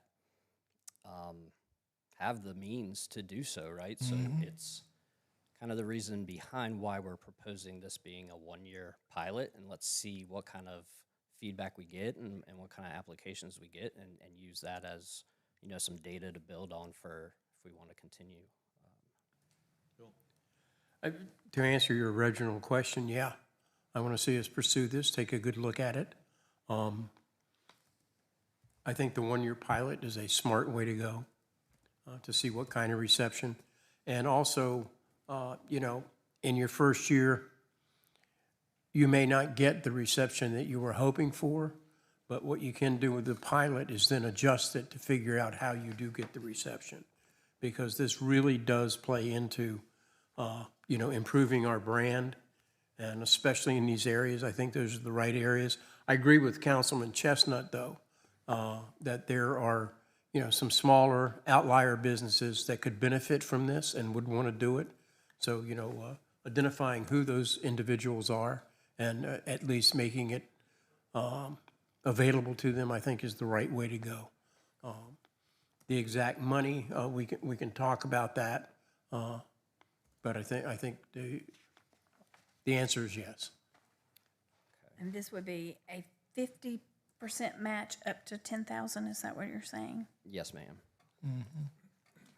I'm all on board also. I agree with everything Mr. Chestnut and Mr. McClure said. I think it's, hopefully people will utilize it. Hopefully it will, because we do have a lot of storefronts that they need a lot of help, or a little bit of help. A bit of help goes a long way, and I do Maybe agree. this is enough encouragement to get some folks moving. Yeah. I know that could be 25 years further back, that the city at one point in time kind of brought Broadway's in the second revitalization right now. About 25 plus years ago, Iris Farms out there, she may remember this, that the city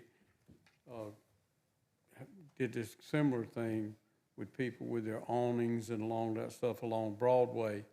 And I will tell you, at that particular time, a lot of people participated along Broadway there to take advantage of that. And it just changed the look of Broadway. And you couldn't have picked a better building to have in this next photo right here than the building that I drive by seems like 1,000 times a year. And every time I think about there, when is this somebody going to do something with this building? And that's the old Coastal Glass building on Broadway. And if there was one that definitely needs some facade improvements, there's that one. And that's just an example. If you look at that building, you look at a lot of the buildings along Broadway as a whole, Broadway has a totally different look than it did 5 years ago. And this one here stands out like a sore thumb on Broadway. I suspect that's a facade. This picture covering. is for an ask for a different type of incentive, but the Coastal Glass building was purchased by an investor about 2 years ago. Yeah. We are working through some uses. They do have some prospective tenants. The dollar amount associated with the upfit is a bit more than they managed. This would be reimbursement after expense, so the business owner has to upfront all the money and then That's exactly submit right. Yes, an sir. invoice and get reimbursed. That's exactly right. Is that overly onerous for the business owner or anybody? I didn't catch that question, I'm sorry. Is that overly onerous for the business owner, anybody? It could be a little challenging probably for a small business to upfront it. Is there a way if they, go through the process and you got a contract with someone and they've got their 50% or whatever upfront? So So a way to confirm commitment Yeah. without Yeah. the initial financial commitment. Yeah, almost. it's basically split the cost up to whatever the dollar amount is. Yeah. We can take a look at that, absolutely. But let me ask the question, would we have to agree with what they want to do? Yeah, what's the approval process on how attractive or unattractive the facade grant is? The CAB. facade improvement is? And that's a very, Using Mr. Tucker's former example. not pretty. Yeah, there are a couple routes we can take with that. It can be approved at a staff level. We have our Cultural Resources Committee, and we also have our Community Appearance Board that could assist with that. Yeah, I don't see cultural resources getting involved in that necessarily. CAB it is. But the Community Appearance Board, or as the zoning rewrite comes into existence, maybe we can take the subjectivity out of it and just make it objective, and there'd be a checkbox for the most part of that, so. Sounds good. I have read through North Myrtle Beach's facade grant program, and it's more laborious than I would have wanted ours to be at the end of the day, so if you'll keep that in mind. Can I we absolutely nominate will. businesses for this? Brian knows what I'm talking about, but just ask him. Okay, so as far as allotment, maximum grant award, are we comfortable with the dollar amount? What's a facade makeover cost typically, anybody? It can certainly vary. You know, if you're redoing some doors or awning, it could be a $50,000 project. It could be a It looks like the other towns weren't doing full grants, though. It didn't appear that the other towns were doing full grants. Well, most towns do 50% matching grants up to the total project cost. And signage was on your list of eligible uses? Just wanted to raise that as a question. So. It very much is. We believe that there is an area of opportunity throughout the entire city to improve upon our signage. And really what this does is this empowers a business owner to, you know, maybe this is something they've been thinking about doing for a couple of years, whether it be financial hurdles, whatever the case may be. This is another indicator, you know, to them that the city of Myrtle Beach supports them and we want to help them along that journey. To make this as easy as possible for them, though, would be the goal. That's always my goal. Yep. Anybody else? I like it. I love it. Anything else? Devin? I do want to touch on one other potential incentive, a vacant commercial building incentive. And this is me trying to get a little creative to encourage property owners to find a tenant for buildings that have remained vacant for an extended period of time. So we do have a lot of properties that appear vacant but aren't necessarily listed publicly for sale or for lease. This incentive would add another, I guess you could call it a selling point of sorts for property owners seeking tenant infill. So depending on specific projects, building permit fees can run up to several $1,000s, business license fees, another couple $1,000s potentially as well. So what I'm proposing is to reimburse these two fees for properties that have been vacant for 12 months or more. Might not seem like a lot, but I've seen incentives like this play a determining factor whether or not a business chooses one location over another, especially from a small business standpoint. And what would the criteria is listed there, but in shorthand form, what would the criteria be to be eligible for this incentive? My building has been vacant for 12 months and now I've leased it? A building has been vacant for 12 months and you are actively pursuing the tenant infill of that vacant building. I did originally propose this for Art and C7 zoning designations because that's where I saw the most vacancy at the time. So what this would do is if you have a potential tenant or for motivation to find a potential tenant, this is another benefit, a cost savings that the property owner could transfer to that business. And what are we reimbursing at the end of the day? This would be permit fees and a business license fee for a couple of years, 1 or 2 years, 2 or 3 years actually. For a new tenant in the building? For a new tenant in the building, and that building has been vacant for a year or more. That one doesn't make a lot of sense to me, unfortunately. Am I alone in that? Why not? The building is vacant for a year.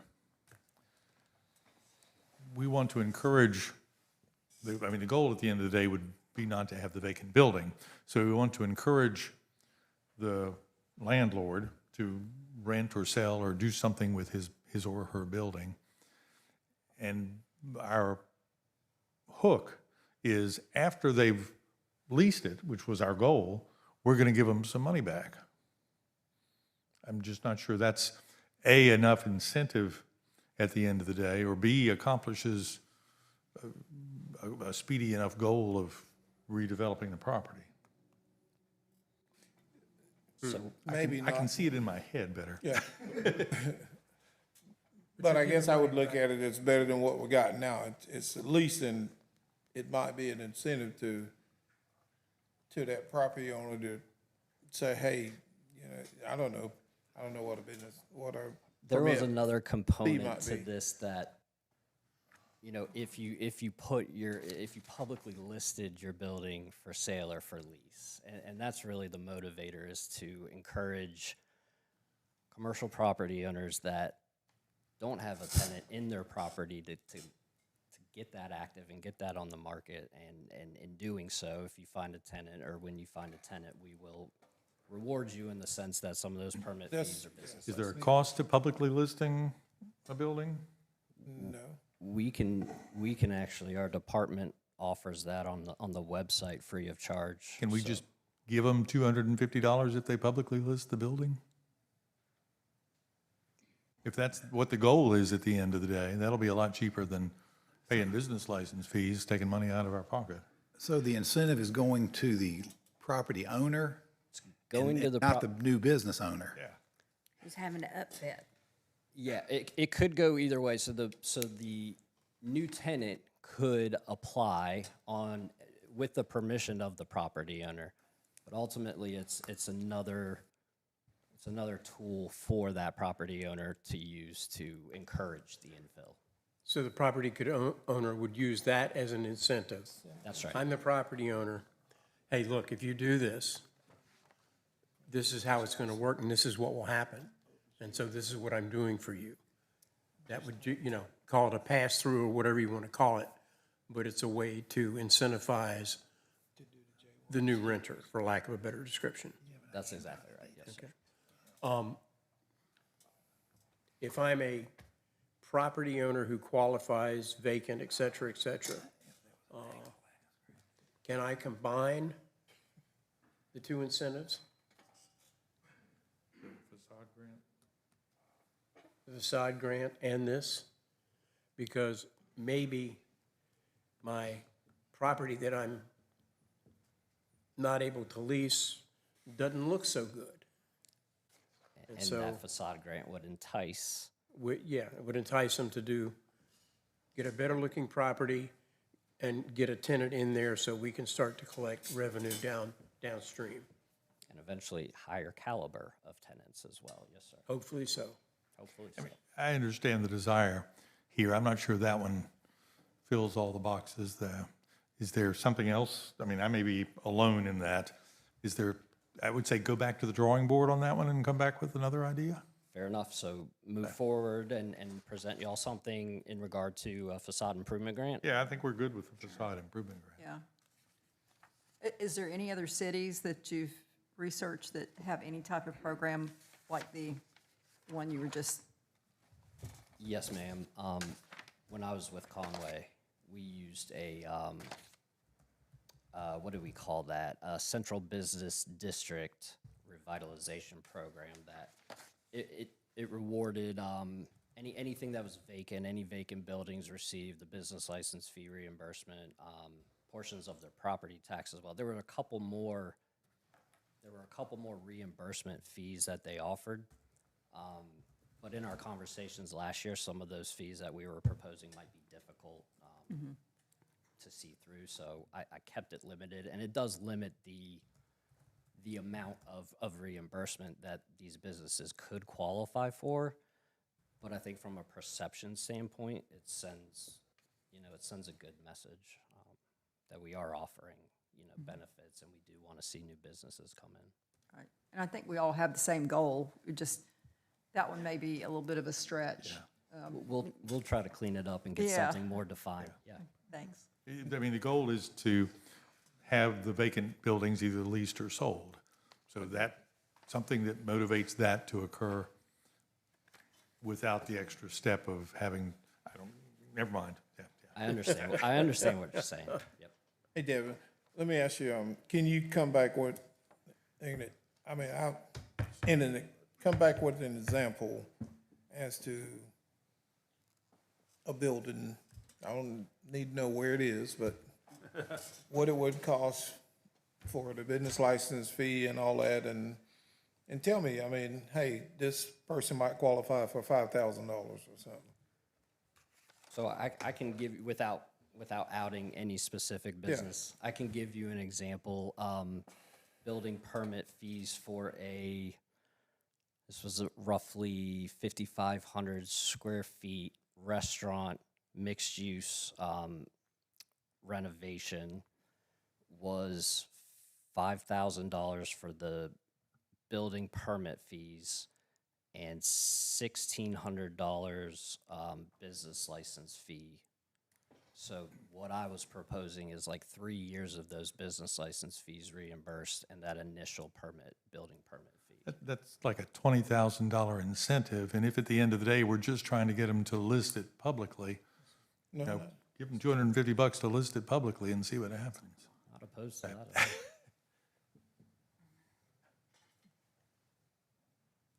But you're not talking about just listing, you're talking about coming back with a tenant. Right. No, we want a tenant. We also want to provide a motivation for commercial building owners that have vacant buildings to list their property. Absolutely. It's just that more conversation needs to go into that if there is an enforcement component. When you're coming back with an amended idea, can you come back with a rough number of buildings within these defined areas to which this sort of incentive might be applied? Are we talking 5 buildings, 15 buildings, 40 buildings within this area? So within Art and C7 zoning districts, Jay, do you remember the last time we proposed the vacancy was 50 to 60 buildings that were vacant but not publicly listed? I think 3 were for sale or for lease publicly. And that's just within the Art and the C7 districts? So Broadway Street. And that sounds like a lot. It is a lot. Yeah, it absolutely is a lot. I don't think that number is as high today as it was when we visited that, so I can bring some. I mean, I might have said that for the whole downtown redevelopment district, but that sounds like a lot for those 10 blocks. One of the things you might want to look at is business license fee.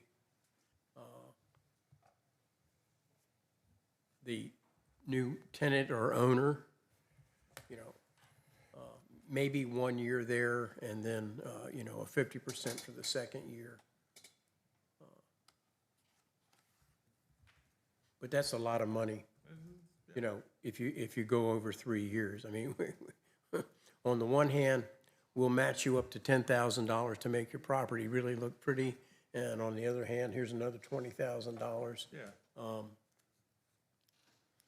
There needs to be, I agree that there needs to be some incentive there, but I think we need to be a little more frugal in how we do that. That's just a lot to give away. Is there any square footage component to this as well? Because a small building potentially could, reap a bigger benefit and unequal benefit. Well, I would say, depending on the square footage, whatever that, if it's a smaller square footage and a smaller business with smaller revenue, the return on that investment is proportionate as well on our end, right? Yeah. With revenues. Is this not similar to what we did with J1 with the other pot of money? Incentivize that project, but you incentivize the J1 project with Yeah. different incentive program. Yeah, I know, yeah. Yeah, we're reimbursing expenses that they've got up to 1% depending upon the value of the building. It was half, 1%. Yeah. No, but I'm just saying it was enough to help them kick the can down the road. Yeah, And get it done. help them get it open. Yeah, Yeah, for that particular project, that was part of the 2% voucher program that's Right. already on the books. You all modified the offer to back it down to 1% of the total investment, and I think you bracketed just general fund revenue and not some of the water and sewer impact fees. So, I mean, all of that, and everything that we're talking about now is up for debate and modification, obviously by you all, which is, Devin said that already, but there's ways to get there from here. We just need some general nod, which I think we have, that there may be something there that we can bake a little further, but. Yeah, we're not opposed to the concept, but the value seems awfully rich for the benefit back to the city. Since it's undefined, with the 1% that we did for the J1, they built a new building, they added all of that new construction to the tax rolls, and then we gave them a little bit of money back that they had spent with the city. Brian, curiously, what was the dollar amount on the J1 deal? Not to digress, but it's along the same vein. It is, and I'm working from memory, and that's several years worth of memory, so bear with me. I want to say that it's about a $40 million building, and I think we ended up rebating roughly close to $1 million worth of impact fee, because we didn't do impact fees. It would have been $1 million if we had included the impact fees. I think it probably ended up closer to 500,000, but again, that's memory, and my memory's not what it used to be. And curiously, was that the nut that made the deal go, or just a small part of the? Yes, part of the conundrum we found ourselves in there is that the builder developer there ended up with some additional costs. CAB made some suggestions that increased the price a little, and so the incentive essentially wiped out any of the increases that were due to CAB recommendations. Okay, thank you. So that the 500,000 that you talked about on an approximately $40 million project, 1.25%. Yeah, that's why I'm not sure. I need to double check those percentages because that's not going to be quite right. But I've got But it's- I mean, 47 million it's stuck in not- my head, but I it's don't know not that that's right 5% at or all. 10% or 8%, which might be a good place for you to look at to start on a percentage basis. we've had that conversation. I think the struggle is going to be, and you sort of touched on it already, the capacity of a small business owner doing a $300,000 upfit is very different than a corporate entity doing a $50 million building. I understand. I'm just looking to see if we can get a similar process to look at it. One win, one draw. I'll take it. Thank you. Which was a lot better than most of them got, so take it and go. I'm taking it and running. I think we're at the MBDA budget, Jason.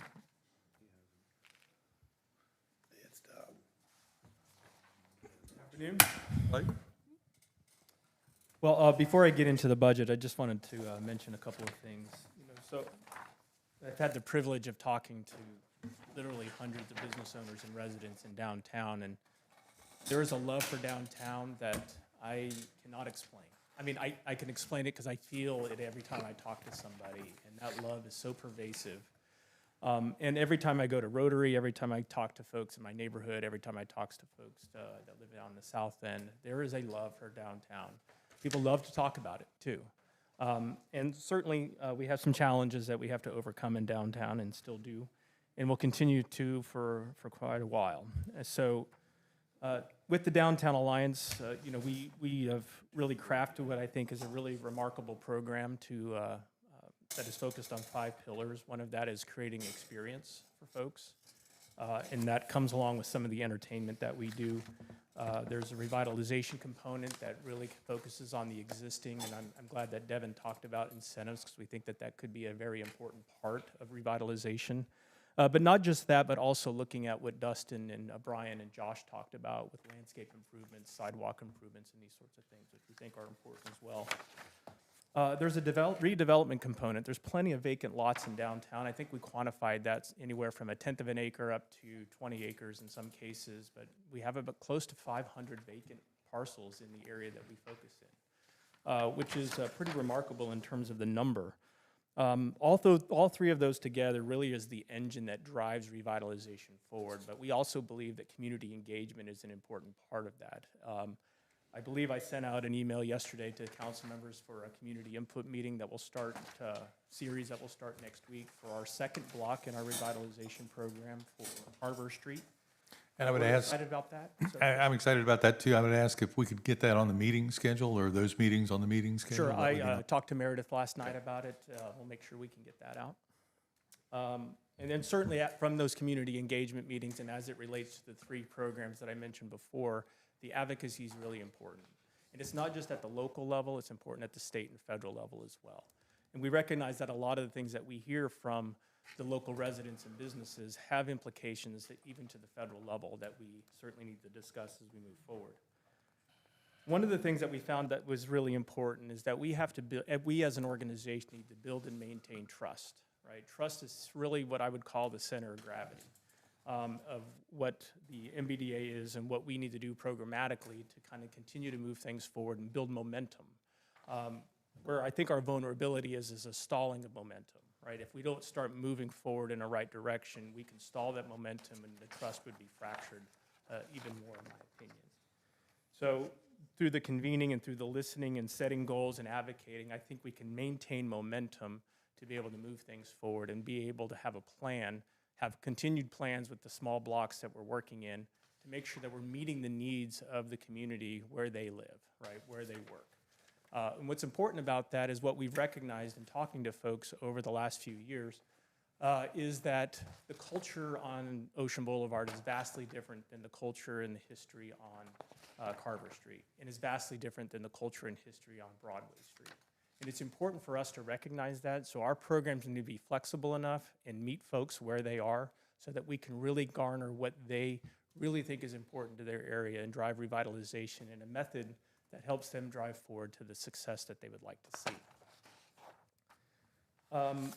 As we get into the budget, the focus of our budget, really the line items that you'll see as we go through that are based on the limited experience that we can provide.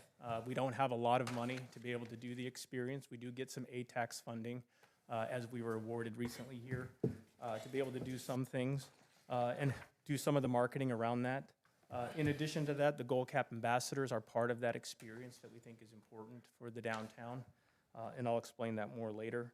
And then in addition to that, we have non-line items that you won't see but in the budget, but it is the time that our team commits to having meetings with the community, talking to folks, really understanding that, doing presentations, talking to folks, understanding what our government officials are looking for, and just not at the municipal level, but at the county, the state, and the federal level as well, to make sure we really understand that. We create plans and set goals, and then we advocate fairly intensely to make sure that we can achieve those goals. So I'll get into the budget now. So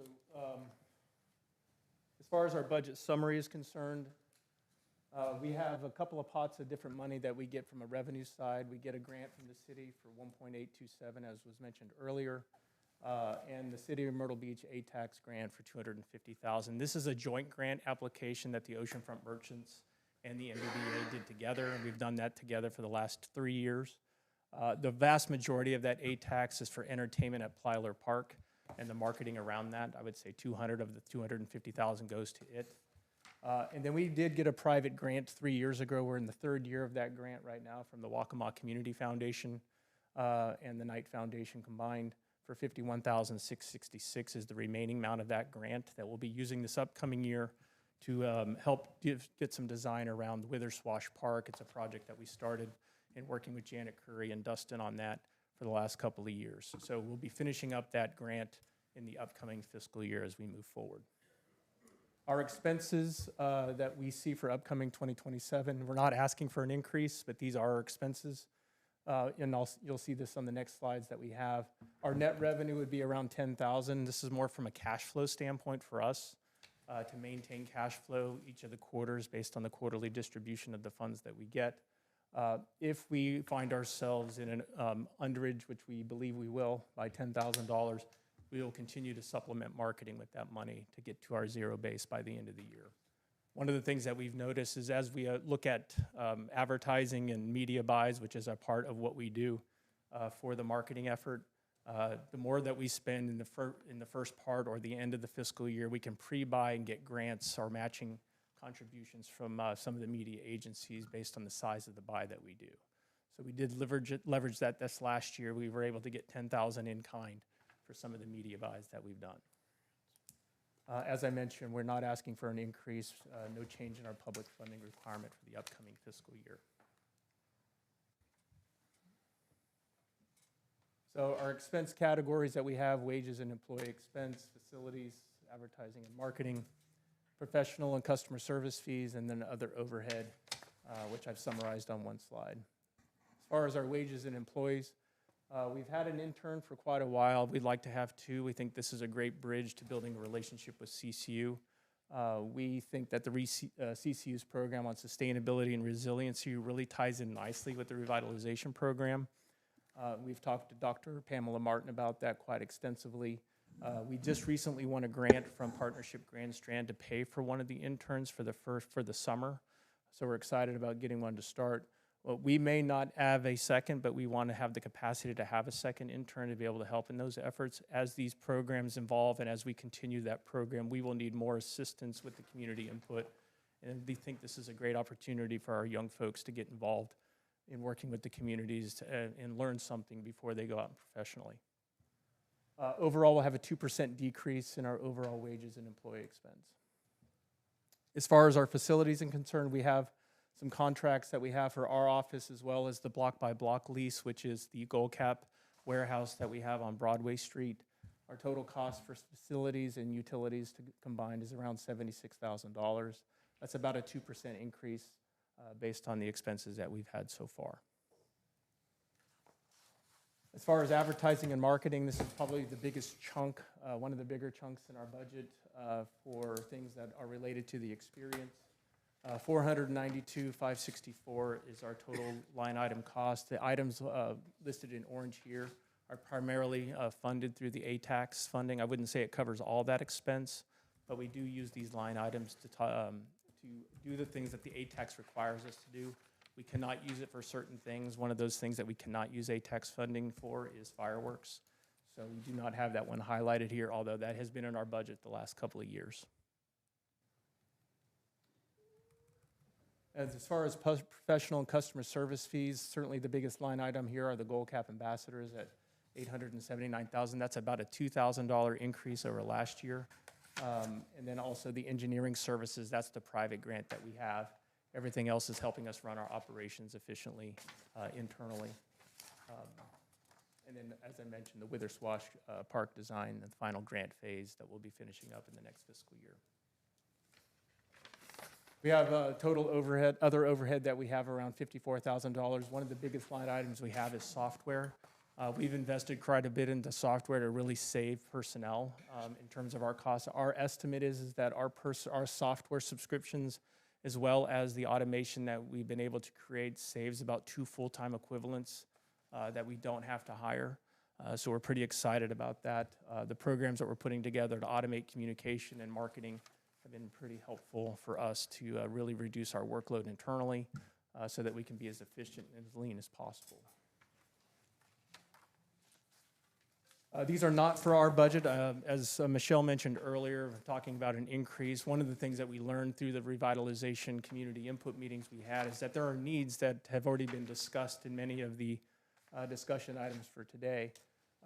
What we would consider, at least ask for consideration on for the city operating budget, is looking at the facade grants that Devin mentioned. Temporary summer toilets. I've talked to Troy Marin about this quite a bit. It is a big need that the oceanfront needs. We have one working public facility down there. A lot of the business owners have folks come in and use their facilities, and I often get complaints about the amount of toilet paper that they go through to serve the public. So That's one of the things that I thought would be helpful. Flowers in the baskets, I know Dustin touched on that. We certainly like the idea of it. And then more appropriately sized trash cans. The reason I mention this one is that some of the big blue trash cans are picked up by machine, but when they overfill, the goal caps pick them up. That they can't lift them because they're so heavy. So they have to hand pick out the trash because the trash cans are too big to get the bags out of. And that's one of the big concerns that we have, at least in terms of maintaining a level of service that's acceptable to the community. We also know that they pick them up several times a day, so they spend a lot of time picking up trash. Between the litter as well as the trash cans and the bags that they pull out of trash cans that they can pull out, they're picking up about 14 trash trucks a year in terms of trash that's either on the ground or overflowing in trash cans, which we think is important. On the capital improvement plan for the city, we have worked with the oceanfront merchants so far. We're starting to work with Carver Street. You'll see a list of things that we heard in some preliminary conversations on Carver Street. But we have a fairly exhaustive list. This is not it on the capital improvement stuff for Ocean Boulevard. We've shared this with Dustin and Janet Curry to really understand like what the needs of the parks and public works are, to make sure that what we're presenting is reasonable when we present that back to the community. So they've been great to work with. We've gotten a lot of great input. We have talked to Fox and Brian and other folks as well to make sure that they're aware of the programs that we're trying to put together for revitalization. Again, these do not live in our budget. They live, in our opinion, these would live in the city's operating budget and CIP.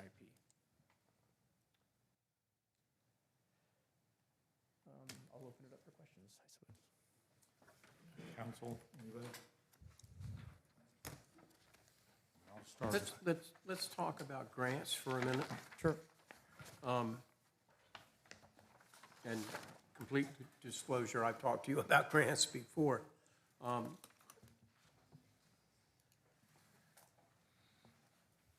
In my previous work life,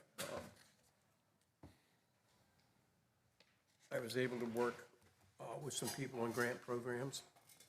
And again, you and I have discussed this, but just, to kind of plant the seed. It's one thing to look out and see what grants are there, but a lot of times you apply for a grant, not for this cycle, but for 2 or 3 cycles down the road. That's right. To set the stage for that. And I think as, for the entire city, much less what MBDA is doing, that we make sure that we do that. Because that is also a very helpful way. Because once you get into that cycle, to go ahead and predict what your next fiscal year monies can be so that you can budget more effectively down the road, rather than budgeting year to year, cycle to cycle.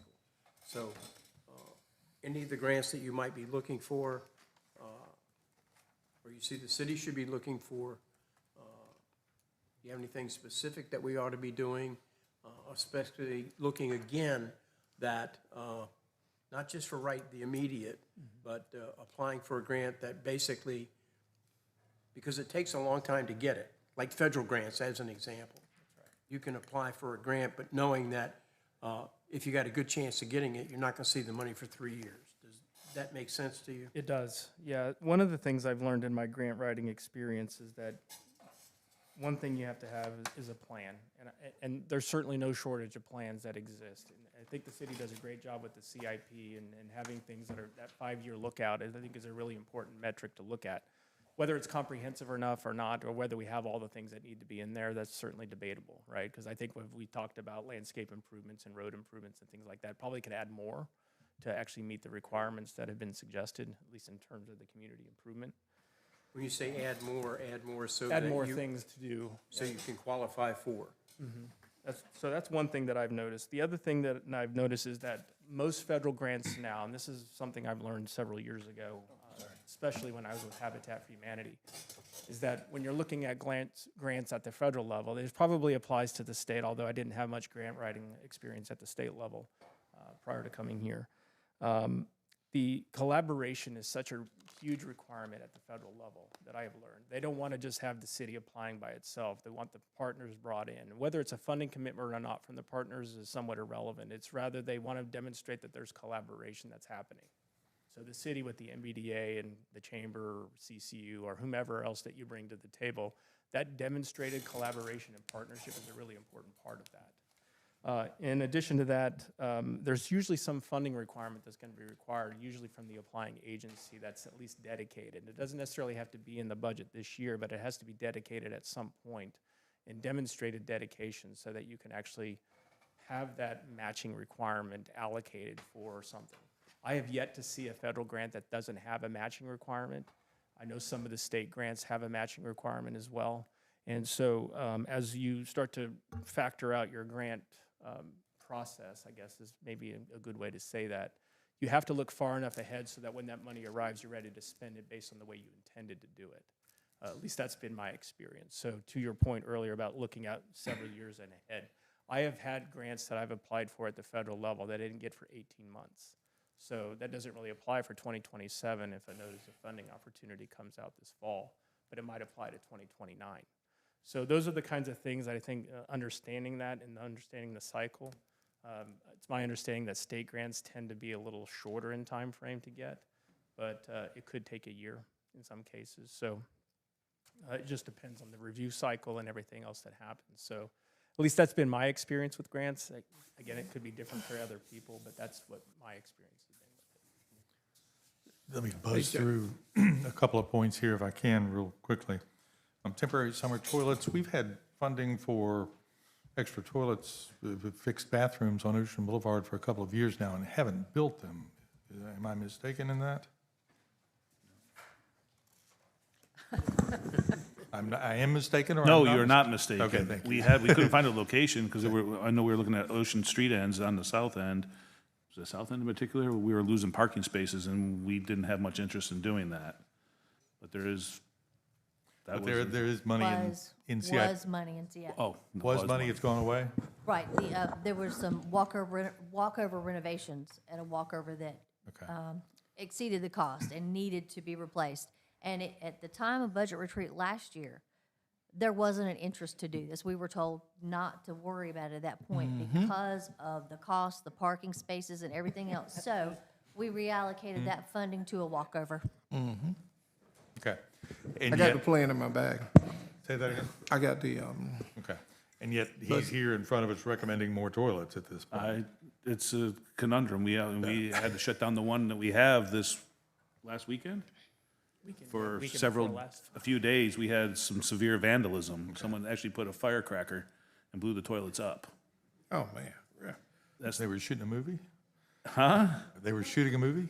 No, but it's a constant, but we're spending $280,000 on the maintenance of that It's not bathroom. cheap. There's no question that it's not cheap, but we've had money in the budget to provide additional toilets on Ocean Boulevard and have consciously opted not to do that, and yet we're getting a recommendation from Understand the Downtown conundrum. I understand the Alliance conundrum. to do that.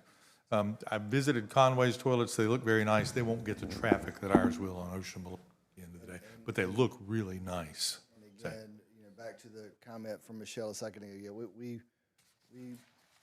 a year ago, we brought some suggestions to council on specific locations for bathrooms and some variations on type and style and size and budget.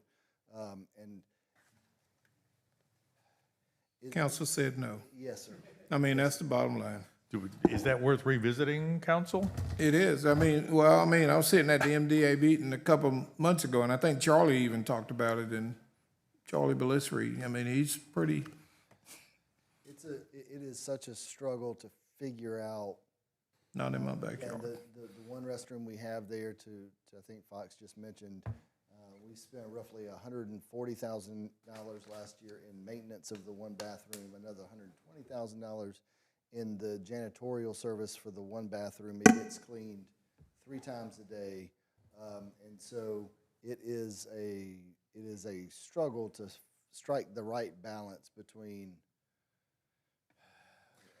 quantity and And I fully understand that, and yet we want people to come enjoy all that we have to offer on Ocean Boulevard. And one of those things that I think we have to offer is a restroom at the end of the day. I will just say, staff stands ready to identify locations and types of restrooms to consider if council wants to go different. Okay, well, council, you all speak up when we get to that stage of life. You've got flowers in baskets, they've got flowers in baskets budgeted already for less money than I anticipated, realistically, $12,000, that wasn't a terrible cost. More appropriately sized trash cans. Trash cans are fairly new on Ocean Boulevard. Not talking about the black ones, I'm talking About the big blue barrels. Big blue Where are they barrels. still used? Mostly on between 8th and 9th. I've seen them in the volleyball courts over there, but they get filled up. Dick Shama calls me all the time when it's. Do they have bags in them or not? Are they trash bagged or are they not? I don't know offhand. I know we have to hand empty them because they're too heavy to lift. Where are these trash cans? Right across from Pavilion Bowery site. in The pavilion site.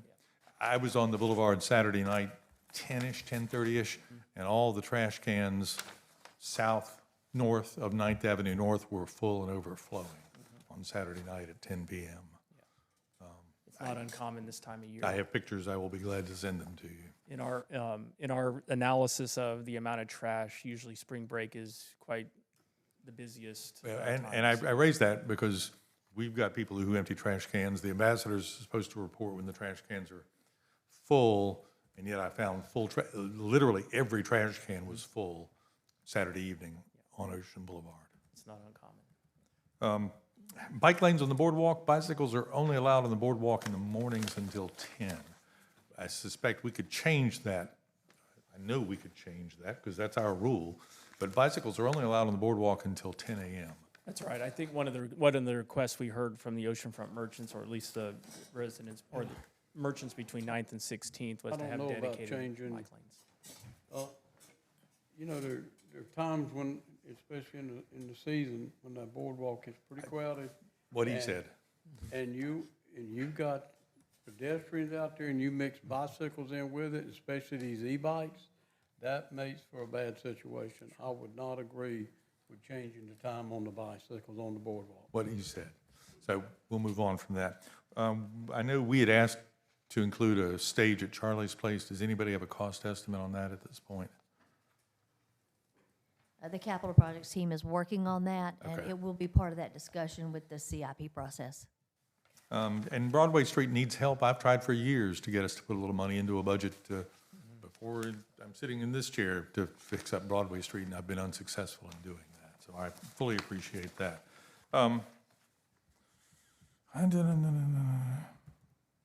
Glad that fireworks are back.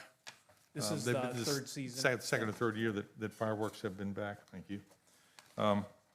What's the contract labor under wages and employee expense? So we feel like we need a social media manager to social media. It's just way too much for our staff to be able to handle the volume of what we need to do. Identify what positions you have on staff, please. So we have a marketing and communications director, we have an operations manager, we have a revitalization director, and myself. You have an operations manager? We do, to help us manage. And you have a communications? And your communication person can't do social media? Not to the level that we need to be able to do it. So that would be an annual contract with some content creator to the tune of $30,000 a year. You and I have talked, and we meet on a semi-regular basis to talk about stuff, and I have said that your social media is better than it was, so it is improving, I will tell you that. 500 vacant parcels, that's a lot, but Yeah, your and some of service them are area small. is 21st Avenue North to 12th Avenue 12th South. Avenue South. I have 6th in my head, but it's 12th When Avenue did South. it go to 12th? Because I always thought it was 6th or 3rd The Avenue mid goes South. all the way to 12th Avenue South. It's a bigger area than I think people realize. And then, out of your I didn't know that. $2.1 million budget, the city provides almost all of that, minus $50,000. So you are funded by the city and do work on behalf of the city. So another one of my philosophical questions. Could we internalize this and accomplish the same things for less money?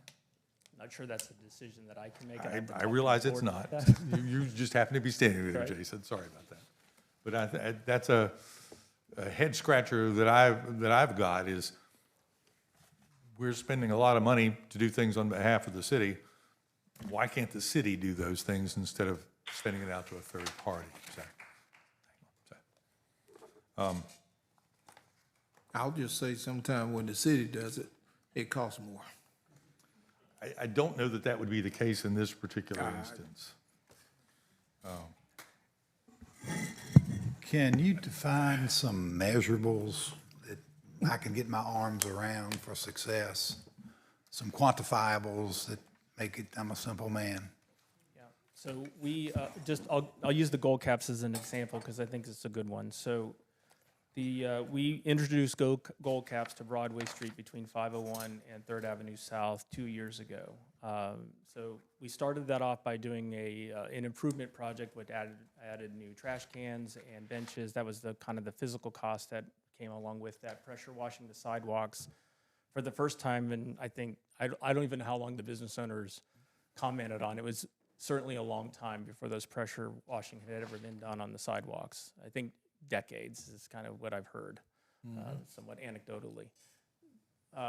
We started the gold caps after we finished that part of that was not a city cost, by the way. That was a grant that we received from Partnership Grand Strand to do the improvements. Pressure washing, although the city contributed part of that pressure washing cost.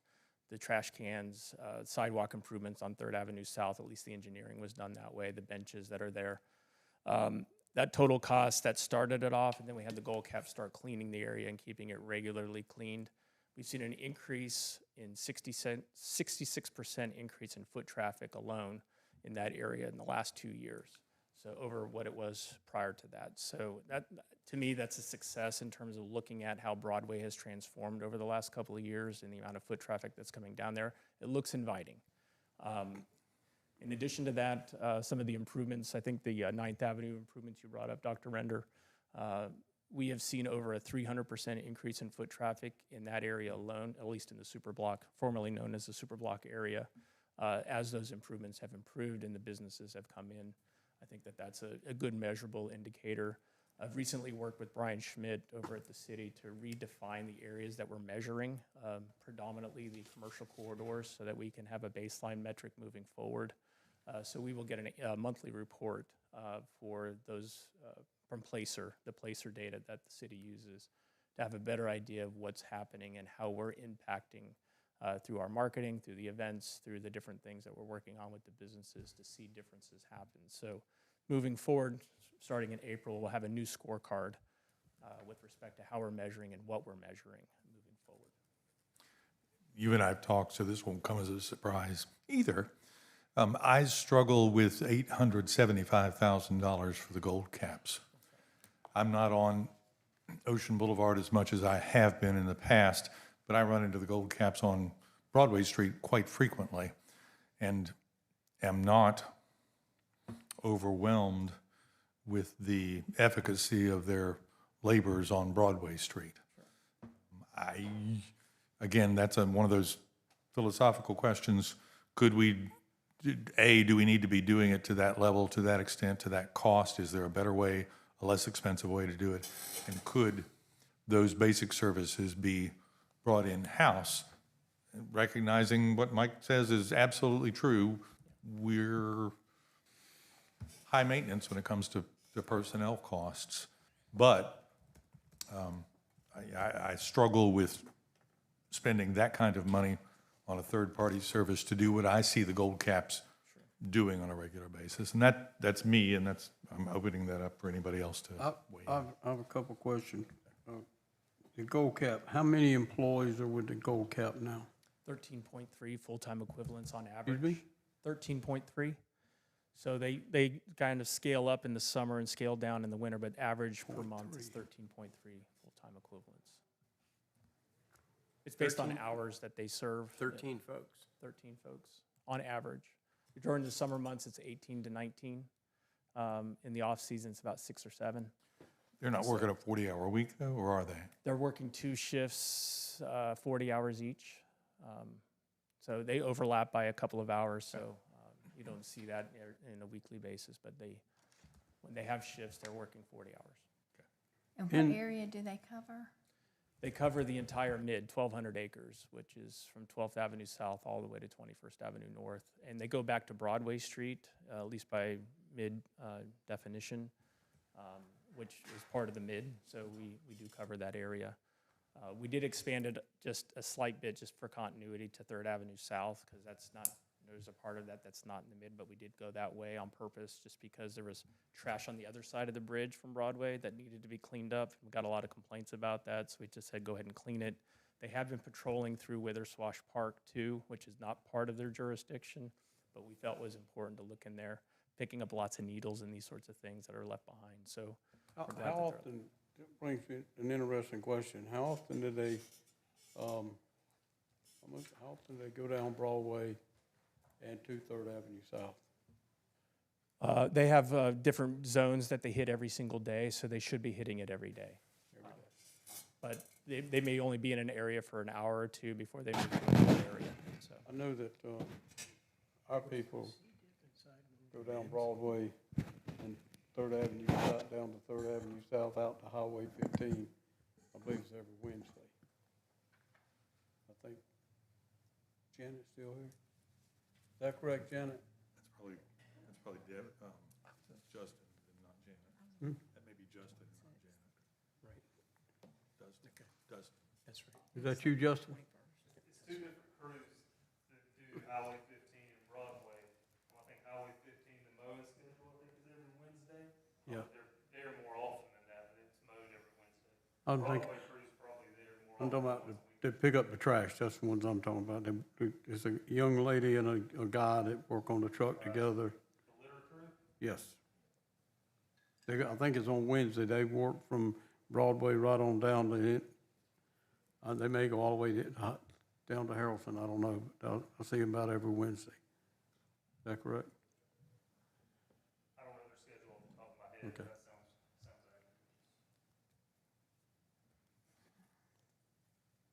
In this, you have,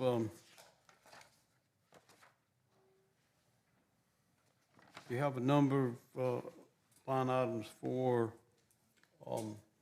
special events, hot summer nights, and all of that, but above that, you have sponsored events by the MDA. What, for $50,500? What sponsored events are those? So we sponsor about 13 independent events in downtown every year. So the Gospel Fest, the Martin Luther King Day Breakfast, the Charlie's Place, which was a new one for this year, that we did appreciation dinner that they or an event that they had over on Oceanfront in February. Those are just examples of what we've hosted. Sometimes we'll help host a St. Patrick's Day event that happens in Plyler Park. These are independent that somebody else is organizing. We just serve as a sponsor. One of our biggest sponsored events is the Oyster and Arts Festival that we sponsor every year and have for the last 3 years of its existence in Nance Plaza. In the Which parking was lot. well enough attended that I didn't have time to stand in line to eat, so. I think they had 1,200 people is what Mr. Miller told me the other day.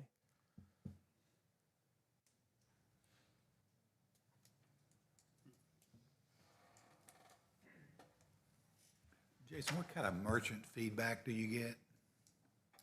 It's a mix depending, I mean, overall, or you're talking about the gold cap specifically? Well, Gold Cap specifically, and ancillary comments they may have on the organization performance in general, too. So I'll start with the goal caps. I would say generally the reception is mostly positive on the west side of Kings Highway. I think it's more mixed when you get to the east side. I think it depends on who you ask. I think if you ask an employee, I think they're very much in favor. If you ask a business owner, I think you get a mixed opinion about the goal caps. I think one of the things that I have to buffet the east side kind of conversation with is that a level of service expectation is beyond what the goal caps can do by themselves, I think, in some cases. So I think that conflates kind of the comments that I get on the east side specifically. I don't know what the expectation is. I just know that the goal caps by themselves can't meet it, so whatever that is. That's kind of what I hear, which is why I think we have such a mixed opinion on the east side. I also think the geography is very large for a gold cap crew of our size. If you compare ourselves to, say, downtown Columbia, they have an area of 150 acres they serve with 20 gold caps. We have 13 to serve 1,200. I think Raleigh has about 179, 180 acres that they serve with about 20 as well. Virginia Beach has about 120 acres with 20 as well, maybe a little over 20. So I think it's difficult for us to quantify like the impact the gold caps are having because our geography is so large. So one of the things that, even for consideration, I need some guidance from the city on this. If you want us to shrink our geography, that's fine. I think but I feel like we have an obligation to serve the entire mid based on the payers that are paying into the mid. So that's just my thought on it. But I think if we do restrict the geography, I think you'll see a bigger benefit to the service, honestly. And the oceanfront could be the primary kind of recipient of that if that's necessary.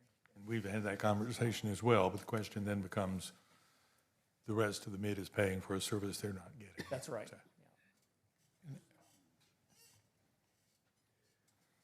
Jason, Remind us, what's the hourly rate that the gold caps are paid? Somewhere between $18 and $19 an hour. I was going to say, I think it would help, probably for council to see, I was always impressed, I guess, in the meetings with the heat map. So you can see where they're picking up the most trash and spending a lot of time, because there's a need. I can tell you, at least my phone now, I don't know about y'all, my phone has not been ringing as much as when it used to, when we didn't have the gold caps, talking about the trash and stuff on Ocean Boulevard especially. So I think it's making a difference. I mean, three truckloads, you said? 14. Oh, 14 truckloads. Of trash. Litter is about 4 truckloads. I'd be just picking up trash off the ground, about 10 more trash trucks of, Wow. Of just picking out bags of trash out of the If that's coming out of our trash cans on Ocean I Boulevard. understand. Somebody got to do it. Somebody's got to do it. Our people normally do that too, so. And not getting in the weeds, but do you conduct a war on chewing gum? I'm sorry, Mr. Do you conduct a war on chewing gum on the sidewalks? I think that's the city's responsibility. I think they have that machine. We don't have that, or at least the gold caps don't have that machine to pick up gum. What were you finna say? Yeah, we used to. I was going to mention something about the metrics we track. So one of the things that we've gotten a comment recently that gold caps are always on their phone. Well, the devices they carry are a phone, but they're not connected to like cell service. They use that to track the data that we know. That's why I know that there's 14 trash trucks of litter and trash bags kind of picked up every year. We track about 50 different things, including conversations that we have with visitors, or any services that we might do as a funnel for anyone that's looking for services, social services. So we track every bit of that information so we understand the efficacy of the work that they're doing. And we use that data to make sure that we're serving the areas right, but it's also geographic based. So if they're walking around, we track their location every minute. It really comes in handy. I think there was a comment that was made about somebody yelling at a visitor in one of the dog parks over here not too long ago. Well, they mistakenly said that it was a Gold Cap ambassador. What we determined that the person that they were talking about was not a Gold Cap ambassador. They just happened to be wearing a yellow shirt. But through the metrics and tracking their geographic locations throughout the day, we know exactly where they are at all times of the day. So that was one of the added benefits. So if we ever see someone slacking off and they're spending too much time in one area, we know. And I get a monthly report, and I can pull it anytime if I need to. Jason, I believe it may have been the year before you came on board, but I asked for that report 3 years ago and never received it. I'll make sure I'll get it to you. Anybody else? Thank you. We've got some of the items that you've listed on our list. Some of those may not make it this year, given the funding, the additional seating at, was it Plyler or Nance? I'm doing that from memory. Plyler Park. Plyler. Unless we've got extra seating laying around, which we may, but it may not be what we what we as a big we would like to put there. So anyway, a lot of what you've suggested is on the list, but it is a conversation that I think city council needs to have at the end of the day. So, Thank you very much. thanks, Jason. Thank you. Thank you. Thank you. Fox? I think that's it. Correct. Thank you for being here today. We're back in the morning for a fairly short session, outside agency discussion, and then a council wrap-up discussion. We'll come back in April and talk about CIP, which may be an easier conversation than this is or will be. I'm not going to promise that. It may be. This is, again, one of a handful of times that we've done a budget retreat inside the city. And because we've been outside the city, the template agenda doesn't have public comment on it, and I am aware of that. However, it's 4:17. A couple of us have a commitment to meet with a group downtown 17 minutes ago. And I don't know that we're going to get to a public comment session today, but if we could reserve a little bit of public comment time at the end of tomorrow, and, you know, keep comments short if you can, you know, don't belabor it, but keep that in mind. We will try to do that at the end of the meeting tomorrow. Well, we kind of, I was just going to throw it off there. I think you just kind of put some cold water on it, which is fine. Since we just had outside agencies, if we could have put that into the April conversation with the follow-up with the retreat and the CIP, that we wouldn't have to meet tomorrow. I'm good with that, too. But you just mentioned the public comment piece, so, Oh. and I was just putting that on the table for conversation. All right. Who wants to meet tomorrow? Say aye. Well, that was quick. Does anybody have a quick comment or two? And we'll get out of here very shortly. Quick comment or two. And if you can keep it short, I'll give you a little bit of time to speak to us. 4 minutes.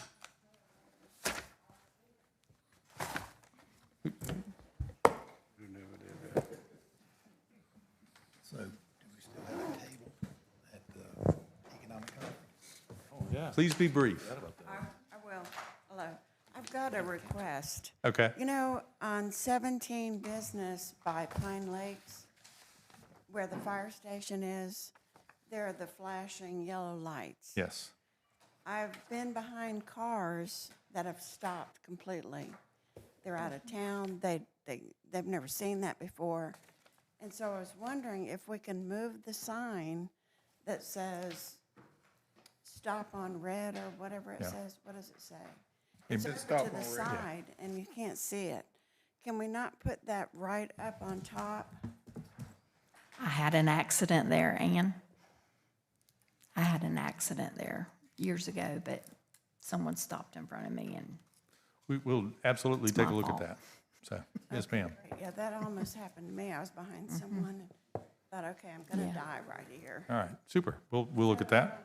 And then I was wondering, you know, in those problem areas where the grass is and there's no water to water and such, does clover work in those areas?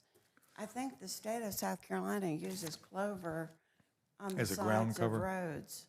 And so I was wondering about clover, and then as we plant plants, can we not move to more perennials and have perennial flowers that will come back? They don't have to be. I would agree on that, so yes.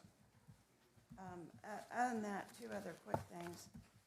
I think with the TDF, we need a cap on the credit. When it's rewritten, the state law is rewritten, it really would be much more fair to everyone if there was a cap on the credit.